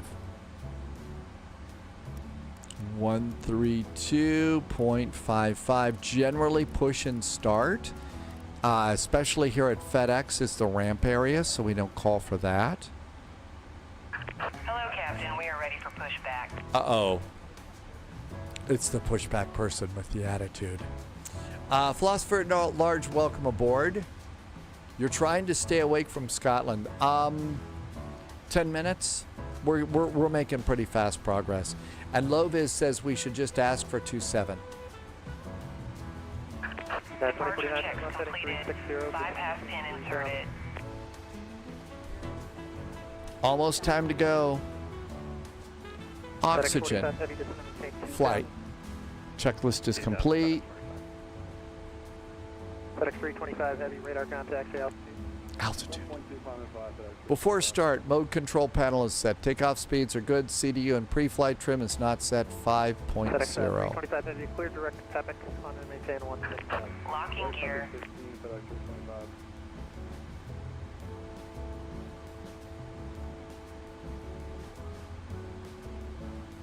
Trim is set. FedEx 45 heavy Memphis Airport 1 o'clock 15 miles report to sight. Checklist is complete. Nose right, tail left. Clear visual approaching at 1A right. Clear visual 1A right, does FedEx 45. That's the before taxi checklist. We're gonna do engines. Beacon's good. I think we're ready to go. Disconnect ground power. Ground power is disconnected. We're on the APU. Go to ground connections. I'm going to release ground power. I'm going to release chocks. Release parking brakes, please. Shall we go? Commencing push. All engines clear. Start at will.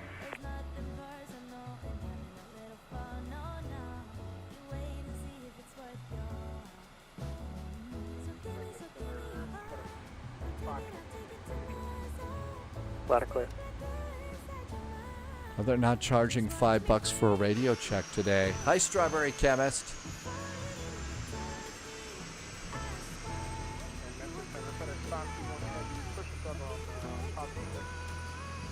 Apron, self-standard. FedEx 45 establishment localizer 1A right. Hey, FedEx 521, just a caution, there's another company 777 pushing back right behind you right now. Welcome in, Strawberry Chemist. Thank you for stopping by today. FedEx 45 establishment localizer 1A right. FedEx 45 heavy, wind 2006 and 1A right, clear to land. Clear to land, clear to land 1A right, FedEx 45.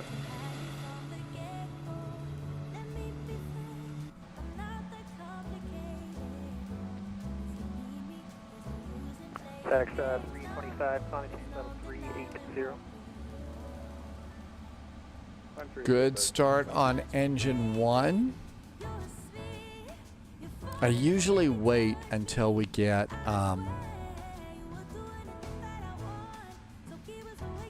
the brakes on.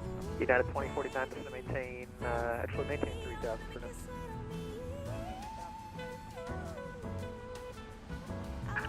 Please set parking brake.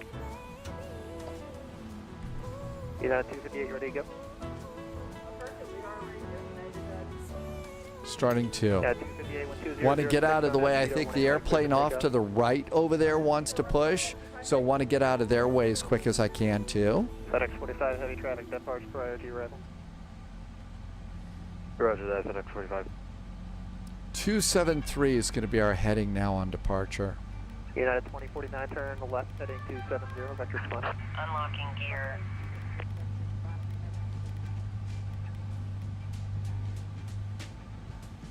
And engine number 2 is coming on up. I'm going to start squawking. Squawking mode Charlie. There goes the pushback truck. Truck disconnected. Bypass pin removed. Left is clear. Right is clear.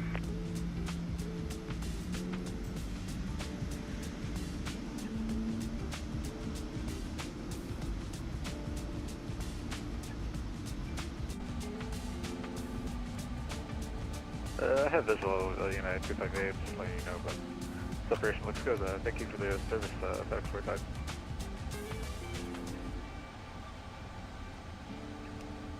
FedEx 45, Red.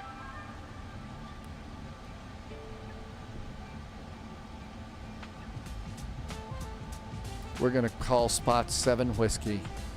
There's our wave. I think we're ready. Let's go.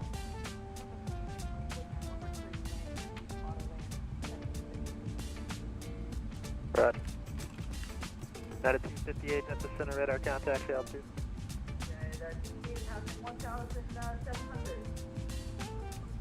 And very important, click the little pen there. 49 to semi-tank 2000.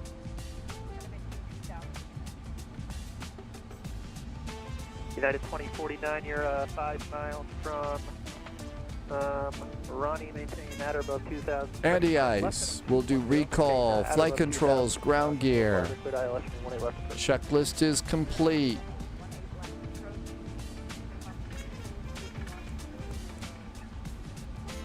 Takeoff checklist is complete.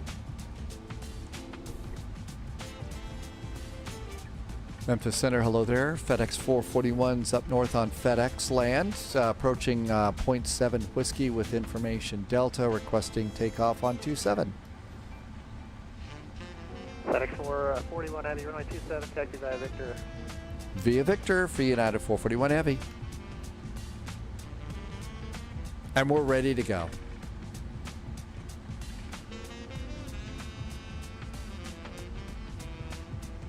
It's 6 Whiskey, not 7 Whiskey.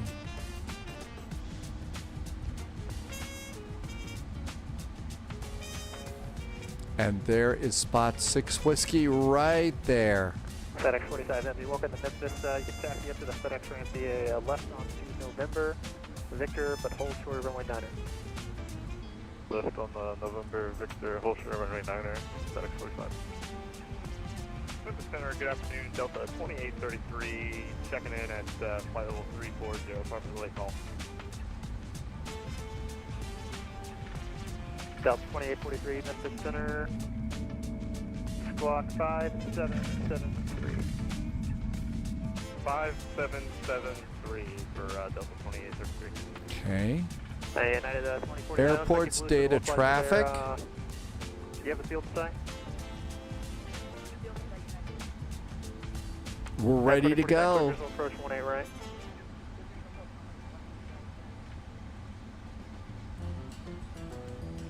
Now 2049 1 right, clear to land. Houston, here we come. So, are we going to Chewy's for Tex-Mex or Rudy's for barbecue when we get to Houston? United 58, maintain level 250.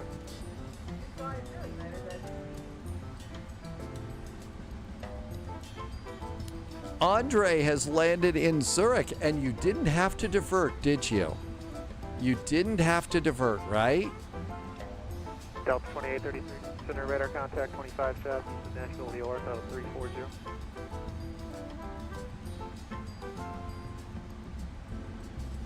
We'll squawk Terra now. And United 2049, intentions. Intentions. Let's turn on weather. Yeah, United 2049, roger, turn right. And we're just, this is also thrust idle taxi. I've not had to advance my throttles at all. Where's the air? Up there's the airplane that pushed back. So they're pushed back too. No diversions into Zurich. Usually whenever we go to Zurich, we get to divert. Dogs, we're off to Houston. Hey man, no problem. FedEx 441 Heavy, runway 27, line up and wait. 27, line up and wait. United, FedEx 441 Heavy. Strobes. I already did my takeoff checklist, so we're ready to go. FedEx 441 Heavy, expect about 20 seconds holding for traffic maneuvering off the approach end, or the departure and crash. FedEx 441, thank you.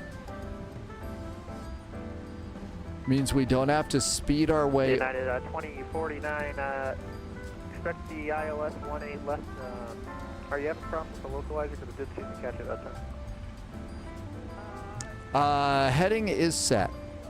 Heading is set. Parmax, welcome aboard.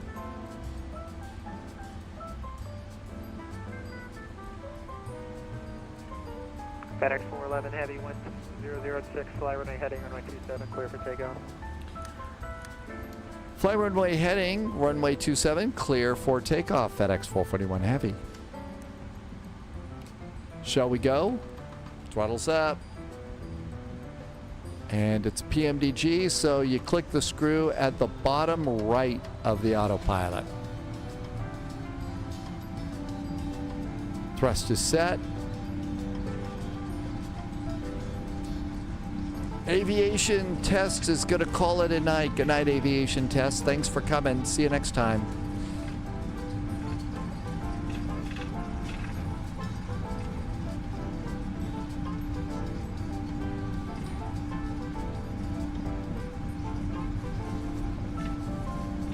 V1. Go. Rotate.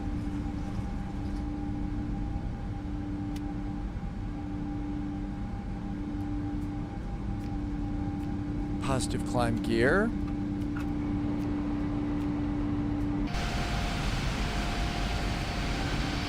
FedEx 441 Heavy, radar contact, yeah. FedEx 441 is passing 1,200. FedEx 441, quick direct to Pepex, climb check 16,000. 16,000, and we're direct PEPIC for FedEx 441 Heavy. Center FedEx 521 information Delta on board. Flight taxi reactive.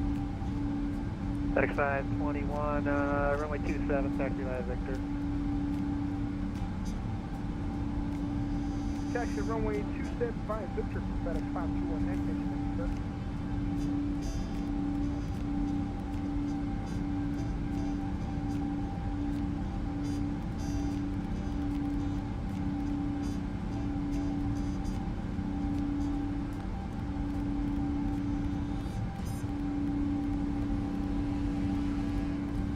United 2049, riding 090.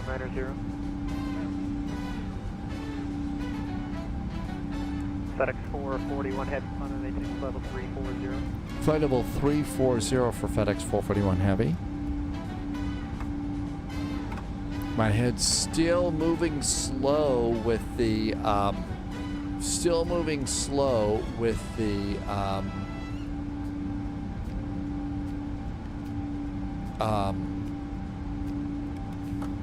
ATR.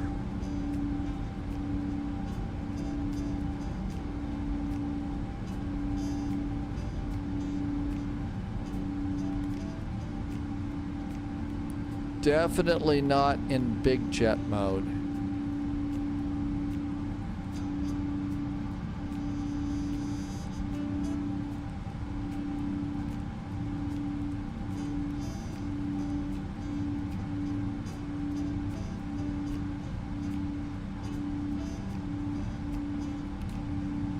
Okay, there we go. What are the major changes?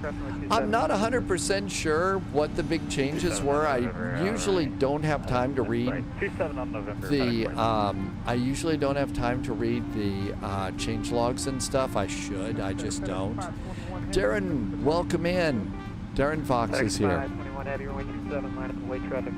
And they told us we could go all the way up to flight level 340, so they cleared us to our cruise. I think that they're planning to go offline. Dog said that they were going to wrap it up here pretty quick. So flight level 340, looking good. And direct PEPIC, and that good. VNAV. FMC progress. Looks good. And we are on our way out.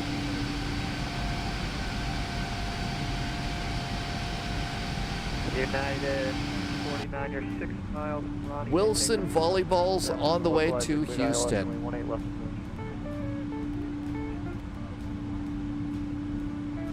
Yeah, 2049 confirmed to clear the approach, not the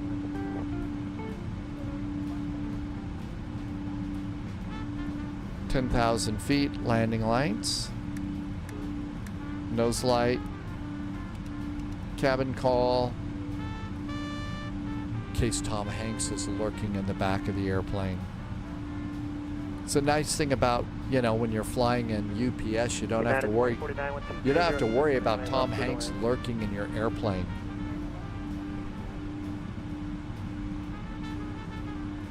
Wow, we blew off pretty much the whole SID to direct to Pepic.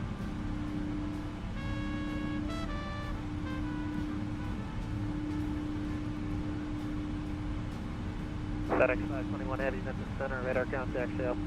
Altitude. FedEx 521 at 1,000 feet. 10, 10, 10. Nothing else there. FedEx 521 head clear. I think there is an after takeoff checklist on this one. Let's see. After takeoff checklist. Landing gear is up, flaps are up. Checklist is complete. But boy, the airplane really likes you to use those.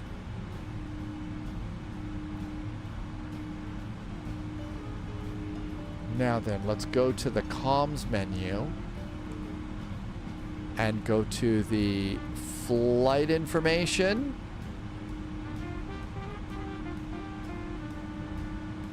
ADIS request. KIAH. Houston. We want VATSIM ADIS, auto updates, and send it. It's sending, it's sent, and then exit, and now we'll get the ADIS sent right to the airplane, which I think is so super duper smart. It absolutely is. Really just, you know, the fact that you can get that sent right to your airplane. In fact, there it is. New messages. This one was an automated version of Houston. So this one was generated by PMDG using VATSIM data. I'm going to go ahead and cancel out of that one. We'll wait till the official one from Houston comes in. Unless Houston went offline. Passing 14,000 feet. Very big engines. Not the biggest of windows in the cargo. Just radar service terminated, frequency change for picture flying. 122.8 is next for us. 6 p.m. closing up, radar service terminated, frequency change for good day. Andre, there is a good ATR. FedEx 320. We flew it earlier today. United 58, I forget. I think you get it through the marketplace, Andre. FedEx 441, closing up, radar service terminated, frequency change approved, good day. Thanks for the ATC. Have a good weekend, FedEx 441. Beautiful. 122.8. I think I got it from the marketplace, is where that came in for me. And yeah, we flew it twice today. I just got it going again in Flight Sim 2024. And it's kind of fun to have that, you know, goofy little airplane going. Standard altimeter. 18,000 feet. Let's see what we have from our friends at VATSIM.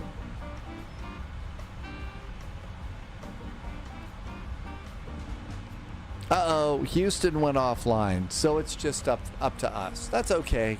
It's a nice chill out flight. We will be up to our ears in VATSIM tomorrow. First flight is Munster to Frankfurt. Munster to Frankfurt, and then we've got Anchorage to Sitka. That'll probably be a nice chill out flight. And then Orlando to Atlanta for the FNO. And probably, we'll probably be able to do a flight out of Atlanta too. Hey, Rob Film. I am so light, you have a hard time, you have to use vertical speed. So is it that your airplane isn't heavy enough? So you need to load more passengers and all? Is that it? Or am I clueless and just not missing it, not getting it?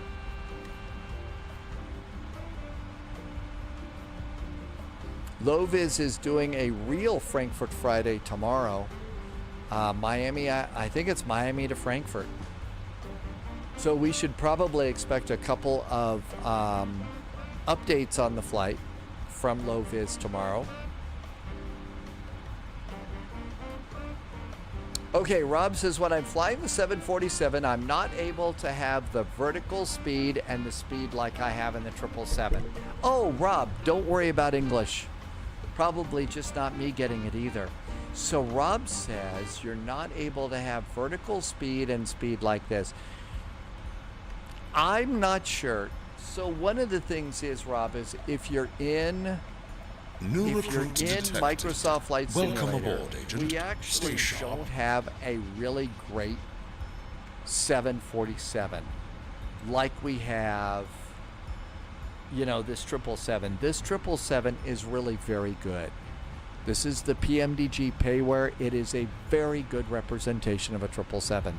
Chances are your 747 is not quite up to the same specs as this one, so it's not modeled as well. And that's the hard part about it. And we're all excited. PMDG is going to make a 747 for us soon.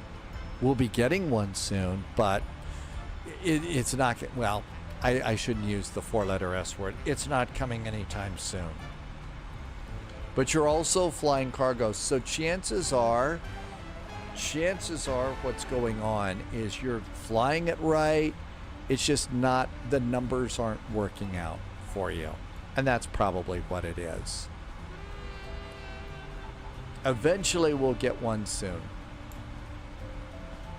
Loviz, Polyot says maybe next year for the 747, 400, and 200 are the airplanes that they're going to be making.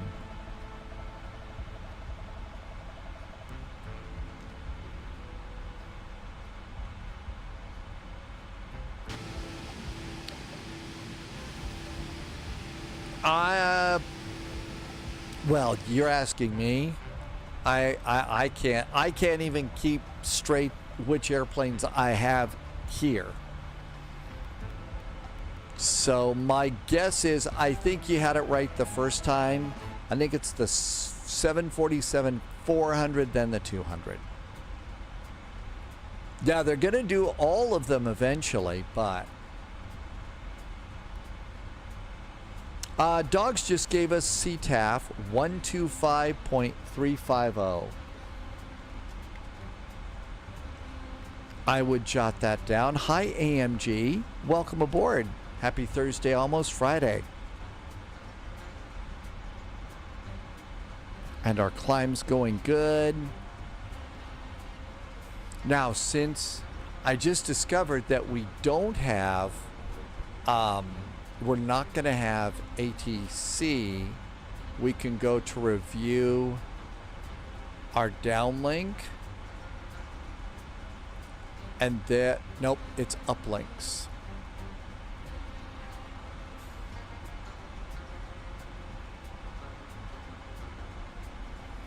And you can come back and get that ATIS. So we can go and get the ATIS here if we need it. So we're good.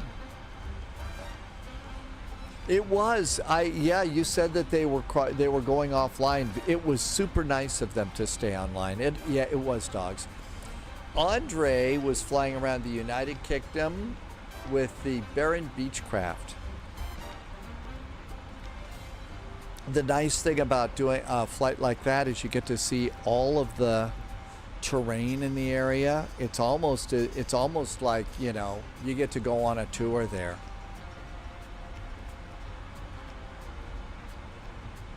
Chicago Center's up, Tulsa's up. So here we all are. Very nice of Memphis to stay up a little longer. Lovis is going to be taking the 777 down to Mexico from Memphis a little bit later on. It's a pretty quiet night here. Looks like Salt Lake's up. So Boise, Jackson Hole, Salt Lake, and Bozeman. Looks like O'Hare and Midway are up. Is there ever going to be a day that somebody is going to make a Chicago O'Hare with the taxiways fixed there? I've kind of been avoiding O'Hare until we get a scenery where the taxiways are updated.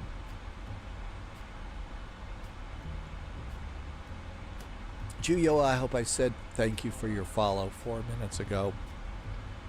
We get distracted here. Polyot says Midway is better anyway. Much shorter runways. Probably closer to the pizza parlor too. Coming up on our final cruise here. If it's late where you are, in the EU or UK, we are going to be landing in Houston at about 23:35 Zulu. It's 22:38. We could do a direct here. How about direct to? That'll save us a second.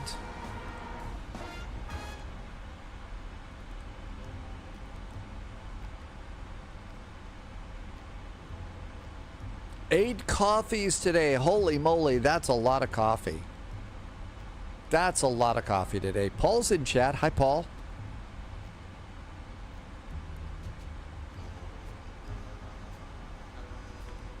That probably shaved a minute off of our flight.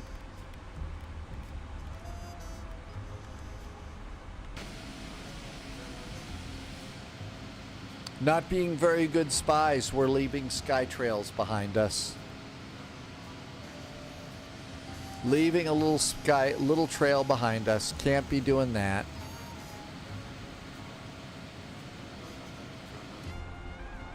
And flight level 340 means we're in cruise mode. We're cruising at Mach 0.82. That's not bad. Our ground speed is 488 knots, so we got a little breeze cutting across the bow of the plane at about 29 knots. That's going to slow us down a little bit, but not much. Bring your Lind chocolate tomorrow. Flying Air Berlin from Munster to Frankfurt.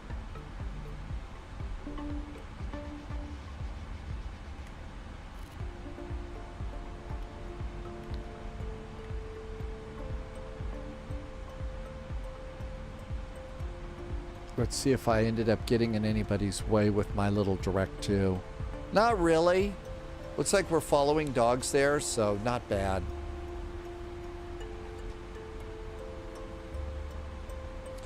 Polyot says the panda on the airplane is Taishan, the first panda that they ever flew. So this is the first panda bear that got to fly with FedEx. And I'm sure that panda was unbearably cute then too.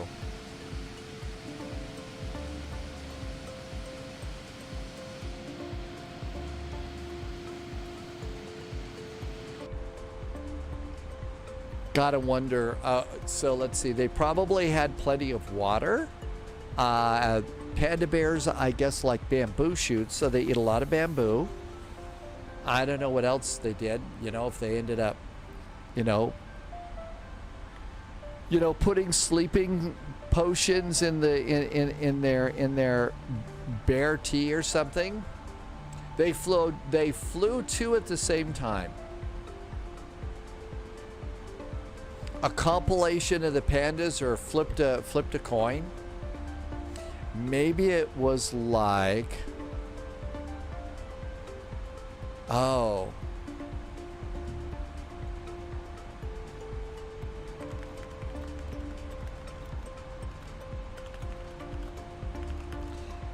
maybe they got somebody like C.J. Craig from The West Wing, and who had to decide which turkey was going to get the presidential pardon and which one was going to get eaten.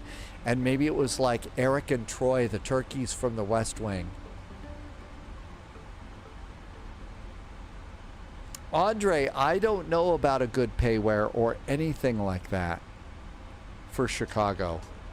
Well, there are paywares out there. The problem is none of them have the correct taxiways. Milan was the other panda. Tyshawn and Milan.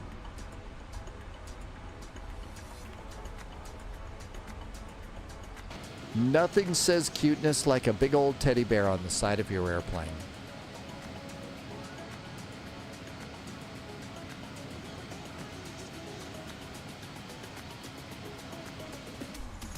Do they do the last names first? I don't know. So Lanmi and Shantai.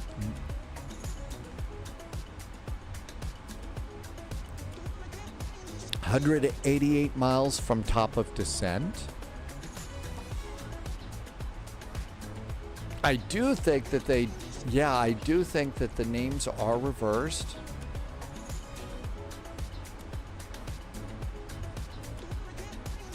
Yeah, family name is first. Same rule in Bayshore. Same rule in Bayshore. Okay, at Hootie, it's going to be 6,000 feet at Hootie for runway 26 right. And then just a quick taxi back over to North Cargo.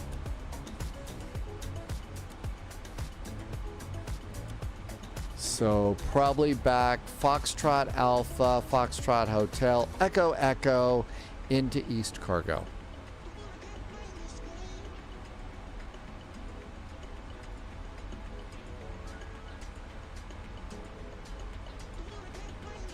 And there's our current flight, and there is arrival weather. What payware, Andres, the correct taxiways? Well, to be fair, now those sceneries are probably getting a little old. And Chicago has been changing the taxiways for quite a while. So I don't want to be too mean to the developers about the taxiways. The thing is, it's been quite a while. It's been quite a while. I mean, we could actually even see what Navigraph has. So Navigraph, KORD, Chicago, charts, taxi, good old O'Hare.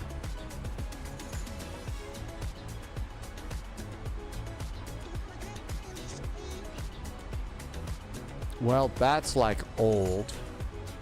That's old. That's really old.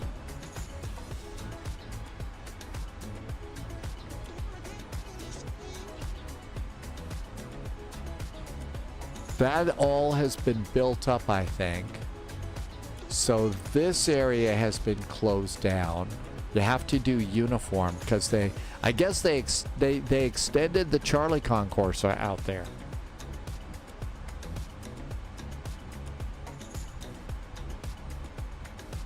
But there used to be the two around here, but I don't think that there's any scenery that shows. So like when I'm coming on in, if they bring me in here via Alpha, so if we're down here, they'd bring me in on. Did they change the names of these? Charlie Chart. There's Delta Delta down there by Cargo.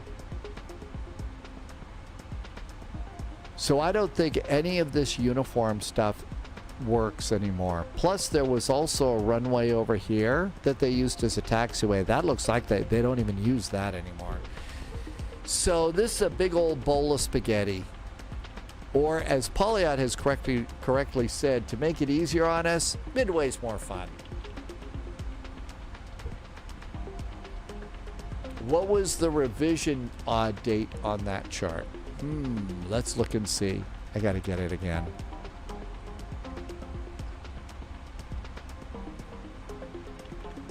Chicago O'Hare. Charts. Taxi. Airport. Okay. Revision date. Effective 7 August. 1 August of 2025. That... Wait, really? Do we act 1 August of 2025? That's like current. Am I reading this right? I didn't think we had current charts. Yeah, A goes all the way up to Q. You're right that, yeah, that's the way it goes, Tim Dog. That's like a current chart. Yeah, this taxiway A, it looped around here, plus there was that other parallel runway here. That's what these X's are. That's that runway there. It's like a month ago. M goes to Q. I mean, seriously, you've got to have at least 2 pints. You've got to have at least 2 pints of Guinness to be able to understand this. Via 007. Yeah, taxiway 007 here. Can you imagine the list of NOTAMs that you have to read to fly around Chicago?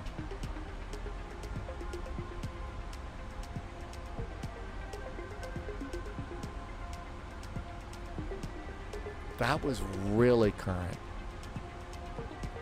Okay, 139 miles to top of descent. Looks like we're still scheduled to land at 2334 Zulu. So that is about 50 minutes from now. If you're over in the UK or the EU looking at your watch saying, I gotta get up for work early tomorrow, please land soon. It's my best Roger Rabbit.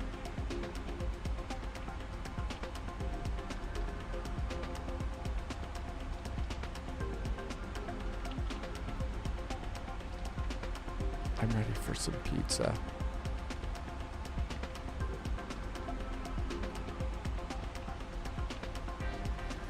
Did Tom Hanks eat all the pizza?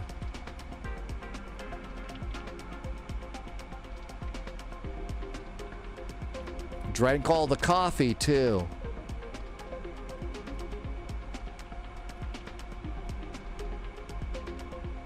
Crew rest area only. Keep out. Open doors slowly.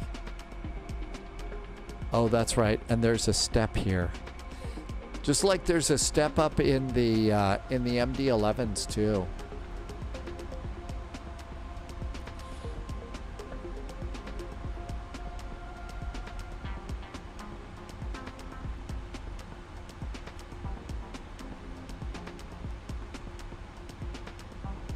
What a silly sticker. It's a cargo plane. Who else is going to be using the crew rest area? The pandas?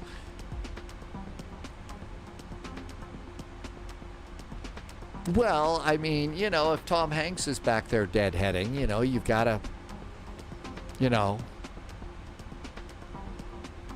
Or maybe it's the other pilots that say, you know, open the door slowly. I don't know what the rest area is like. It could be it's one of those areas where you open the door and there's a bunk that's just right there. And, you know, if the pilot's kind of rolling around and sleeping and is up against the door, you open the door and the pilot falls out. I mean, it's not a very big area. It wasn't very big.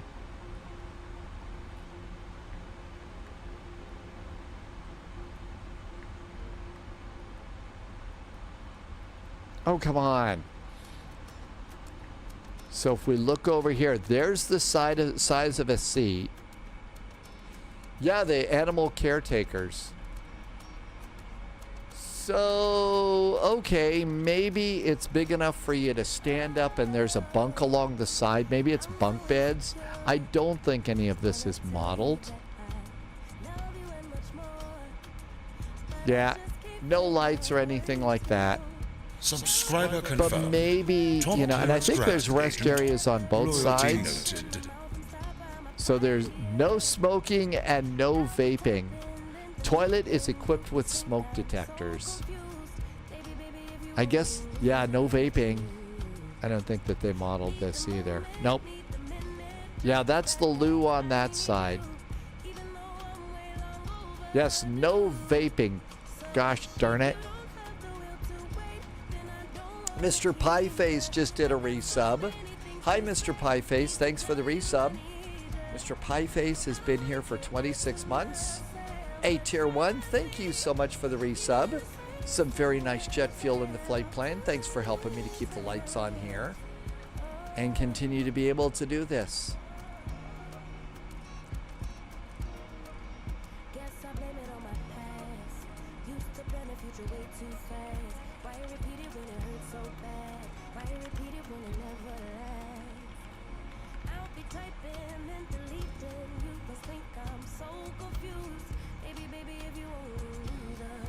Okay, let's see here. Crew rest areas for the 777.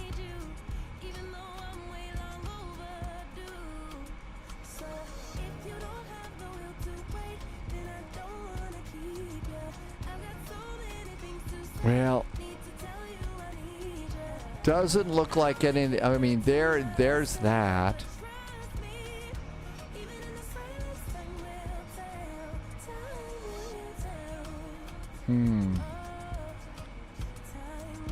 Well, here's a little something, but I don't think that's it. That's the opposite direction.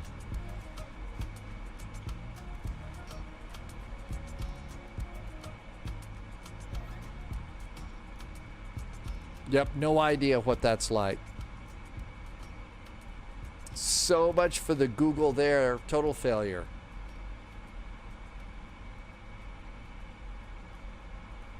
Better get up front. No more rest area stuff. Mr. Pieface, thank you again for the nice resub today.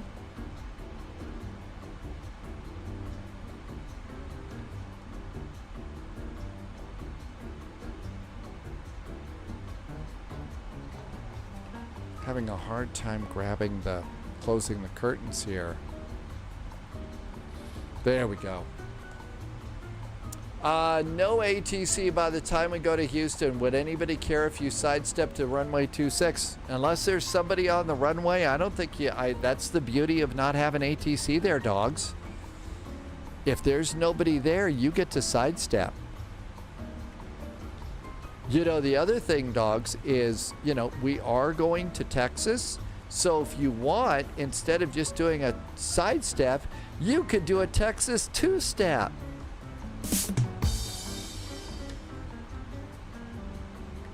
It's up to you. 86 miles to top of descent.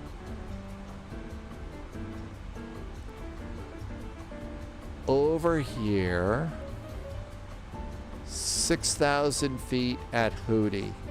Let's just let the airplane do its thing.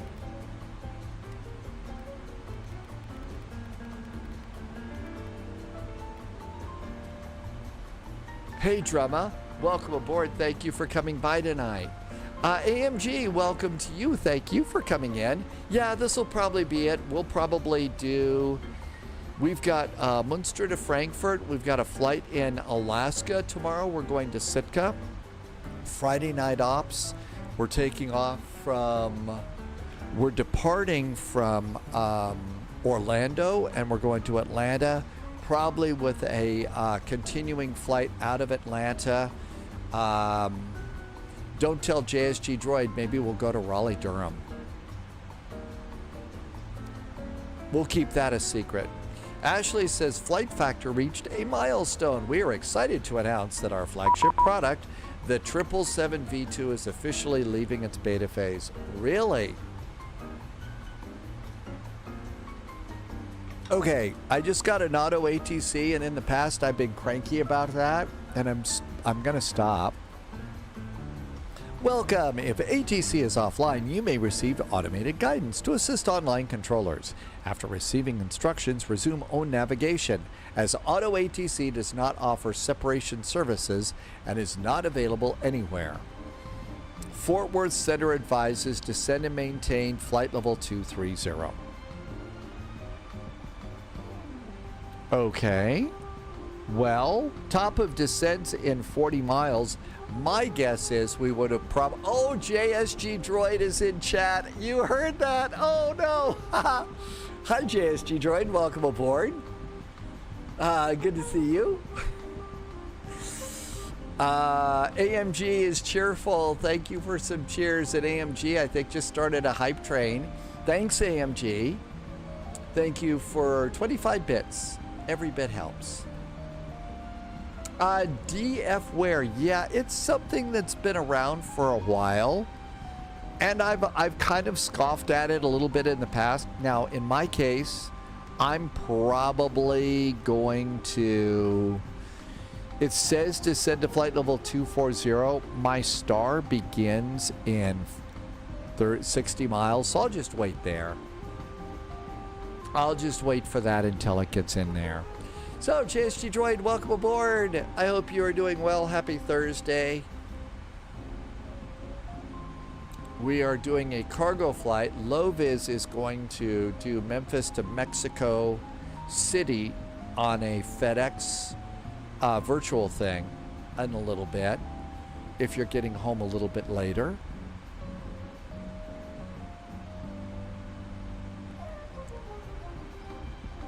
Sugar Carl's back in chat. Welcome in.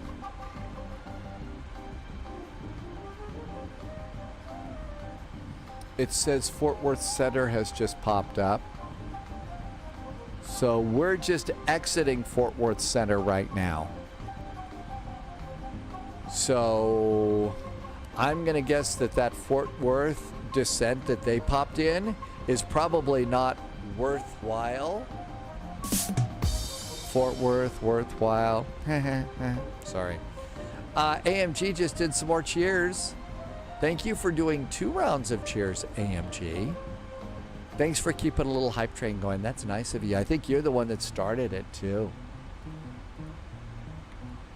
This is a 777. A 777L. But it's a freighter.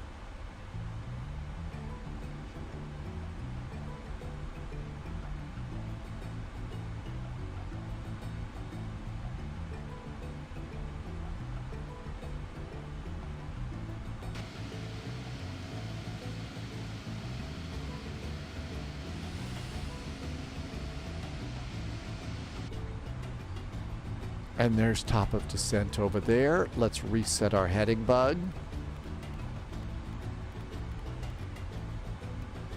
And top of descent in 40 miles.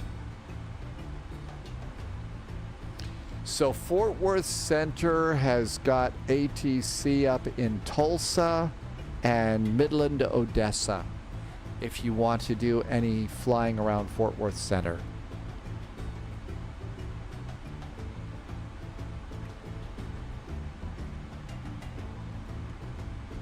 Tim J says Fort Worth worthwhile while we wait and see Seesaw 3 blind mice.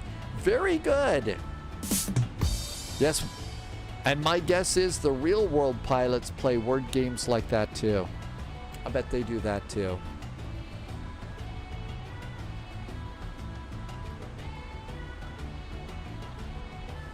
Poliot was suggesting that perhaps on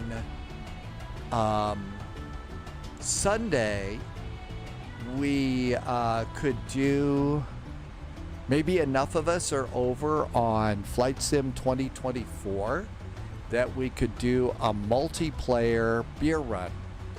The beer run is something that we don't do on VATSIM. We basically do the beer run Subscriber confirmed.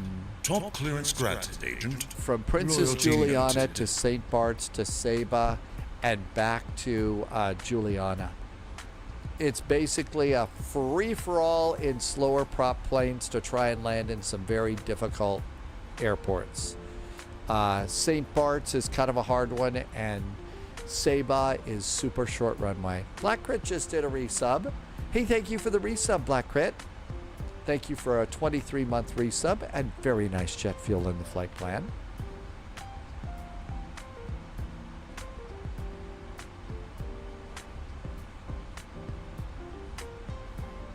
CTAF for Houston is 125.350. 125.350. There we go. Looks good. And Black Crit and AMG, thank you for a nice hype train and some extra jet fuel in the flight plan. And that goes there. I think we're all set and ready to go. Altimeter. Now we're going to have to go to the review page because we don't have an updated ADIS from Houston. So this is the latest one. The altimeter is 2979.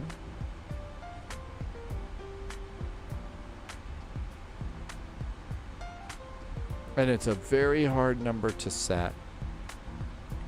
So I always like to come in and zoom in. Up 2980. It's got to be down one more click. And 2979. And then we need to get our minimums. So charts, approach. We're going to go for 26 right.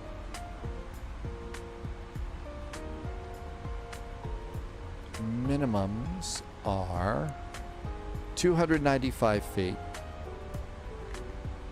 It's a little awkward in this plane.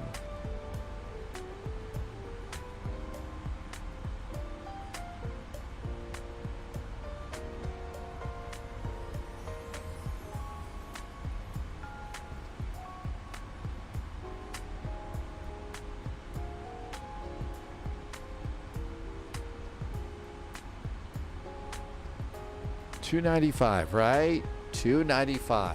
Minimums are set. We're going to descend on the Zeke 3 arrival.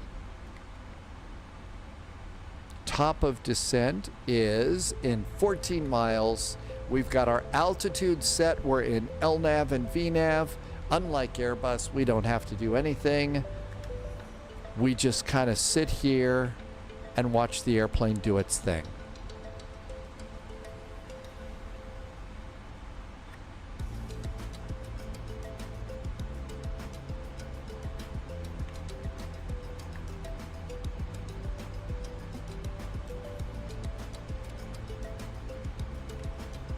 I hope I got Terra turned on. I think so, so we should be good with that.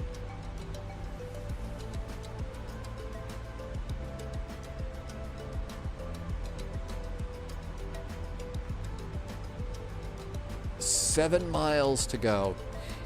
Now when you have to push the button over in the Airbus, I always push it a little bit beforehand, but this airplane will descend right at top of descent. Danny VDW is going to call it a night. Good night, Danny. Thank you for coming in tonight. Happy Thursday, almost Friday. Hope you got some good Navigraph Pizza Day celebration in.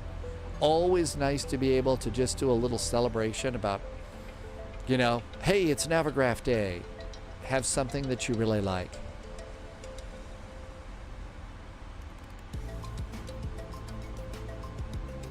And there goes the throttle back a little bit.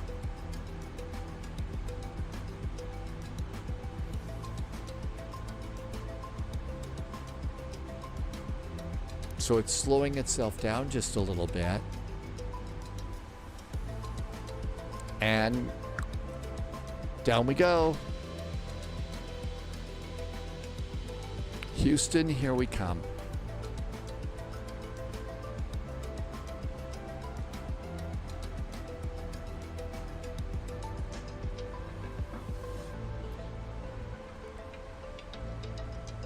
Let's see if it'll get us some descent winds. Usually it's, oh, it got it this time. So there's descent winds.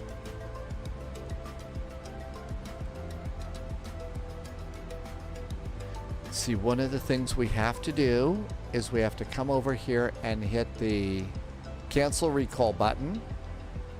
And recall is clear. So we're good to go with that. And checklist. Descent checklist. We just did cancel recall. We have no notes. Auto brakes. I've been doing mostly auto brakes 3 in this big bird. So auto brakes 3. Landing data. VREF. Flaps 30. 144. Somewhere between 145 and 150 to land. And our approach briefing is essentially done. Checklist is complete. Taxi briefing.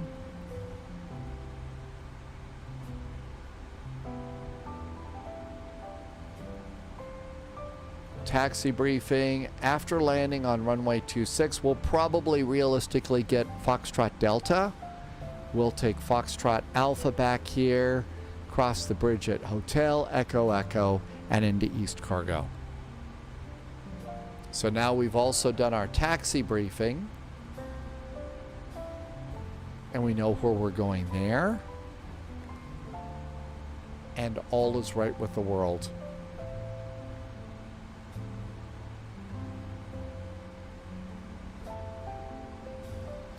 I don't think that we've been to the airport we're departing from tomorrow, Munster, but there is a several airports.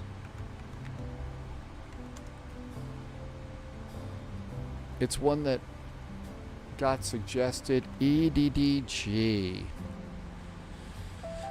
So let's see. It was from M&M Studios.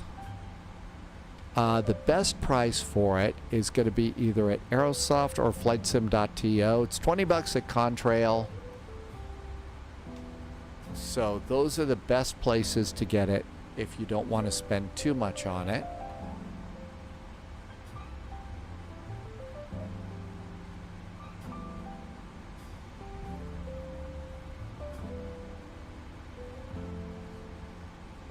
And it looks like it's fairly nice. Well, that's interesting.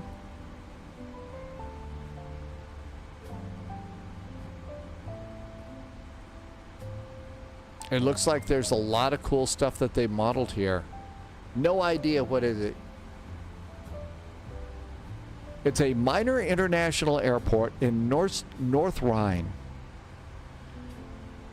Modern terminal, flights across Europe, 5 aircraft stands suitable for mid-sized airplanes with a bus boarding area for additional access. And aside from the from the comment about the kind of cheese, I'm not sure if that's what it's named after or not. Hey, Boeing Baga, welcome aboard. We are in a Boeing. Good to see you, Boeing Baga. M&M's, I know. Now, I think I spent a little bit extra on mine, so my M&M scenery has peanut.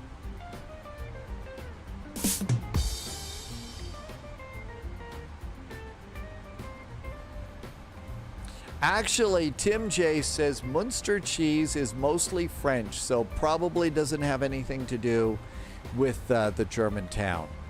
It's mostly a French cheese. Boeing Baga, this is probably, it's a really cool plane. I think most of us generally like the, freighter the most.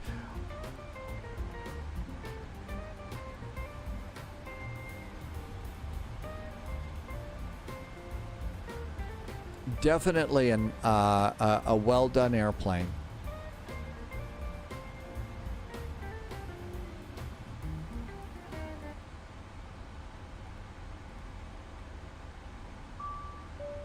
Uh-oh, we just got a new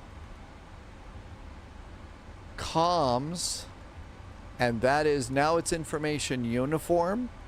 Altimeter is still 2979, and we've already preset that one. Winds right now are 180 degrees at 3 knots. It's 36 degrees, hot in Texas, so uniform is good. So all that looks great. Supernumerary signs to on. Have we been to Minneapolis? I think we were there for probably an arrival out of Canada or something like that recently. I remember yammering about how that was the airport that they had the movie Airport was shot at, and they had to truck in extra snow because that was a year that there was not a lot of snow in Minneapolis. Next checklist is altimeters. That's the approach checklist.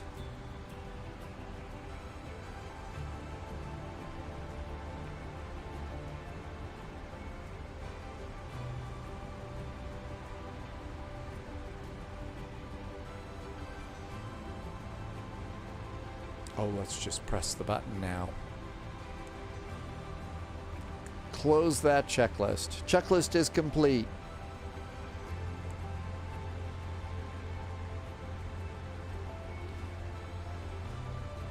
We are currently 92 miles out of Houston, still landing at about 23:32. So we gained about 5 minutes. Secured. We gained Every about bit 5 helps. minutes on Thanks, this. Agent. AMG has been cheerful all over the place tonight. Hey, AMG, this is your 3rd bit drop tonight. Thank you for being so bitiful and so supportive. Thanks. And helping me to keep lights on here. We're still right on our descent path, so that's good.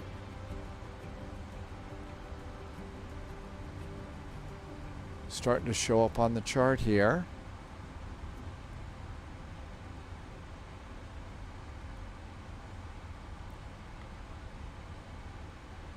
Houston traffic, there is a FedEx 777 approaching Zeke on the Zeke arrival. Setting up for the ILS runway 26 right and now over to CTAF.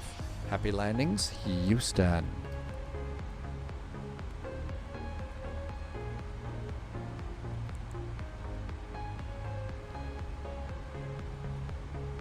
Not much to report down in here. So we're close behind Dogs, and I think that's about it. Dogs is about ready to make the turn in, I guess. And if you click it, it says that United 258 is next to land, followed by some FedEx flight and COA flight 531 from Memphis to Houston in an MD-82.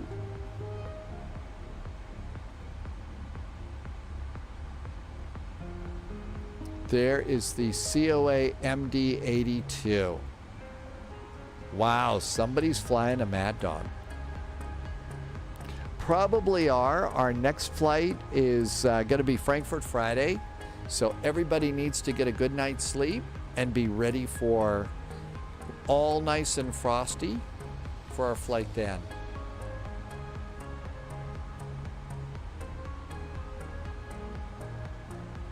I think our traffic separation's good. Oh, wants speed brakes.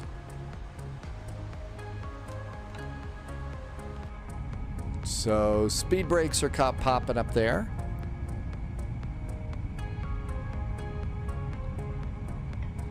Tim J, we changed because Low-Vis is doing a real world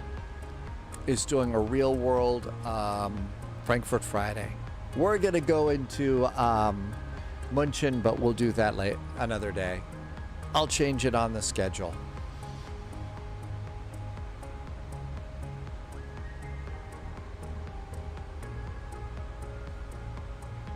Also, because Hunter Girl came in early in the live stream and made everybody hungry talking about baked potatoes with butter. Boeing Baga, we did do the flight in Iceland today. And it was fun. And guess what? We're going to do the same flight a week from today, because it's such a cool turn to final. So our first flight that we did into Iceland, we're going to start Thursday of next week. We're going to do the same flight. So it's a really crazy turn to final in a very, very small area. Very small area. Perfect for the ATR. And we got the ATR going. Haven't had the ATR going in quite a while. Looks like we need more speed brake.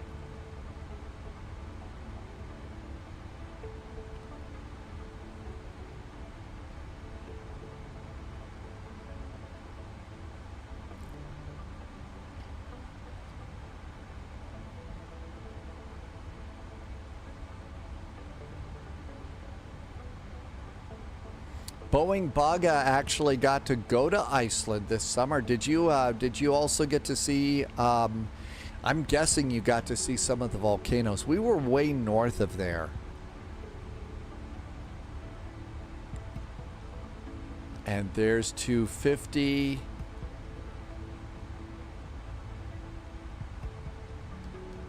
Put speed brakes away. Reset the heading bug. Dogs is coming in, and Dogs was talking about doing a sidestep too.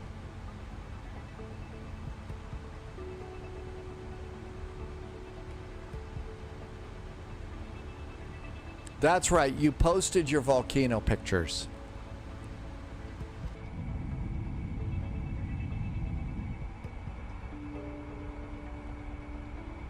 Dogs is going to do a sidestep over to the other runway. You know, that's always a fun thing to do if you've got time. I mean, if there's no ATC and no traffic, it's always good. That's a good thing to practice. Because, you know, flying with VATSIM, with ATC, you don't always get the opportunity to do that. But when you do, it's a surprise. I'm going to continue to let the airplane manage our descent to 3,000 now. Landing lights. Taxi light. Cabin alert. We're landing.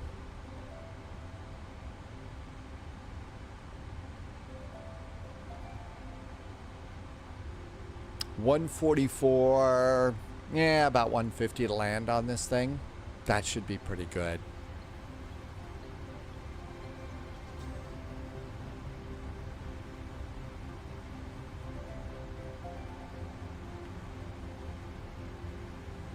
Might need a little more speed brake here. Happy landings, Dogs. Cavano is sure. That's right. I think it was the black pizza dough pizza.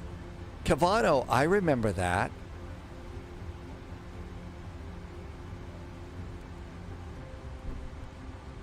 I think that's it. Let's see what Boeing Baga says about that. But yeah, there was somebody there, and that was a special pizza that they had to celebrate I guess the volcano and stuff. That was Boeing Baga, the black dough pizza.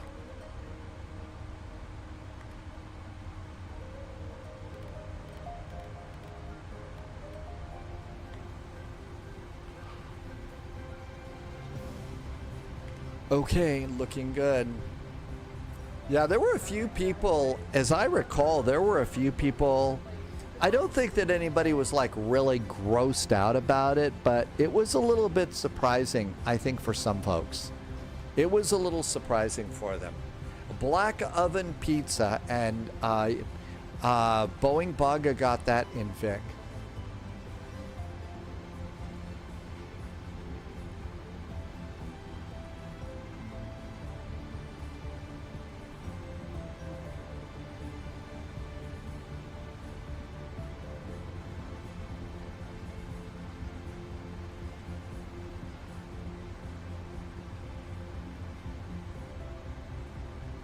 I'm just closing some of the windows now, especially on the last flight of the day. Sometimes, you know, it gets crowded. So if you've got extra tabs on your browsers open,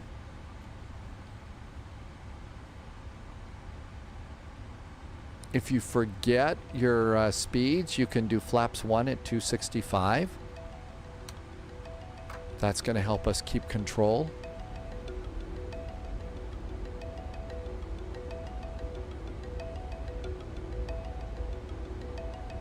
And with that, we can go ahead and just click armed.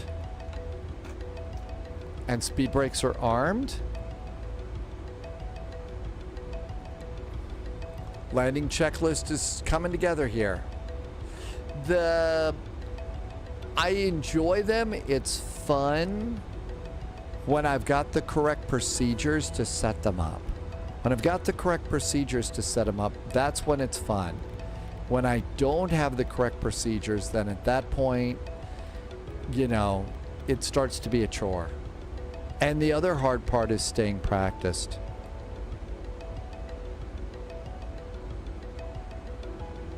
.210 knots, flaps 5. Auto brake, speed brakes are armed.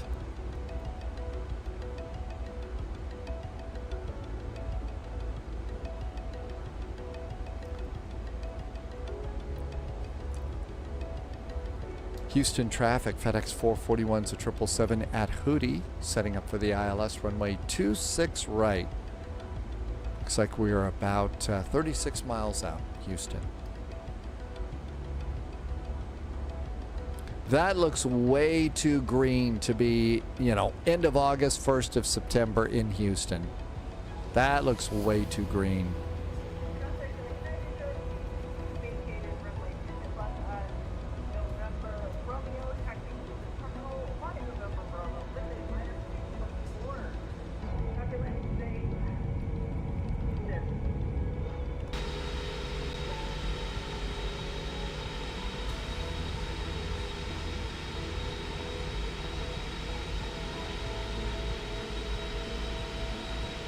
Really super airplane.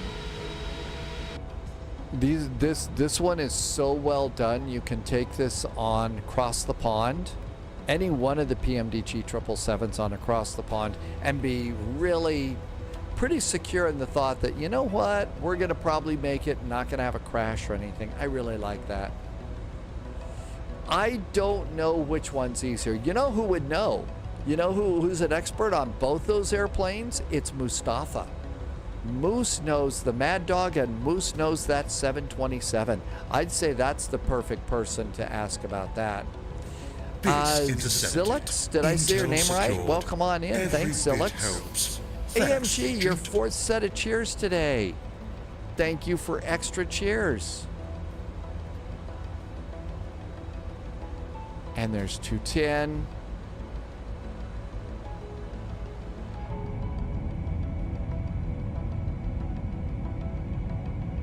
You know there's alligators down in that river dome, right? Definite alligators looking up at us.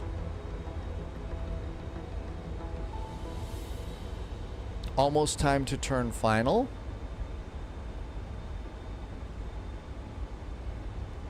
I'm letting the airplane just continue to RNAV us down.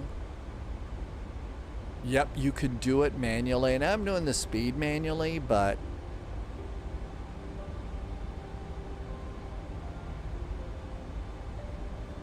let the airplane do some of the work. And we need to go and set our bug straight up.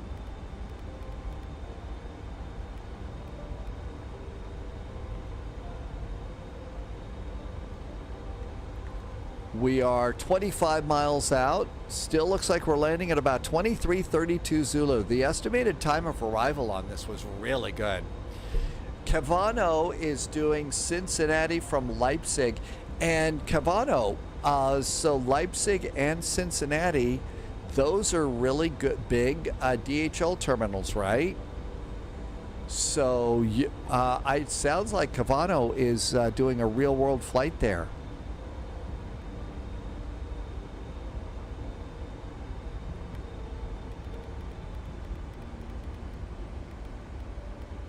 .180, flaps 15.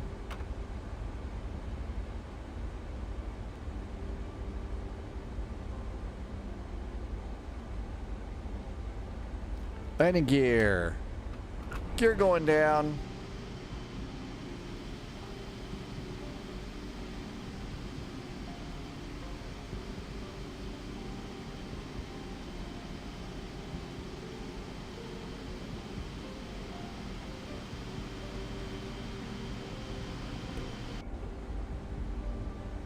The only thing you have to worry about, Cavano, at Cincinnati is to watch out for those pesky flying turkeys. They're everywhere. You're following a real-world flight, and so Cavano is going to go, and that's going to be Cincinnati to Bahrain. Wow, is that going to be a long flight. Holy moly, can you imagine doing Cincinnati to Bahrain?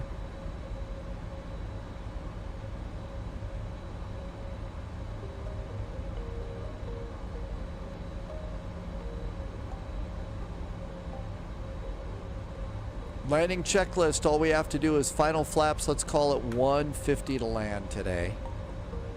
Always like to add just a little bit extra to those speeds. Then again, you know, in the Airbus, in the A319 2021, I just go with managed speed. It's not adding an extra 5 or 10 knots there, so maybe I should stick with just the number there.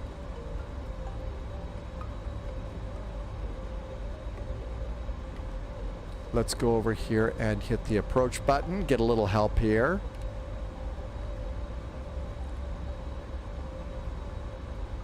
And that'll center us up, especially on an arrival like this.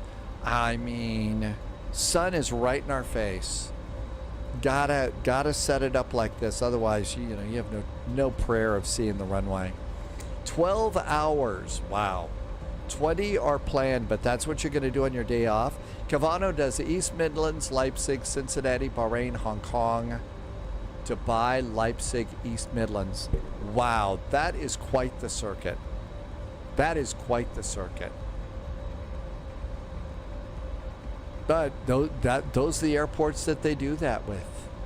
That's the kind of routes that, those cargo pilots do. Remember, Inga and Claudia, theirs was Frankfurt, Mumbai, Hong Kong,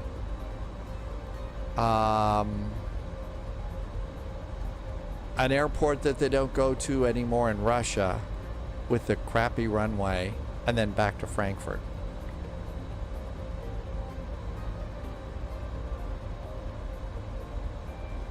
The runway, Novosibirsk, that's it, Exponent. Exponent got it, yep, Novosibirsk.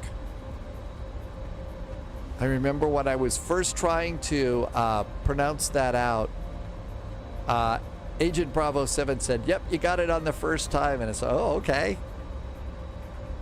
And that one was funny. On that video, Claudia said, yeah, I was just kind of guessing on the V speeds because the airplane was bouncing on the runway so hard. She was having a hard time reading the numbers. 10-mile finals. I usually do 180 until 5 miles DME. It's one of the few airports that I pronounce correctly. Okay, everything's good up here. All of our lights are good. All we're waiting for is flaps 30.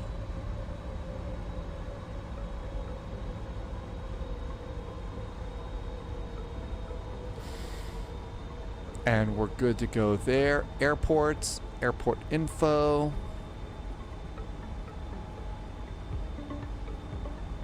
And we're gonna go and try and get one of those. Houston traffic, FedEx 441's 777. We are 7-mile finals for runway 26 right, landing Houston. 2500.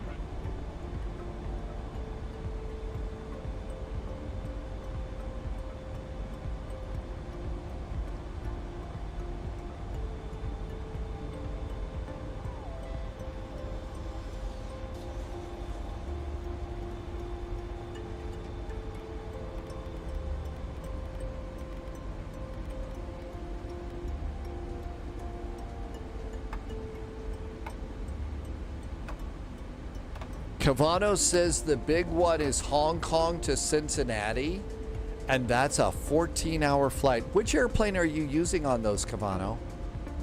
It's a 777 freighter. Well, that at least kind of helps out. Thank you. Happy landings time. Okay, airplane is all set. No ATC. We're all good to go. AP is off. Captain's got the airplane. I have noticed that when I turn off the AP, it doesn't beep at you in this airplane. So it is the 777F that you're doing those long flights in.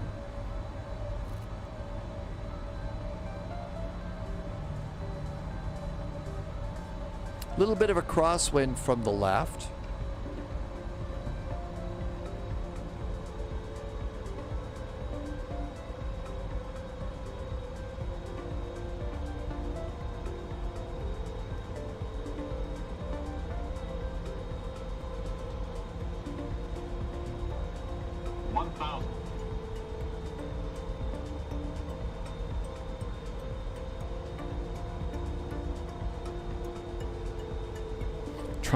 The biggest thing that I'm working on these days is trying to not have the glide slope voice yell at me. So I'm trying to stay more on the glide slope here. I always like to come in low thinking I'm going to get, you know, a nice, great landing rate. 500.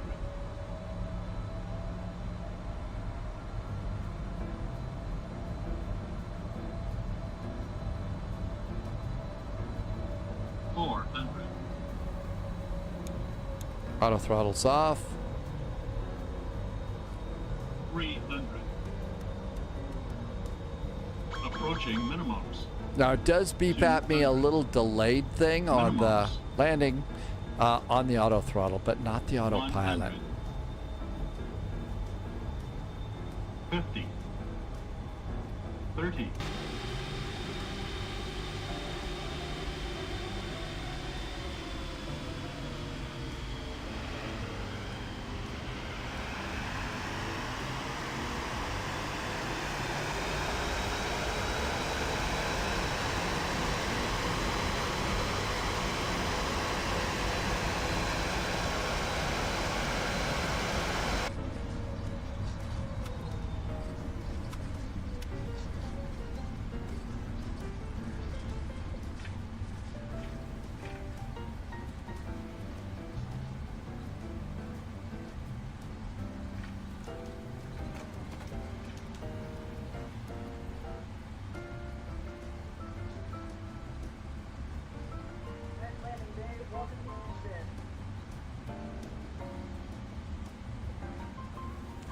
Houston traffic, FedEx 441 is clear of runway 26 right. We're taxiing to North Cargo, and nice to be in Houston. Happy landings.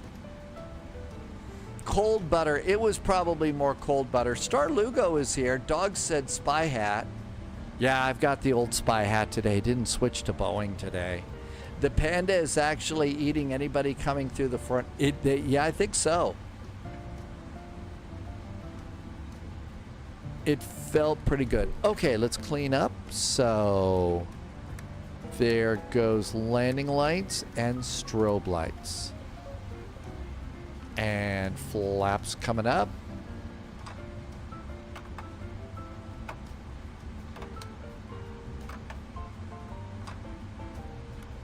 Auto brakes off.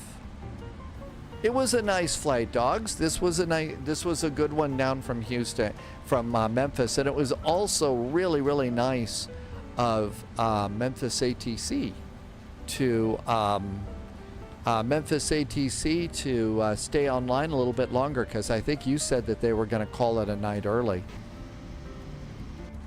And we got kind of a long flight, so we're going to go and just pop those throttles up a little bit. Not much.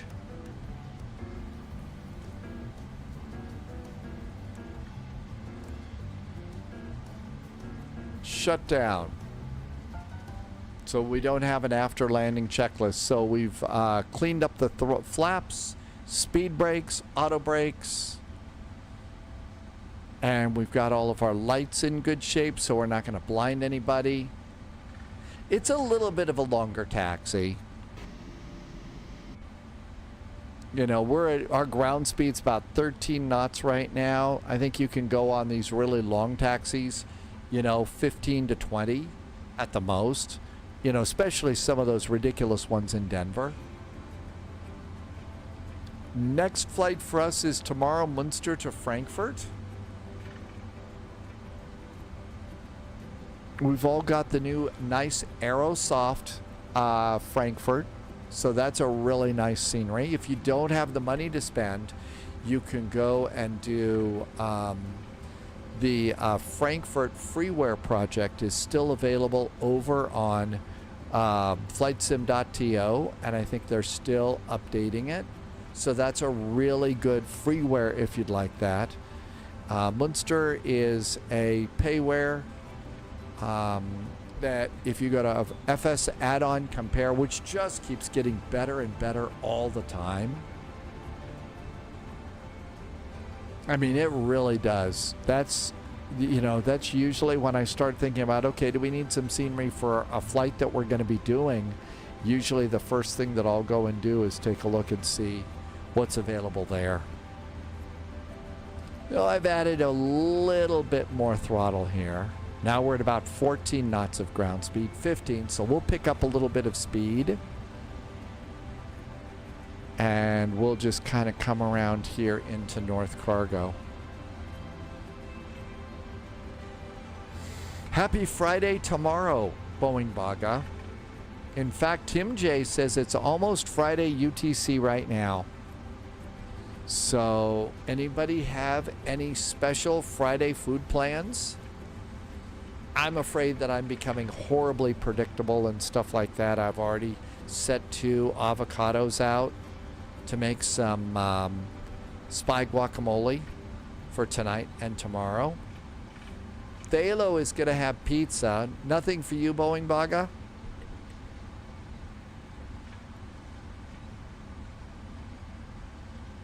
Lovis had suggested that if you're using add-on linker and loading in scenery and then unloading scenery for load times to make it a little easier, for your major airports like the Houstons, the Bostons, the New Yorks, and all the other ones that we kind of go to on a fairly regular basis, just leave those in the community folder. It's not worth loading and unloading. And I kind of got, not burned, but we were doing a flight up into Washington National on Monday. And then after that, we decided to continue service up to Boston. And I didn't have the scenery loaded then, so it looked kind of crappy. So for a lot of your bigger airports that we regularly go to, you know, it probably doesn't bog your system down that much to have those airports load in. Coming over the bridge here. Rum got your WinWing FCU today. How do you like your WinWing FCU? Have you gotten a chance to fly with it yet? I don't know, Rum, if you're flying with us on Frankfurt Friday, but for Frankfurt Friday and stuff like that, it has absolutely been the best thing ever. I'm able to respond to ATC calls as I'm replying to them. So, you know, Frankfurt says, you know, Air Berlin 441, turn right heading 270. I'm turning to 270 as I say, Berlin 441, turn right 270. And that means I'm responding to their commands quicker, and it just makes it really, really reduces your workload. So, I mean, the WinWing stuff, and you combine that with a McDo and the autopilot together, oh my gosh, it's great. Rum is still a little nervous about EU flying. I don't think it's anything to be too nervous about. I think you'll be fine. It's the same thing, and if you're flying with us, you'll be able to hear what we're doing first, and then you can jump in and it should be fine. Now, Loviz was saying that he did have one of the little dials pop off, and apparently it's kind of a ridiculous fix. So one of the things is I've tried to be very, very gentle with my WinWing controls, And so that's an important thing if you're going to get these. And one of the interesting things is we had Spy Pilot actually did some work with Airbus and real world, works in the real world. And they went in and were allowed to spin the dial around and spin their dial around and say, yeah, this is kind of a lot. This is kind of what it's like. So they're really good. But again, be really, really gentle with yours, you know, and they'll last so much longer. I'd always thought that like the airspeed dial and the altitude dial and the heading were probably a little more heavy duty than what we've got, but apparently not.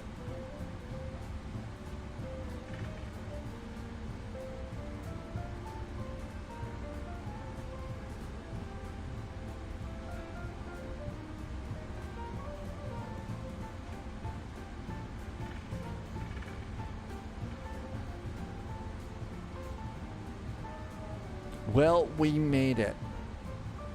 It's time for Houston barbecue or Tex-Mex.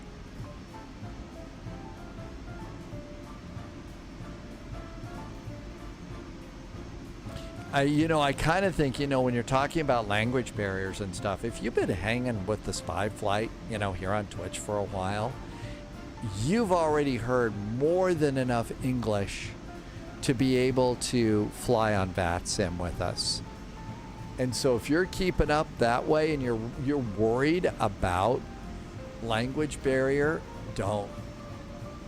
I like the Panda Express Salt Lake City Flyers. It's, it's a paint job on the side of the airplane, but it's it's kind of cute. It makes you smile a little bit. And, I think that we need the excuse to smile these days whenever we possibly can. So I really like, liveries like these.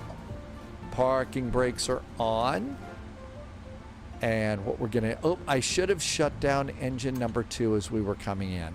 We want that to start spinning down sooner because you plug in ground power over on the right side of the airplane. We don't want to start up the APU.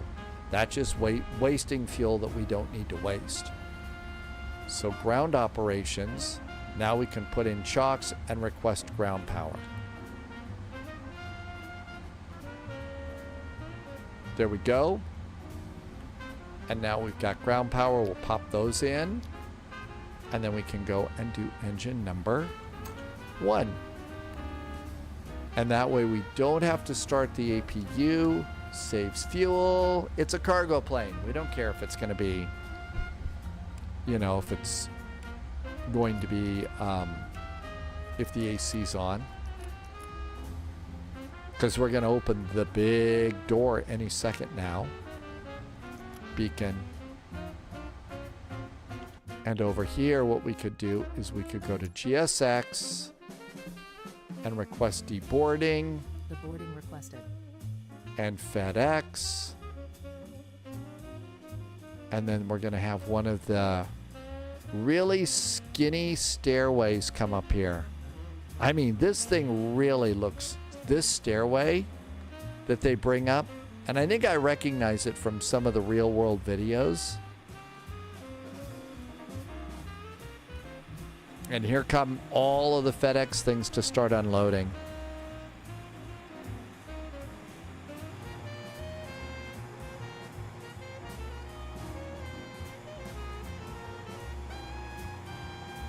I guess no jetways for cargo pilots. Are we going anywhere else today? We're going to probably wrap it up after this. We've got a full day tomorrow. A really full day tomorrow. Starting off with Frankfurt Friday, so you definitely want to be all nice and rested. And they even put stuff in the cargo containers down here too. Do you want to deboard the crew? Oh yeah, they want to go home. And so we'll have a crew bus come out here and the crew's going to call it a day. All sorts of interesting things to see here. But we made it. Is the default EDDF good enough for Frankfurt? So pick a 5-string. I don't remember. I haven't seen it in a while. I kind of feel like the best thing to do is for Frankfurt, either get the Payware Aerosoft or go to flightsim.to and get the freeware, which is really pretty good too. So those are the two that I would suggest. If you've looked at the at the default Frankfurt and it's okay with you, then I think that that's great for you, and go and enjoy. But you know, it's really kind of a up to you kind of a deal on that to decide what you want to do. AMG, you were super duper cheerful today. Thank you for all the extra cheers. Really appreciate it. The crew bus is here. There's our FedEx crew bus. Well, nope. Oh, it's a Houston Airport bus. So we got that too. How about that? Tim J, good night to you. Thank you for coming in. Pick a 5-string. So I hope that gave you a decent answer. But I do think that probably Tim J is right on that one. And you should probably, at least the freeware is going to be nice for you. Tomorrow, it says München. We're doing Münster to Frankfurt, because Loviz is going over to Frankfurt. Anchorage to Sitka. As I recall, the arrival in Sitka is really pretty cool. And then Orlando to Atlanta. It's the plane train FNO is what they're calling that. So we've got that going on there.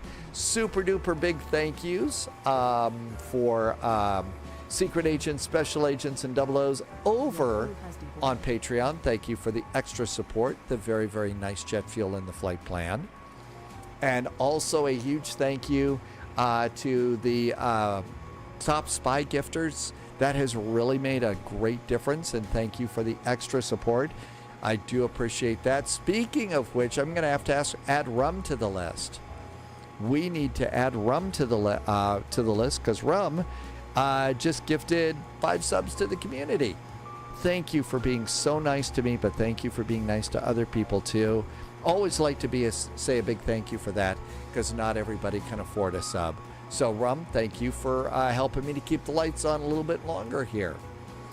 What did you say? You said, so Sim Caesar is live, Cross Hyparo, Stu is live, but you also said Melvin Leroy.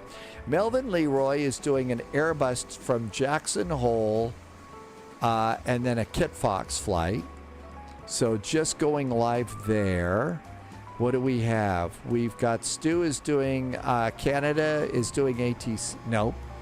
Is flying, I don't know what airplane that is. We've got Conti is doing a Mad Dog flight, and Sim Caesar is doing Hot Jet Blast action on Pilot Edge. Is that the Starship? So Stu is doing the Starship. Oh, okay. Or is that what Melvin Leroy's doing? So y'all were saying Melvin Leroy? Shall we go to see Melvin Leroy? Thanks, Rob. Very nice of you today. So let's go ahead and do that. And it's time for me to say thank you. You know, by the end of the day, I kind of start getting a little bit tired and stuff, but I always hate to say goodnight. We've been doing this for how long, but it's still so much fun. These airplanes are great. They're a good time, but it's also, what a great, group of spy pilots. I'm so grateful to be here. Thank you for the incredible support. I can't wait to see you tomorrow. Our departure time is, as always, the normal time, 1800 Zulu. But at this point in time, I'm going to say what I usually say, especially these days. Please, please, please stay healthy, stay safe. I can't wait to see you at 1800 Zulu. Have a nice night, and let's go say hi to Melvin Leroy. Cheers. Good night.